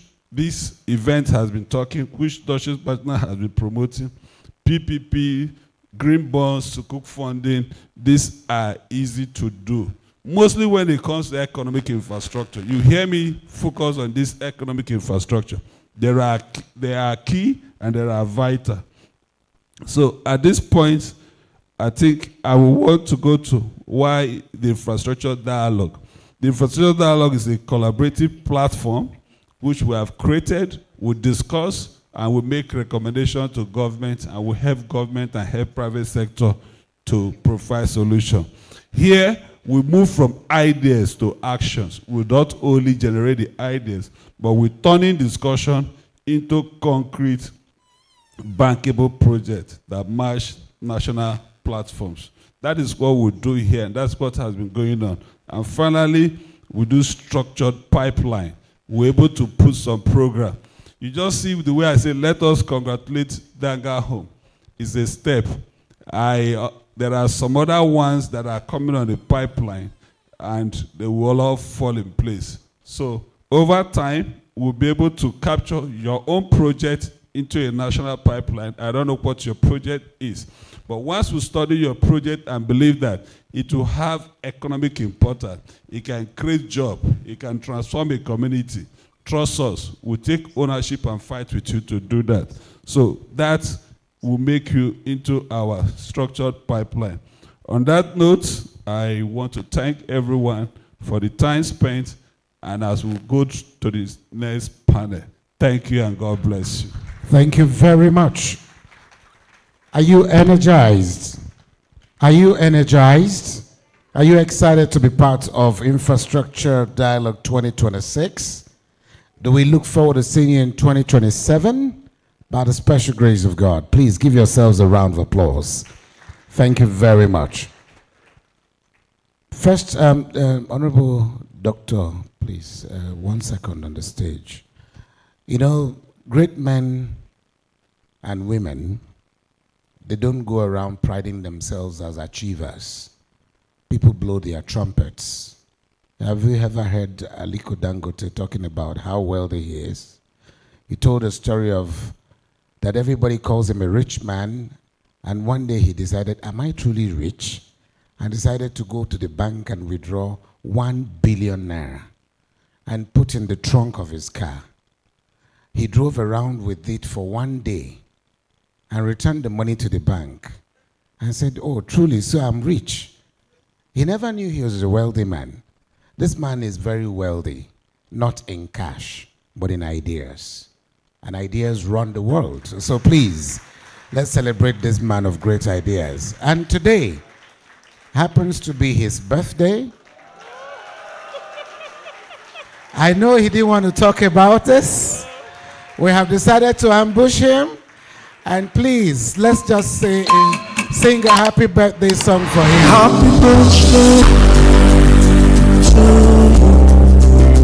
May the good Lord bless you. Sickness will never come near you.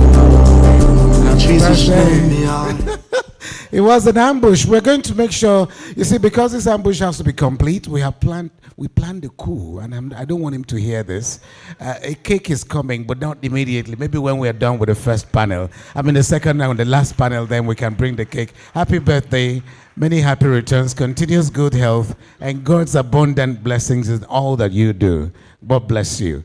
Please be seated. Thank you so very much. We're moving to the second panel very quickly. And this second panel is going to be looking at driving sub-national development and global partnerships for sustainable infrastructure and economic growth. Ladies and gentlemen, to do justice to this panel for us is a woman who's been handling this aspect for us since yesterday. Sustainable infrastructure development. And this remains one of the strongest catalysts for economic transformation, social inclusion, job creation, and national competitiveness. The responsibility for development can no longer rest solely on the shoulders of the federal government, hence this type of dialogue. Subnational governments must increasingly become active drivers of investment, innovation, and economic expansion. Ladies and gentlemen, I'd like that we get Dr. Naomi. We have two Naomis on this panel right now. One is a moderator, Dr. Naomi Asamude. Please, a round of applause for her as she comes up. If you're excited that she's been doing wonderfully well, please, let's encourage her some more with a round of applause. Thank you so much. And then she takes over and she'll tell us who's joining her and who won't. She has all the power of the microphone and the stage at this point. Doctor. My mic. Thank you very much, sir. Thank you, Annabelle. Please, can we put our hands together for our MCs? Phenomenal duo. Okay, I'm back again. Did you miss me? Okay, so this is Dialogue 2, and the topic is driving sub-national development and global partnerships for sustainable infrastructure and economic growth. Just like we did the last time, I will have the floor open for questions. But I've agreed with the panelists that we'll do just one round of questions so that we can take more questions from you. Is that okay? Is that okay? You know I like to make you happy. Is that okay? Okay. So help me make welcome our first panelist, Dr. Agama Emomotimi, DG SEC, represented by Mr. Abdul Kadir Abbas, Director, Securities and Investment Services Department. Please help me make welcome to the stage Mr. Abdul Kadir Abbas. Up next, allow me make welcome Ms. Aisha Rimi, Executive Secretary, CEO, NIPC, represented by Ms. Edith Udofia, Deputy Director, Policy Advocacy Department. Please put your hands together as she comes on stage. No, don't get me covered. Okay, so you're hearing what's happening in the green room. Media, help me mute them till they get here. Welcome, Miss Edith, Mrs. Edith. It wasn't specified here. Mrs. Edith, Mrs. Edith. Please help me make welcome again, Mrs. Edith. All right. I also want to welcome upstage Mr. Ibrahim A. Abdullahi, CEO, Nasarawa Investment and Development Agency. Please help me put your hands together for him. Is he there? Okay. Not sure I noticed him. Okay. Allow me make welcome Engineer Dr. Naomi. I have the same name in the panel. I'm excited. Engineer Dr. Naomi Tanko Agbu, Honorable Commissioner for Energy and Economic Development, Taraba State. Please help me make welcome Engineer Dr. Naomi Tanko, my namesake. And finally, please help me make welcome Dr. Chief Dave Wanchuku, Chairman, Board of Directors, DPH, the convener of today's event. I understand he's coming from the crowd. Please help me make welcome the Chairman of the Board of Directors, the convener of today's event.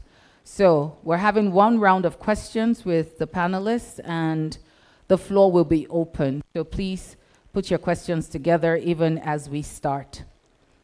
I'm starting with you, Sek. We're going straight into it. All right. So many Nigerians hear conversations around capital markets and investments, but it can still feel very distant. You will agree with me. So now in very simple terms, I like simple things. Don't you like simple things? No complexity. How can stronger capital markets help build the kind of infrastructure and economic opportunities ordinary citizens can actually feel and benefit from? Thank you very much. And it's really a pleasure for me to be here. On behalf of my DG, we are really excited for this kind of event because there is no way you can develop an infrastructure without talking about capital market. Capital market, in a simple term, is a market of medium to long-term funding. Okay. And when you are talking about infrastructure, you will agree with me. We are actually talking about medium to long-term financing. And we are talking about, huge investment that will catalyze into what we call impactful infrastructural development. And that is why we in SEC, we always encourage and we try to enlighten all categories of issuers to understand what is even this market about. And I think I like this your question. This is really the foundation of understanding how to develop infrastructure. And very interesting conversation, His Excellency talked about a lot of issuances that happened in the market, from Dangote issuances that he cited with all other issuances that we have in the market.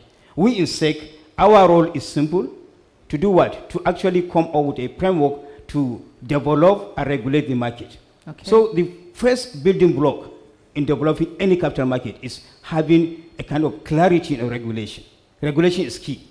And you will all agree with me. What is the essence of even regulating the market? Is to ensure that you will protect the will-be investors in this market. And I like some of the conversation that happened in the sense that most of the issues that we're talking about, you need to really start from the foundation. What is the foundation? Try to come up with a simple regulatory regime. And that regime will now catalyze into what? Unlocking private capital. Money flows where there is certainty. Money flows where there is a kind of, investment that you can be able to yield.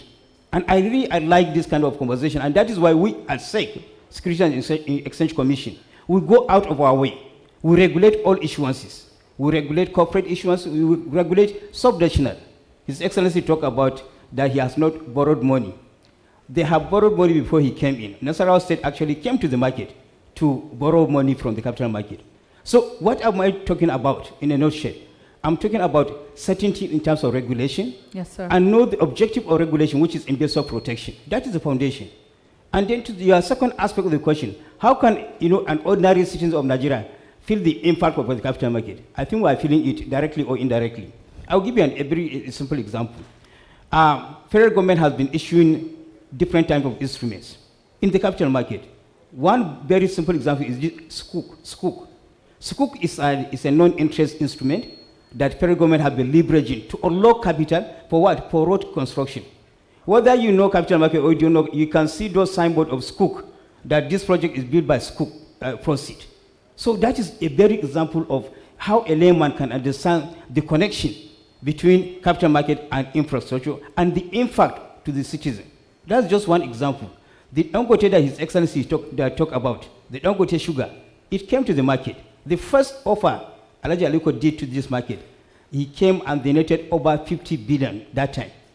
A lot of Nigerians have invested. I believe those that have shares in Dangote now, you can see the price appreciation. So you can see that impact even to the ordinary citizen. This is just in the knowledge, but we're talking about, more importantly, about infrastructure. Right. That is what we call positive correlation between domestic capital market, development and infrastructural development. You cannot be saying that you want to go to offshore and drive investors. Develop your market domestically. Those monies will come in if there is certainty in regulation. And you can see the flow now. You can see the attraction. We are really proud as SEC to say that, yes, we have actually opened the foundation. The last thing that I will talk about because of time is about even the subnational and the linkage with capital market. Most of these states have come to the market to assess funding from the capital market. Just last year, we approved over 200 billion transactions that Lagos State raised from the market. And let me just say this for the interest of the audience. There are a bunch of instruments. If you don't want to do a conventional bond, you can issue green bond. We have the framework for green bond. You can issue social bond if you want. You can issue corporate bond. You can even issue a Sukuk. So we in SEC, what we advocate is to try to really galvanize the investors by doing what? By coming up with what we call facilitative regulatory environment. Our Investment and Securities Act, which is the enabling law, was just signed last year by the president. And that opened up the space. Now state can be able to now come and issue infrastructure bond, revenue bond, if you don't even want to do general obligation bond. And that is one area that I think we are challenging the state. Now we have all the framework. Can a state like Nasarawa come and issue a revenue bond? It will not impact on your balance sheet. The revenue from the project will be the one that will pay back. And that is why I think the governors will be happy with this kind of, framework. I know I can go on, but in the interest of time, even the local governments can be able to come and leverage from the capital market. How much is the park allocation? How can you be able to deploy in a critical infrastructure and then still be able to sustain the state? So the capital market is the solution. That is the panacea for all infrastructural issues or challenges that we have. And I'm telling you, once you understand how capital market work, to be honest, most of these our social issues will be addressed. Thank you. Why will people, not have something to sustain themselves? If the state can be able to create opportunities, build roads, build hospitals, build school, even build other projects that will be revenue yielding, a lot of people will get engaged. And of course, most of these social issues will be addressed. Thank you. Yeah. Please put your hands together for Mr. Abdul Kadir. Speaking with so much passion about the work happening at SEC. Thank you so much for laying that foundation. Mrs. Edith, this is for you. Nigeria has potential, talent, and market size, yet investors sometimes still hesitate. From your perspective, what is the one thing that would most increase investor confidence in Nigeria today? Okay, thank you very much. I will start by giving us the mandate of NIPC, which is to encourage, promote, and coordinate investments in the Nigerian economy. And when you coordinate investments and bring especially international investors, we are talking in infrastructure services, and they don't have confidence, they will definitely leave.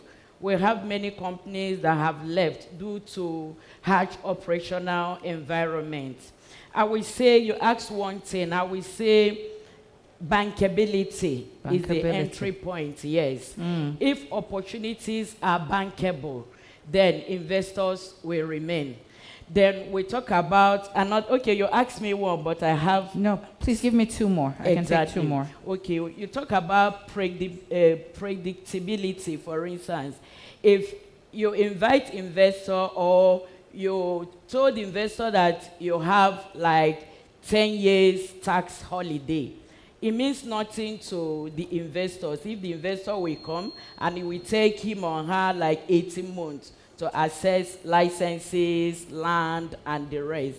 So what matters to investor is that facilitation process. Investors moving from maybe 7 agencies to get the same permits and licenses. So facilitation matters so much to investors and boost investors' confidence. In NIPC, for instance, we have one-stop investment center.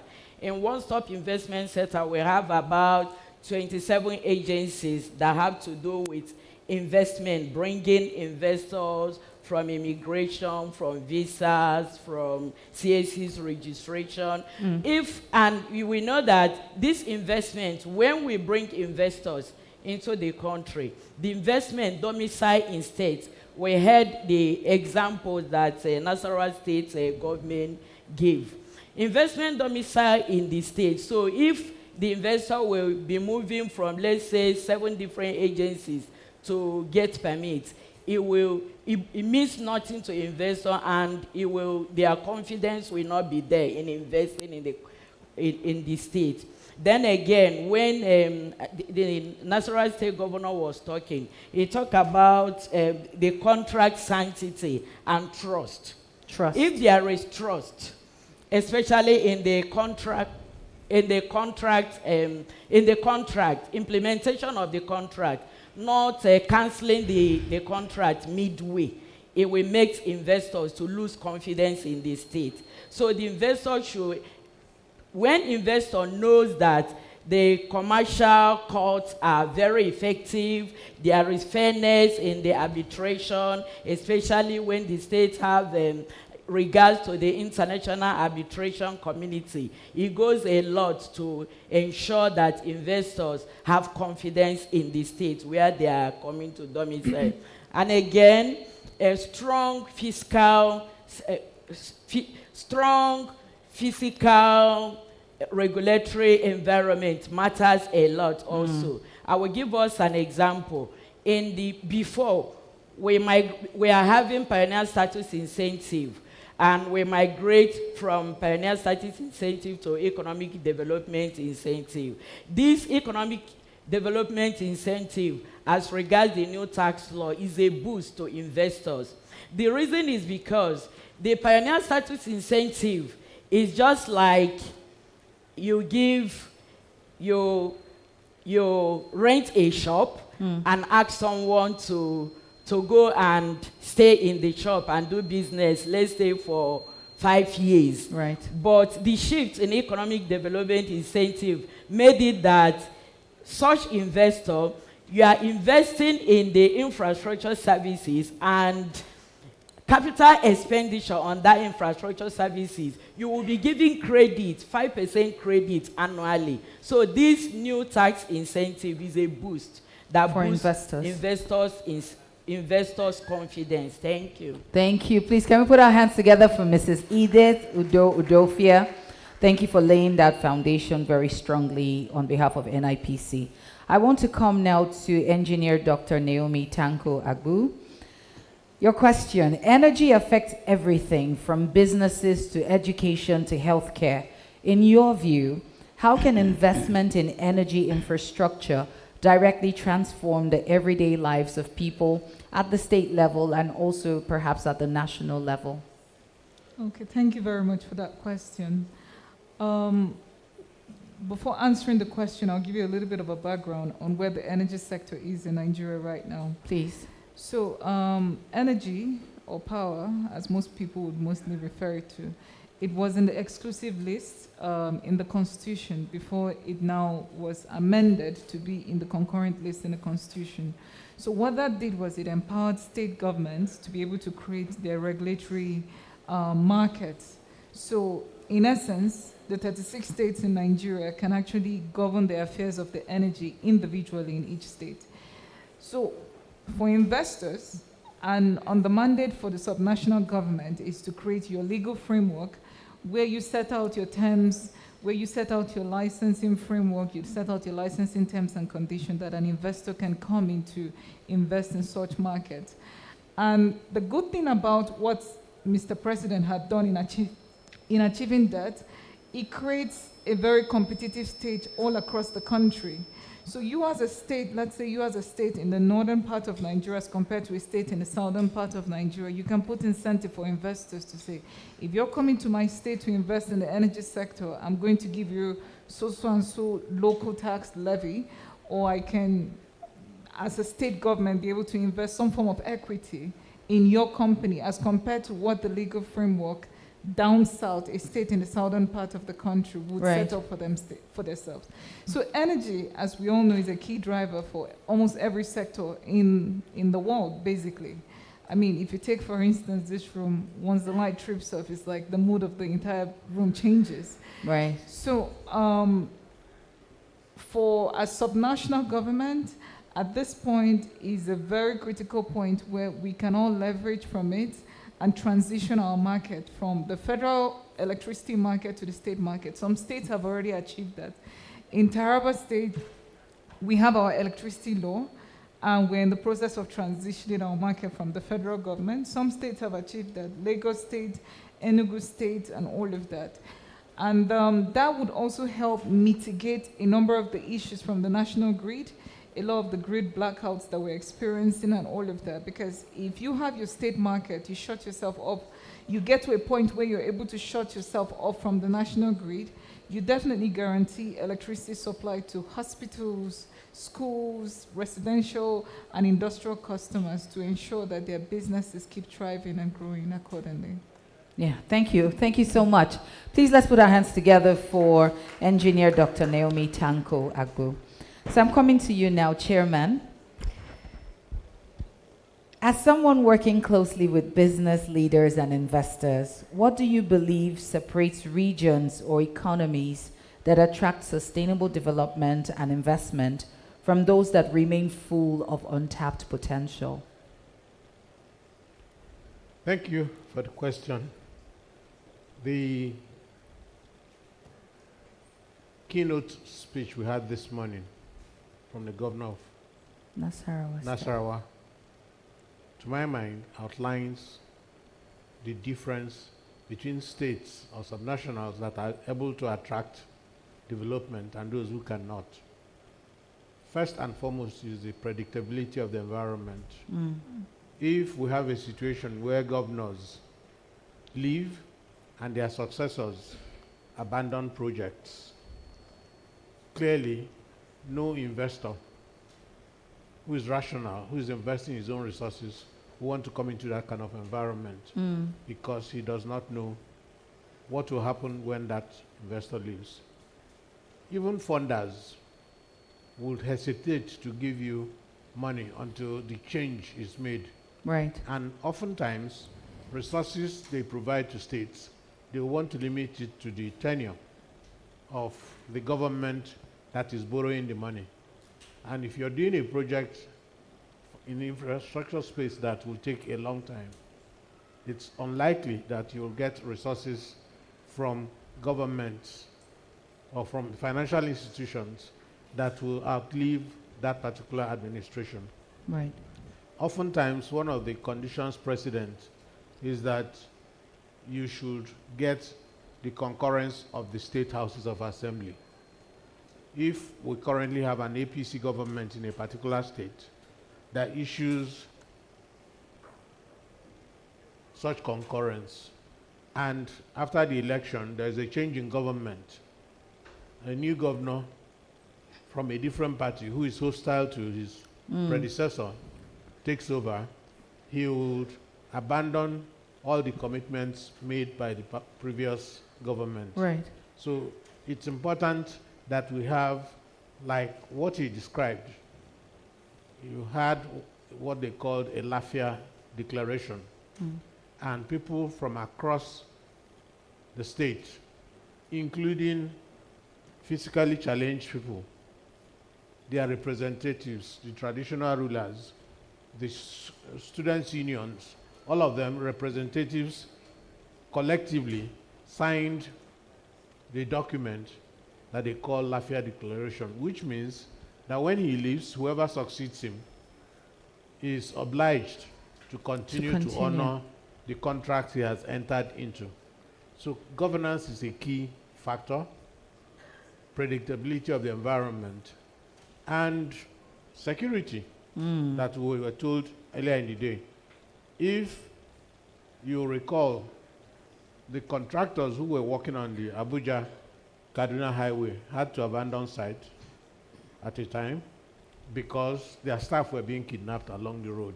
So if you don't have secure environment, no investor will want to invest in the environment, no matter the resources that exist there, because they have to factor in the risk of protecting their staff into whatever it will take to exploit those resources and the profit they expect to make in that environment. Thank you. Thank you so much. Please, can we put our hands together for the Chairman, Board of Directors at DPH? He has been with us for the 2 days and fully present, and thank you for so much insight. So we hear regulation is key, money flows where there is certainty. In terms of attracting investors, we're looking at bankability, facilitation.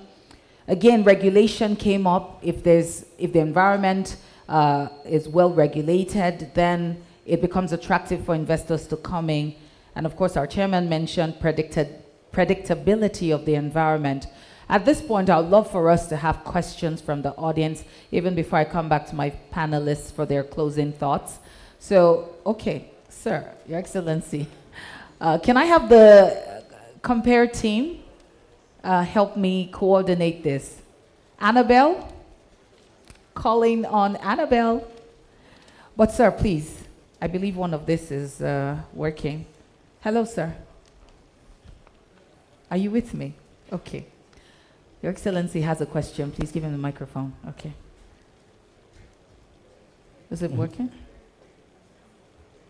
Media.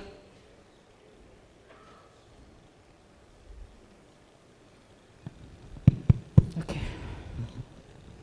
Thank you.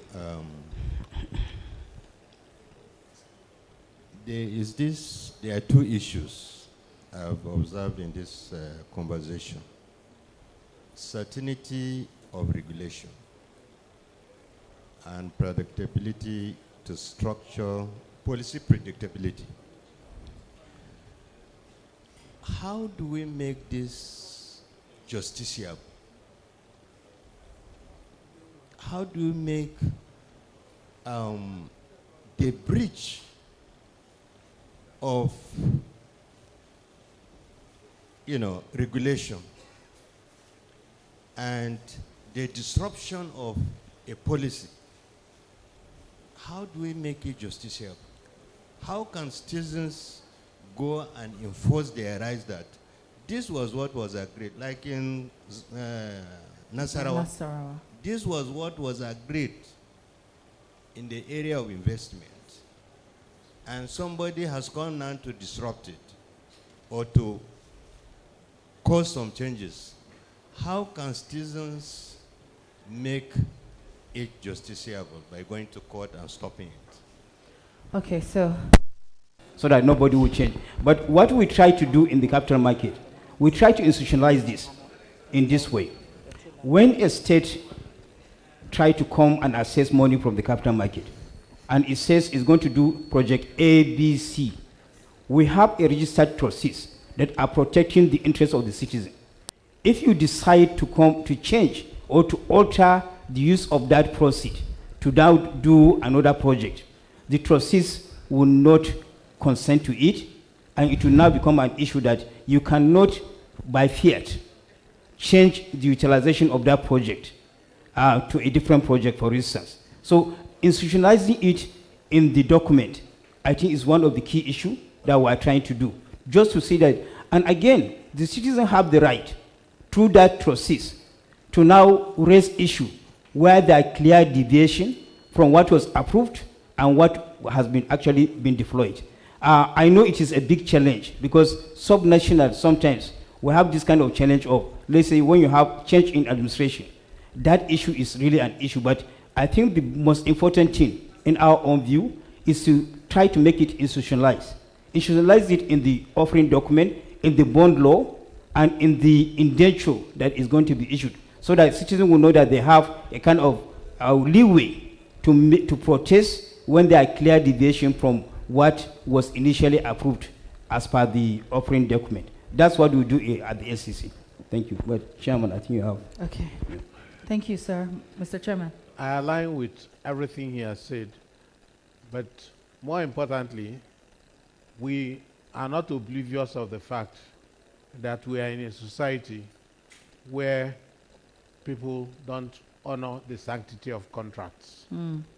However, in the case of Nasarawa, the document we talked about, at the ceremony, the governor invited all the aspirants For the coming election. for the coming election. The governor signed the document, and representatives of citizens across the line, including traditional rulers, different groups, National Society of Women, and the rest of them, they all signed the document.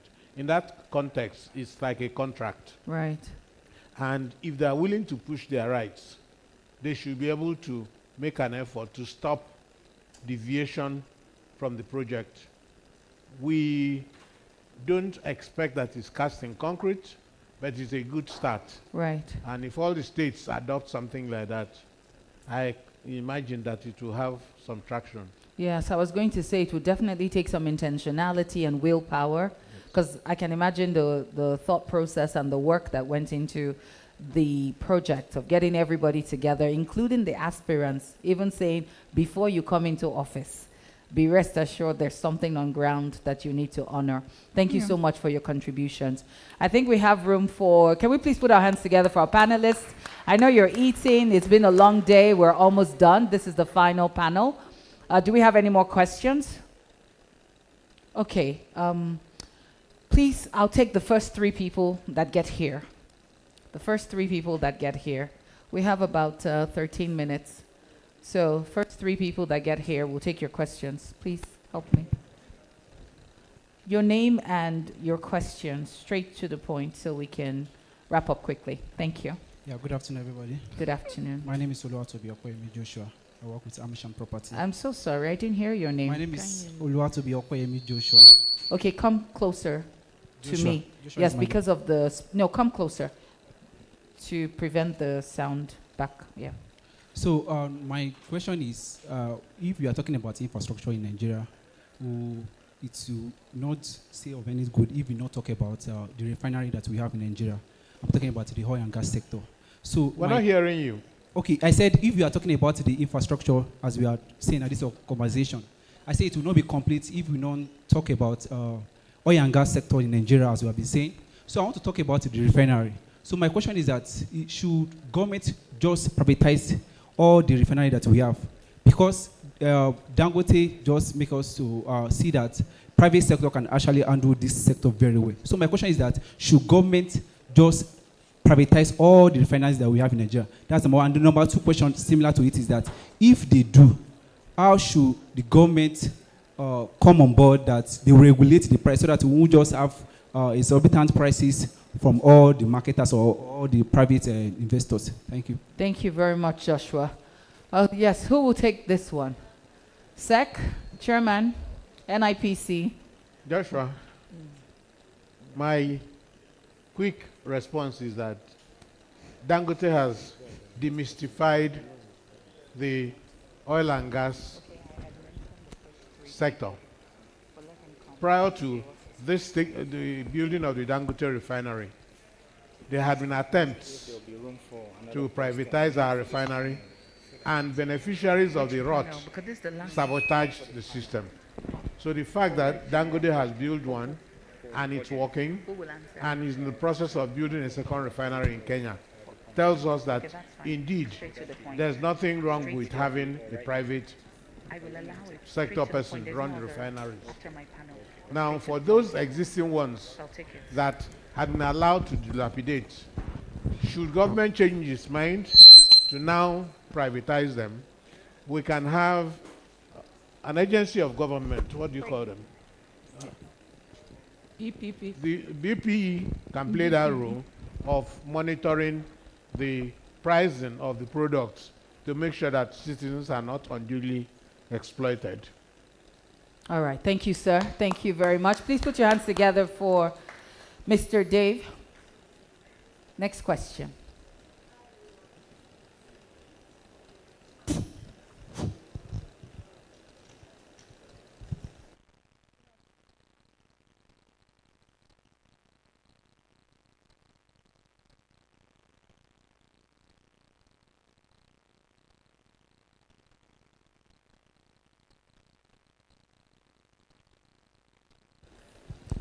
Okay, we're back on. Thank you, sir, for fighting for me. Good afternoon, everyone. Hi, my name is Onanomeg Bagi Okolo. I'm the MD for Signatures Hotels and Suites. And my question is, what are the specific technical and regulatory benchmarks used to reclassify a business district from Band B to Band A, by NERC being represented by DISCOs such as ADEC?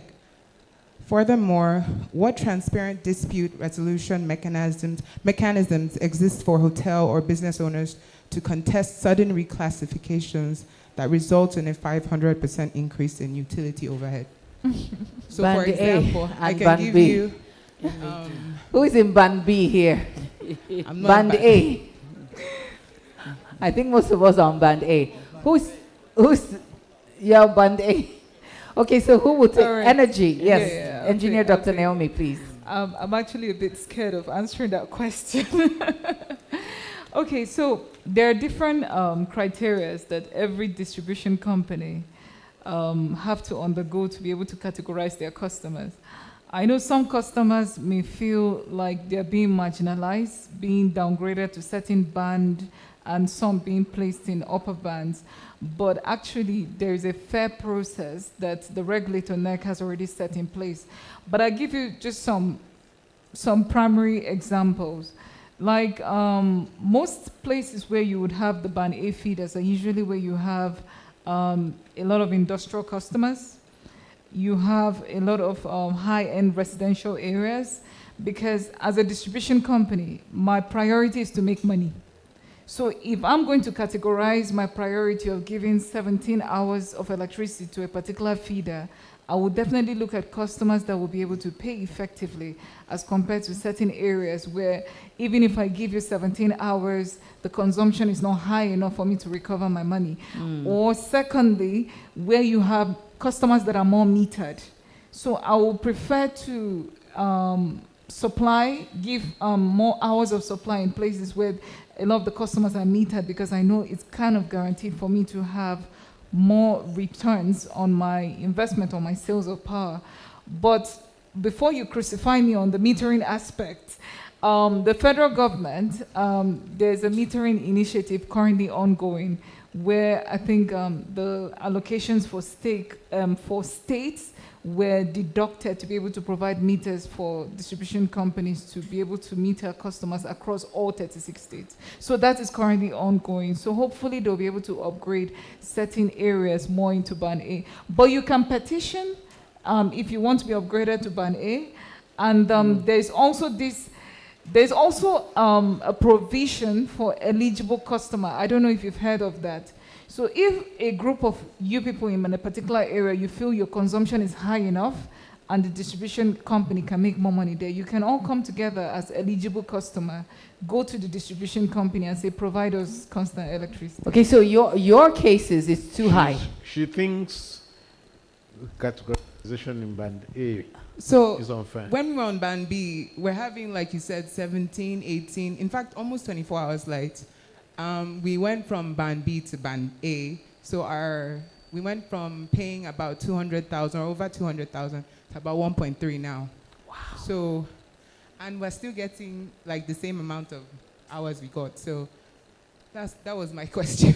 So, Okay, maybe if there's a way. maybe there was a glitch in the system accounting for band A while you meant band B.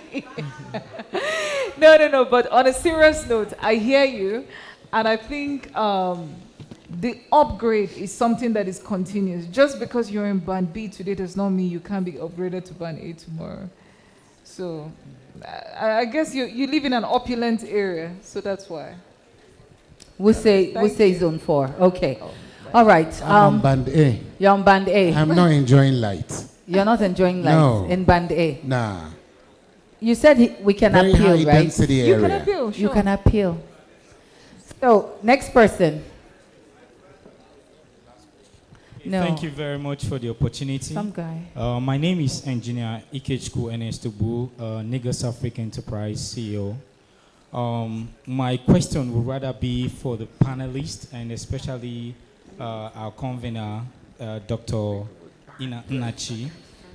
Please, what percentage of economic infrastructure depends on the social infrastructure for it to thrive? Because I think this is where part of the problem is. Most people who want to invest in economic infrastructure find it difficult to do that because when you don't have some of the social infrastructure, what is supposed to be burdened by the government are not in place, they find it difficult to thrive. That's number one. No, Then- I'm only taking one. Okay. I'm Okay, only thank you taking very one. much. Then, secondly, I would like to appreciate DPH for the good work you're doing, sir. I also would like to plead that on behalf of all the entrepreneurs that are here, if DPH will deeply look into assisting a lot of entrepreneurs to look at entrepreneurship dialogue, because that is where most of the young Nigerians would like to be able to take advantage of this good crowd that you're gathering. We learned a lot from the doctor yesterday teaching us about personal character risk, and so much also from you, sir. Because for me, I've gotten a lot of mentors from this dialogue. Thank you very much. Thank you. Thank you very much. Thank you. I think Sir, yes, he needs to Dr. Noah respond. wants to respond to that. Okay. But before you respond, please, 5 of our participants are stranded. And the reason these 5 persons are stranded is because there's a particular vehicle that parked wrongly, blocking 5 vehicles in a row. And so moving out of these environments has become very Herculean for them. And please, so if you're the owner of this vehicle, please do us the honor. Gently, just go to your car and see how you can just assist them so they can move to their businesses. RSH 202BV is a Toyota Camry and is red in color. RSH 202BV. Thanks for your attention. Let's go ahead, Dr. Noah. I listened to the request. You're not the only one that have given us that challenge. And the challenge has been, how do we create, as a matter of fact, a group of people wrote a proposal on our behalf and said, if we can be organizing class once quarterly for entrepreneurs and train them. And I told them one thing, I'm not cheap. It will be expensive. If I ask them to pay, they will say I'm extorting money. This one I do once a year. I don't collect money for anybody. It is part of corporate social responsibility of DPH to hold infra dialogue. For us to put this program together, it cost over 50 million naira to put this program together. Nobody seated in this hall will say he gave 1 naira to us. But when you now begin to call for a special class of that, you see these people that we advise on corporate advisory, go and ask them, They know how much they pay us. It's not cheap. They know they are seated here. You can meet them. You must differentiate the business and your corporate social responsibility. But we have listened to this cry so often that we are likely to give it a consideration. I know almost everybody filled up a form. It will be reviewed and filtered. If we get the reasonable numbers that can call for that quarterly class, then we can look at it and organize it. We'll see the way we can subsidize it, but if what the group can afford to pay is beyond what we can subsidize, we will not do it. I'm being blunt and straightforward to you. I'm not a motivational speaker that will gather and you pay 1 million, 2 million and listen. All they will tell you that make you have a feeling, and before you get to the door, it vanishes. We are practical in what we do in business advisory. It is not just to deliver a class, because I'm not a friend to you.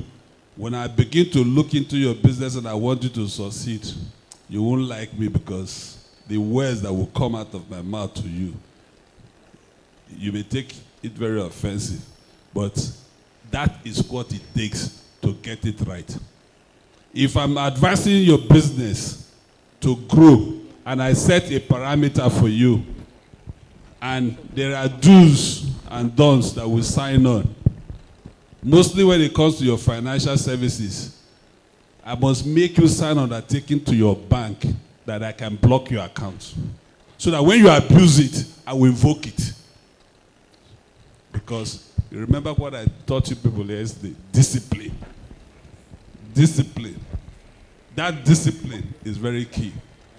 So that is very critical. So when we do the filtering and there is need, mostly people that has reasonable numbers of workers in their place, we can put them together and they will do a seminar together to train them, mostly on operational matters. That we'll look into and see how we can build our scheme. But for now, it is not on our platform. This is what we have for 1 year, once a year, and we'll continue to do it. And the question you asked again, remind me. Sometimes we use the word loosely on economic infrastructure and social infrastructure. We use the word loosely.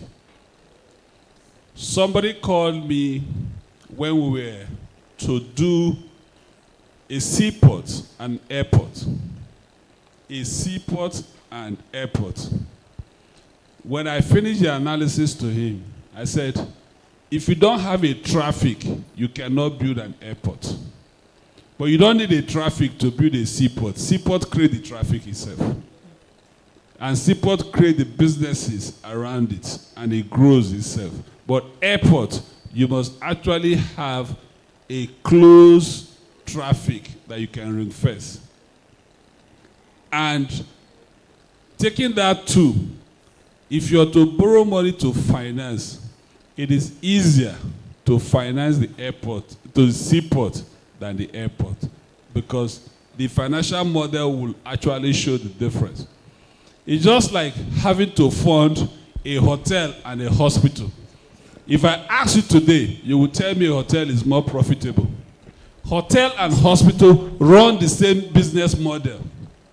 But you know the place where the trick is. When you check into a hotel, you know the day you're checking out. But check into a hospital, you don't know the day you're checking out. It's the same thing. So what are they selling? Bed space. They're selling the same thing. The way you have bar, where you buy drinks and party, you say you have the pharmaceutical store. But when you go to the bar, you price the drink. You decide the one you want to drink. But when you go to the pharmaceutical store, you don't price it. They give it to you. That's where the profit is. That's where the return is. This gives you the difference. So, coming back to your economic infrastructure and social infrastructure, the economic infrastructures pay for itself. It doesn't need a government. When you see institutions loan, just last year, We built a financial model of building a movie village in Nigeria. Myself and Ben Murray Bruce, we took it to Afrezi. When we show the number of movies that is done in Nigeria with bad cameras and everything, and how they will all patronize that thing, it did not take 3 hours defense. Afrezi approved $100 million because it can work. So what am I trying to say is that the economic infrastructure actually has no relationship with the social infrastructure. It is government that is doing welfare programs. Schools is the social infrastructure. Why? Because the education system must be subsidized. The government takes that responsibility in subsidizing the education system. That's why you cannot compare the school fees of a private school and a government school. And the only way to get our government school to be of standard again, I remember clearly in 1979, during Shehu Shagari regime. Remember Shehu Shagari did not go to any university. He only ended education in primary school. And he became Nigerian president. But he was smart enough to come up with a policy. If you're working in government, your children must be in government school. That policy forced many people in public service government, and that was how PTA grew in those public schools. People began to gather to improve the quality of the school where their children were attending. I was part of it. My father wasn't the vice president of any country, but Orlando Ekobo, his father was the vice president, was in the same class with me. His father as the vice president comes to PTA meeting and looks the roof on our classes and fix it. But today, we moved from those public schools to what? Private school. The moment the wives of governors started building school, that was there where the public schools died. It is First Lady owning a school in a state, and all the ESCO members and related contractors attend that First Lady owned school. That was how education died in Nigeria. Thank you. Thank you very much. Please put your hands together for him.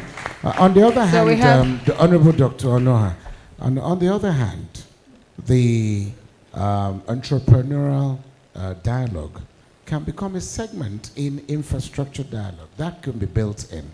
Because you have a lot of young entrepreneurs who are actually just potential entrepreneurs and haven't even had a seed money to kickstart, but they want to hear from you to give them that courage. That is what they are looking for. I think it's something that is doable. Please put your hands together for DPH. Thank you so much. Please, let's round up. Thank you, ma'am. Yes, so we're going to have the final question from Honorable Mark for our SEC man, Mr. Abdul Kadir. Hello, Go ahead. good afternoon, everyone. My question is directed to the SEC gentleman, and it's simple. It's basically, how can, you talked earlier about how Dangote Sugar was able to raise capital from the capital market. Well, as you can see from our crowd, we don't have any Dangotes here today. Well, my question is going to be, how can small, medium enterprises attract capital from the capital market? So, for example, I know in England you have something called AIM, and that's the alternative investment market. Do we have something similar here? And if we do, how can small enterprises, owners in this crowd, access such funding or ability to raise such capital? Thank you. Awesome. Media. His mic.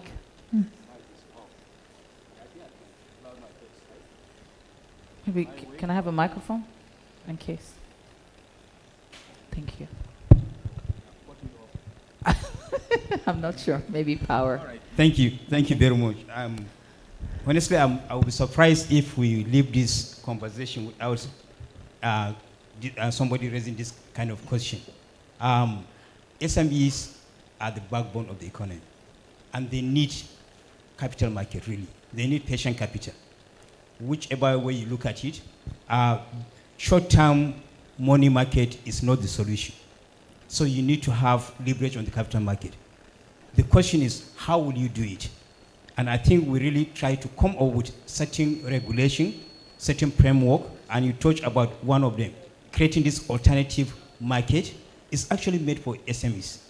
In addition to that, of recent, and that is why I think we need to be talking. I think we need to have a kind of a session to have a kind of practical, demonstration of some of the outlets we have. SEC come up with a rule on crowdfunding.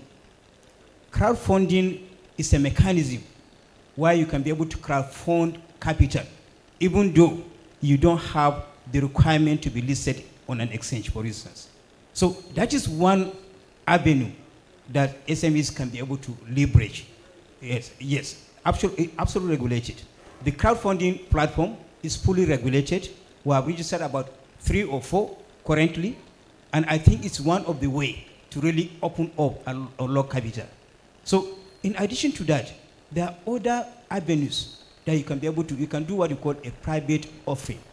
It's not going to the public. So the regulation is not as stringent as if you are going to lease or go to public market to raise money. So these are some of the mechanisms. And again, looking at your own outfit, what kind of capital do you even need at the beginning? You cannot go to the bond market because nobody knows you, for instance. Can you get a kind of patient capital from some selected investors that profile your company and believe in that venture? Again, issue of bankability come in. How do you structure yourself? Governance structure is key. You have to structure yourself in such a way that you have a proper or semblance of good governance. That is key. Credibility matters. And once you begin to have that kind of traction, I think you enjoy the market. Last thing that I will mention. Now, we have another framework of companies, private companies, small companies, tapping into what we call commercial paper segment of the market. That's another avenue. You can tap the market and assess for the first timer.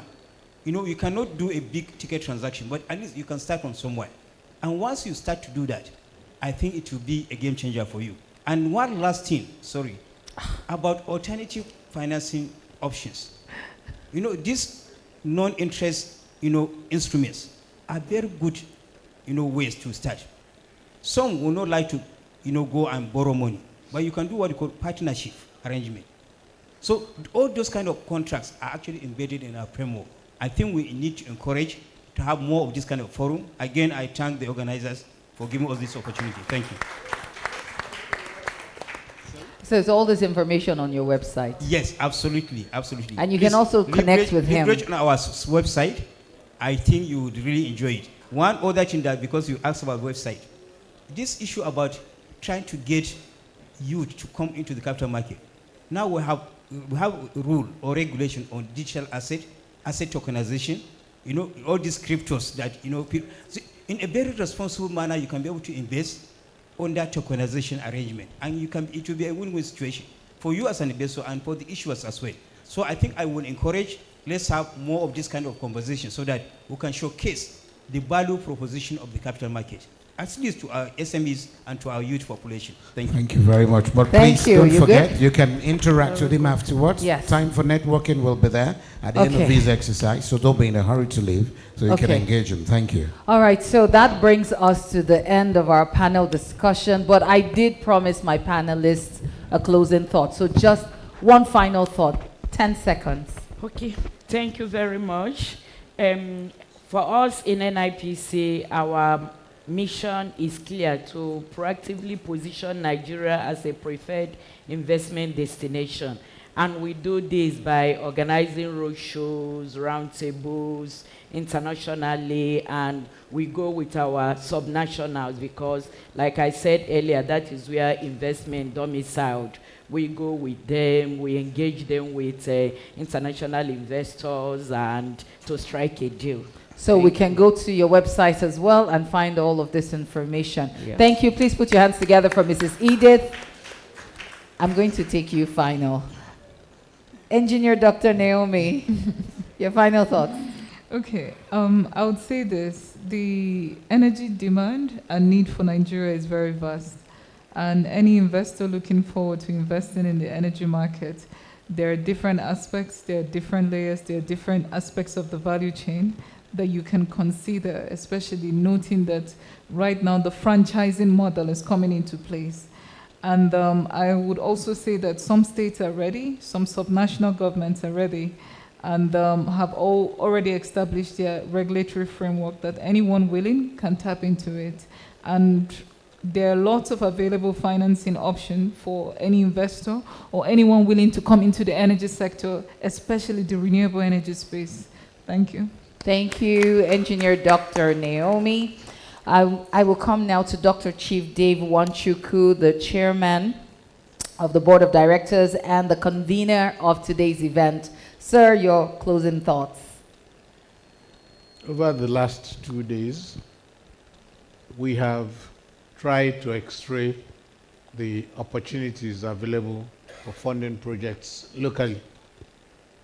A number of factors were thrown up. And one of the key ones that I'll quickly talk about is the governance issues, the need for discipline, the need to separate your personal finances from your business finances. But we established that indeed there is money in this system that can be unlocked to fund your businesses. Those who want DPH to hold their hands and walk them through the process, our doors are open. You're very welcome to work with us. The young man, is it Donga? Dago, Mr. Audacity, Dr. Dago, yesterday. Who's doing real estate? No. Daga, that's good. Mr. Joshua Emmanuel. Good. So it's a good testament to the value addition that DPH can give for those who are willing to subject themselves to the discipline of the marketplace to work with us. All right. Thank you so much, Dr. Chief Dave Wanchukwu and Mr. Abdul Kadir. I'm still going to hear your final thoughts. You need your microphone. Yes, please. Thank you. So I can say developing local capital market is not a luxury, it's actually a necessity. We have huge infrastructural deficit. And I think the solution is actually lies on developing the local capital market. We all agree that the monies are there. The most important thing is to be able to structure a project that is bankable, that is appealing. And I will say one thing about the role of the SEC. Very simple role, two-dual role, regulating and developing the market. In the spirit of market development, we can keep on having this kind of conversation. And I think the best way to do it is to be able to really profile this kind of potential issuers, showing them the direction, and try to support them with what we call facilitative regulation. So I can say, please, let's keep on the conversation going. Let's note that these capital market have solution, financial solution, but in a more structured way, with the ultimate aim of what? Protecting the will-be investors. Thank you for inviting us. Thank you very much. Please put your hands together for all my panelists. Can we please rise? Dr. Onoha, please join them. And Your Excellency. Thank you so much. In fact, I'll go on the front row too. Please join them. Thank Let's you. quickly have this photograph. It's also for the archives of Thank DPH. you, Dr. Chief. Dave Wanchukwu, thank you. We'd like to thank all of you. Thank you so very much. Mr. Abbas. Mr. Abbas. Yes, thank you for regulating me. When we were applying for license to start DPH, he was the one in charge of registration. He did everything that he could do to support us, not knowing that he would be here today answering to us. That's it. It's just a small word. I acknowledge your presence. When your DG said he's sending Abbas, I said, God, you answer prayer. He's happy to see the person that held your hand. He will go the file and minute it and say, come back tomorrow. Come back tomorrow. But that process, no matter where you are, somebody must take you through a process. Yes. Right. Thank you. Thank you. Thank you very much. You don't want to go to the middle? I don't want you to stand at the end. As I take these pictures, just also call it more like a birthday picture too for Dr. Onoha. So come and join the picture. Oh, fine. Thank you very much. I'm privileged. The two MCs. Gotcha, say. What on the other side? We don't want to do at the end.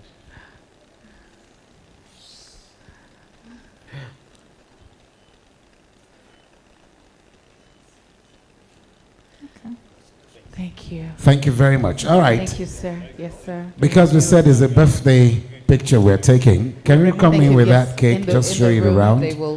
I told you we ambushed Dr. Onoha today. He never anticipated this. Thank you. But of course, he's got a team that is very, very loving. They are caring about him. So please, let's have it. Where are the Ogene people? Do that quickly. We need to close. This is for Dr. Onoha. Happy birthday. We can remove. You can bring it a little bit. Please put your hands together for Dr. Onoha.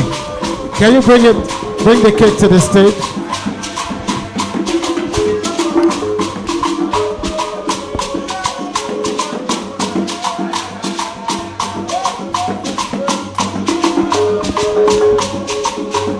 Dr. Onoha, you can dance a little bit. I was told you must Just dance. It's your birthday. No, go dance. You can dance a little bit to this. Please give him a round of applause, please. Hello, my people. Okay, just boya. Egu. Aye. Mr. Bass. He's coming. Send your message. Yes, I will.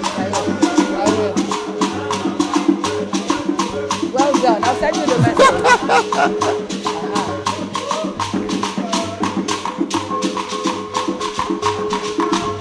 Congratulations. Happy birthday. You are a good dancer anytime, any day. Happy birthday to you, sir. Stuck in my hair.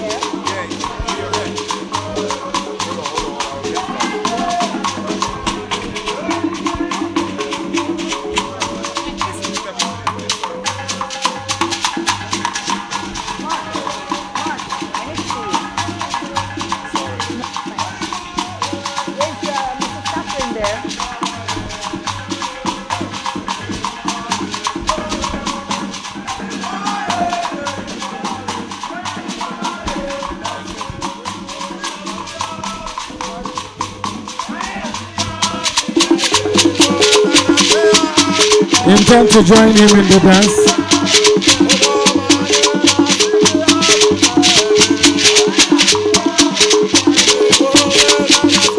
Doctor.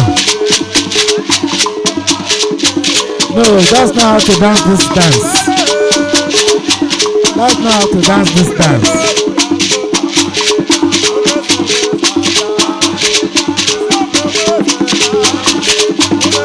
I'm not sure, Doctor, you are a shy type. You don't know how to dance this dance. Dance it, Sabi. Congratulations. Yes.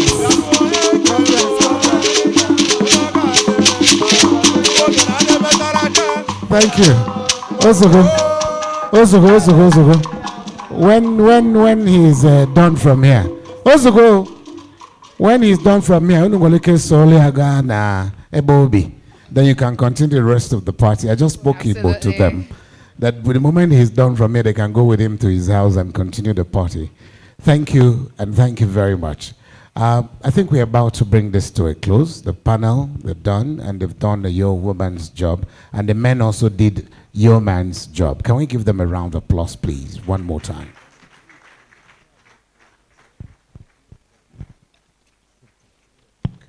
Now, there's something that he has introduced, and we need to do it. We need all of you, when we're done, everybody come up to the stage. Some will stand on this platform. Then the rest of us will be on the stage, no matter how many. The pictures, the photographers are ready to be able to capture you for the archives. And of course, it also remained very indelible in our memories when next we refer to the 2026 edition of Infrastructure Dialogue. We'll always have in our minds, and of course, we'll continue to pray for you to be able to work stronger and stronger in your investments and in your businesses. So that's why we want to have this group picture, very large one at that. So His Excellency, the former governor, and of course, the chairman, board of directors, and all of you here will be on this front row along with Dr. Onoha, and then his team will also be here, and the rest of you, we might have to move these chairs backwards or take them off so we can have as many people as can come to the stage. The cake can be taken out now. He's not taking pictures with it at this material time, so this cake can be taken. We're taking it back to his house for the party proper. So can we have you please join? Yes. Some people standing, okay, some sitting and standing. Okay, can we get somebody to help us with these chairs?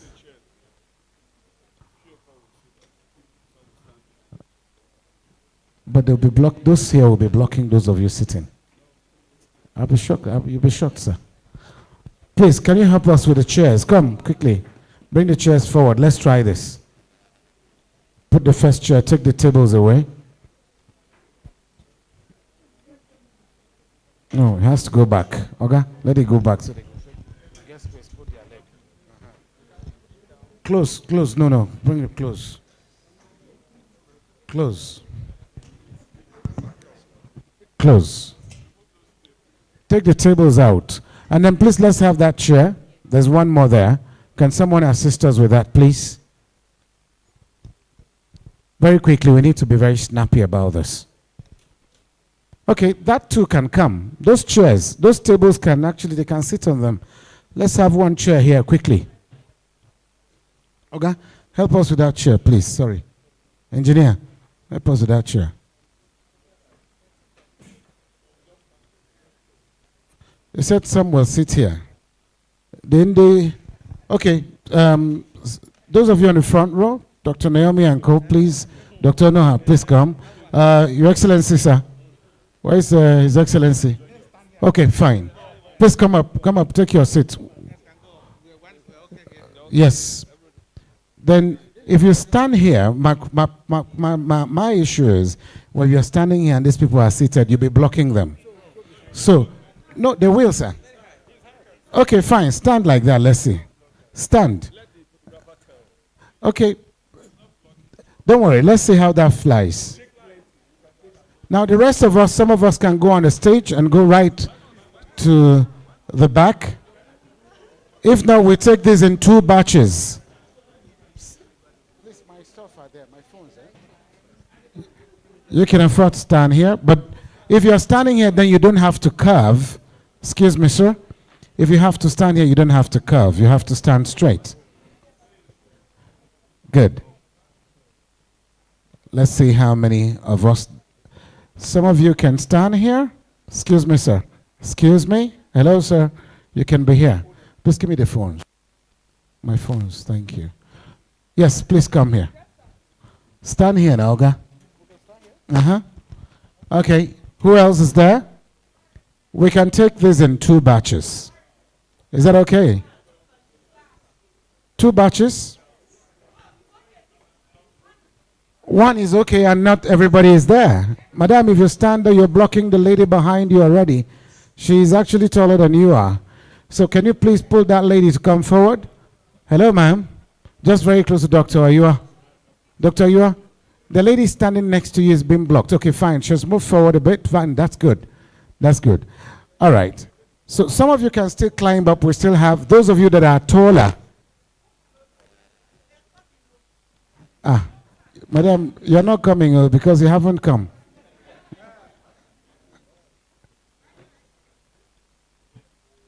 The very tall ones can be at the back. Dr. Noah, if you sit, let me see how this goes. Okay, do us a favor. Take your seat. Where is Dr. Naomi? Dr. Naomi.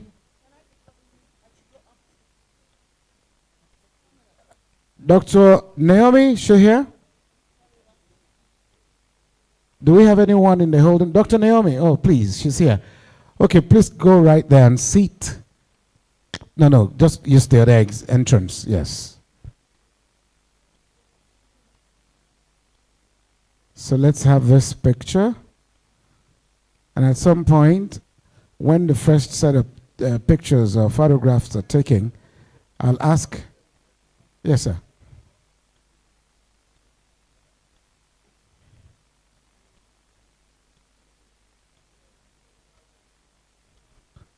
Okay. That was exactly, you just took it off me. You preempt me very well. No, we'll do the happy birthday, but the first thing is we're here for Infra Dialogue 2026, so that becomes the first thing that we'll take. Photographers, have you established your first shot? First shot taken, second shot. Can you all just say Infra Dialogue 2026? 1, 2, go. And I was looking forward to getting hands up as you say that. Infra Dialogue 2026, something like that, with your hands up. Infra Dialogue 2026. Thank you very much. 2027 will be even greater by the special grace of God. So let's sing the happy birthday song for Dr. Ondoha at this point. 1, 2, go. Happy birthday to you. Happy birthday to you. Happy birthday, happy birthday, happy birthday to you. May the good Lord bless you. May the good Lord bless you. May the good Lord bless you. May the good Lord, may the good Lord, may the good Lord bless you. 3 hearty cheers. Hip, hip, hip. Hip, hip, hip, hip, hip. Hip, hip, hip, hip. Hooray. God bless you. God bless you.